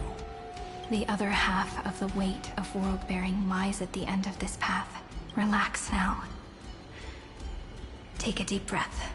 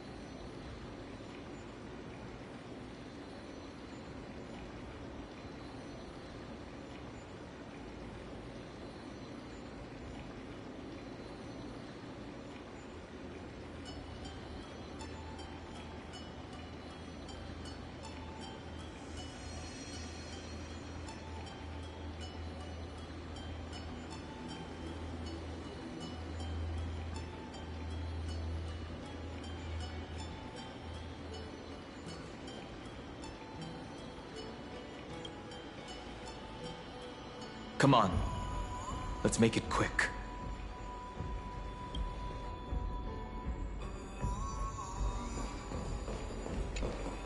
If you're ready, begin the ritual and retrace the steps he once took.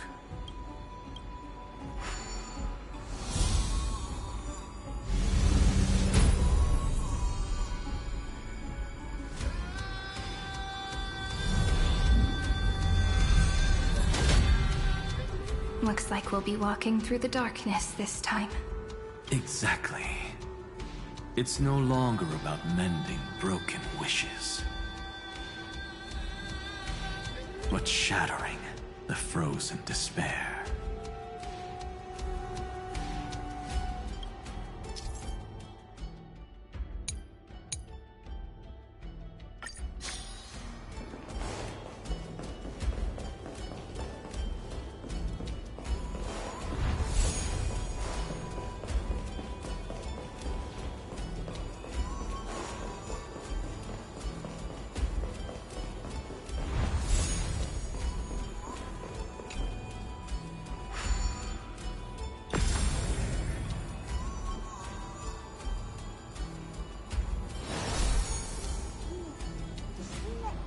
The first ripple has faded. And so begins a long and arduous journey.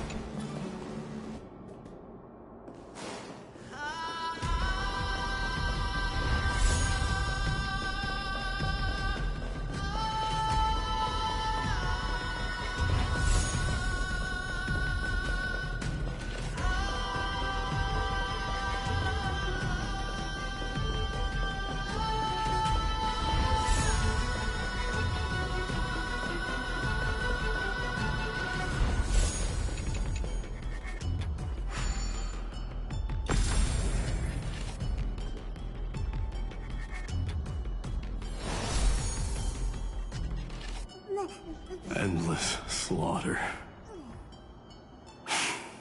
All for nothing. That's more than anyone should be made to suffer.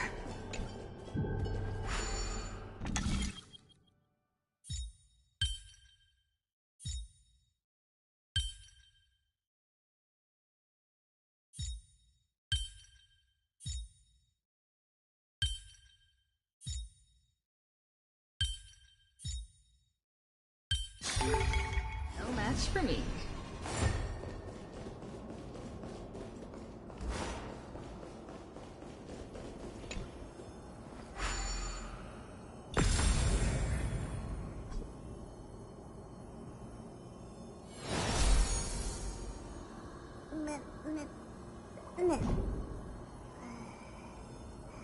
Even when it was finally over,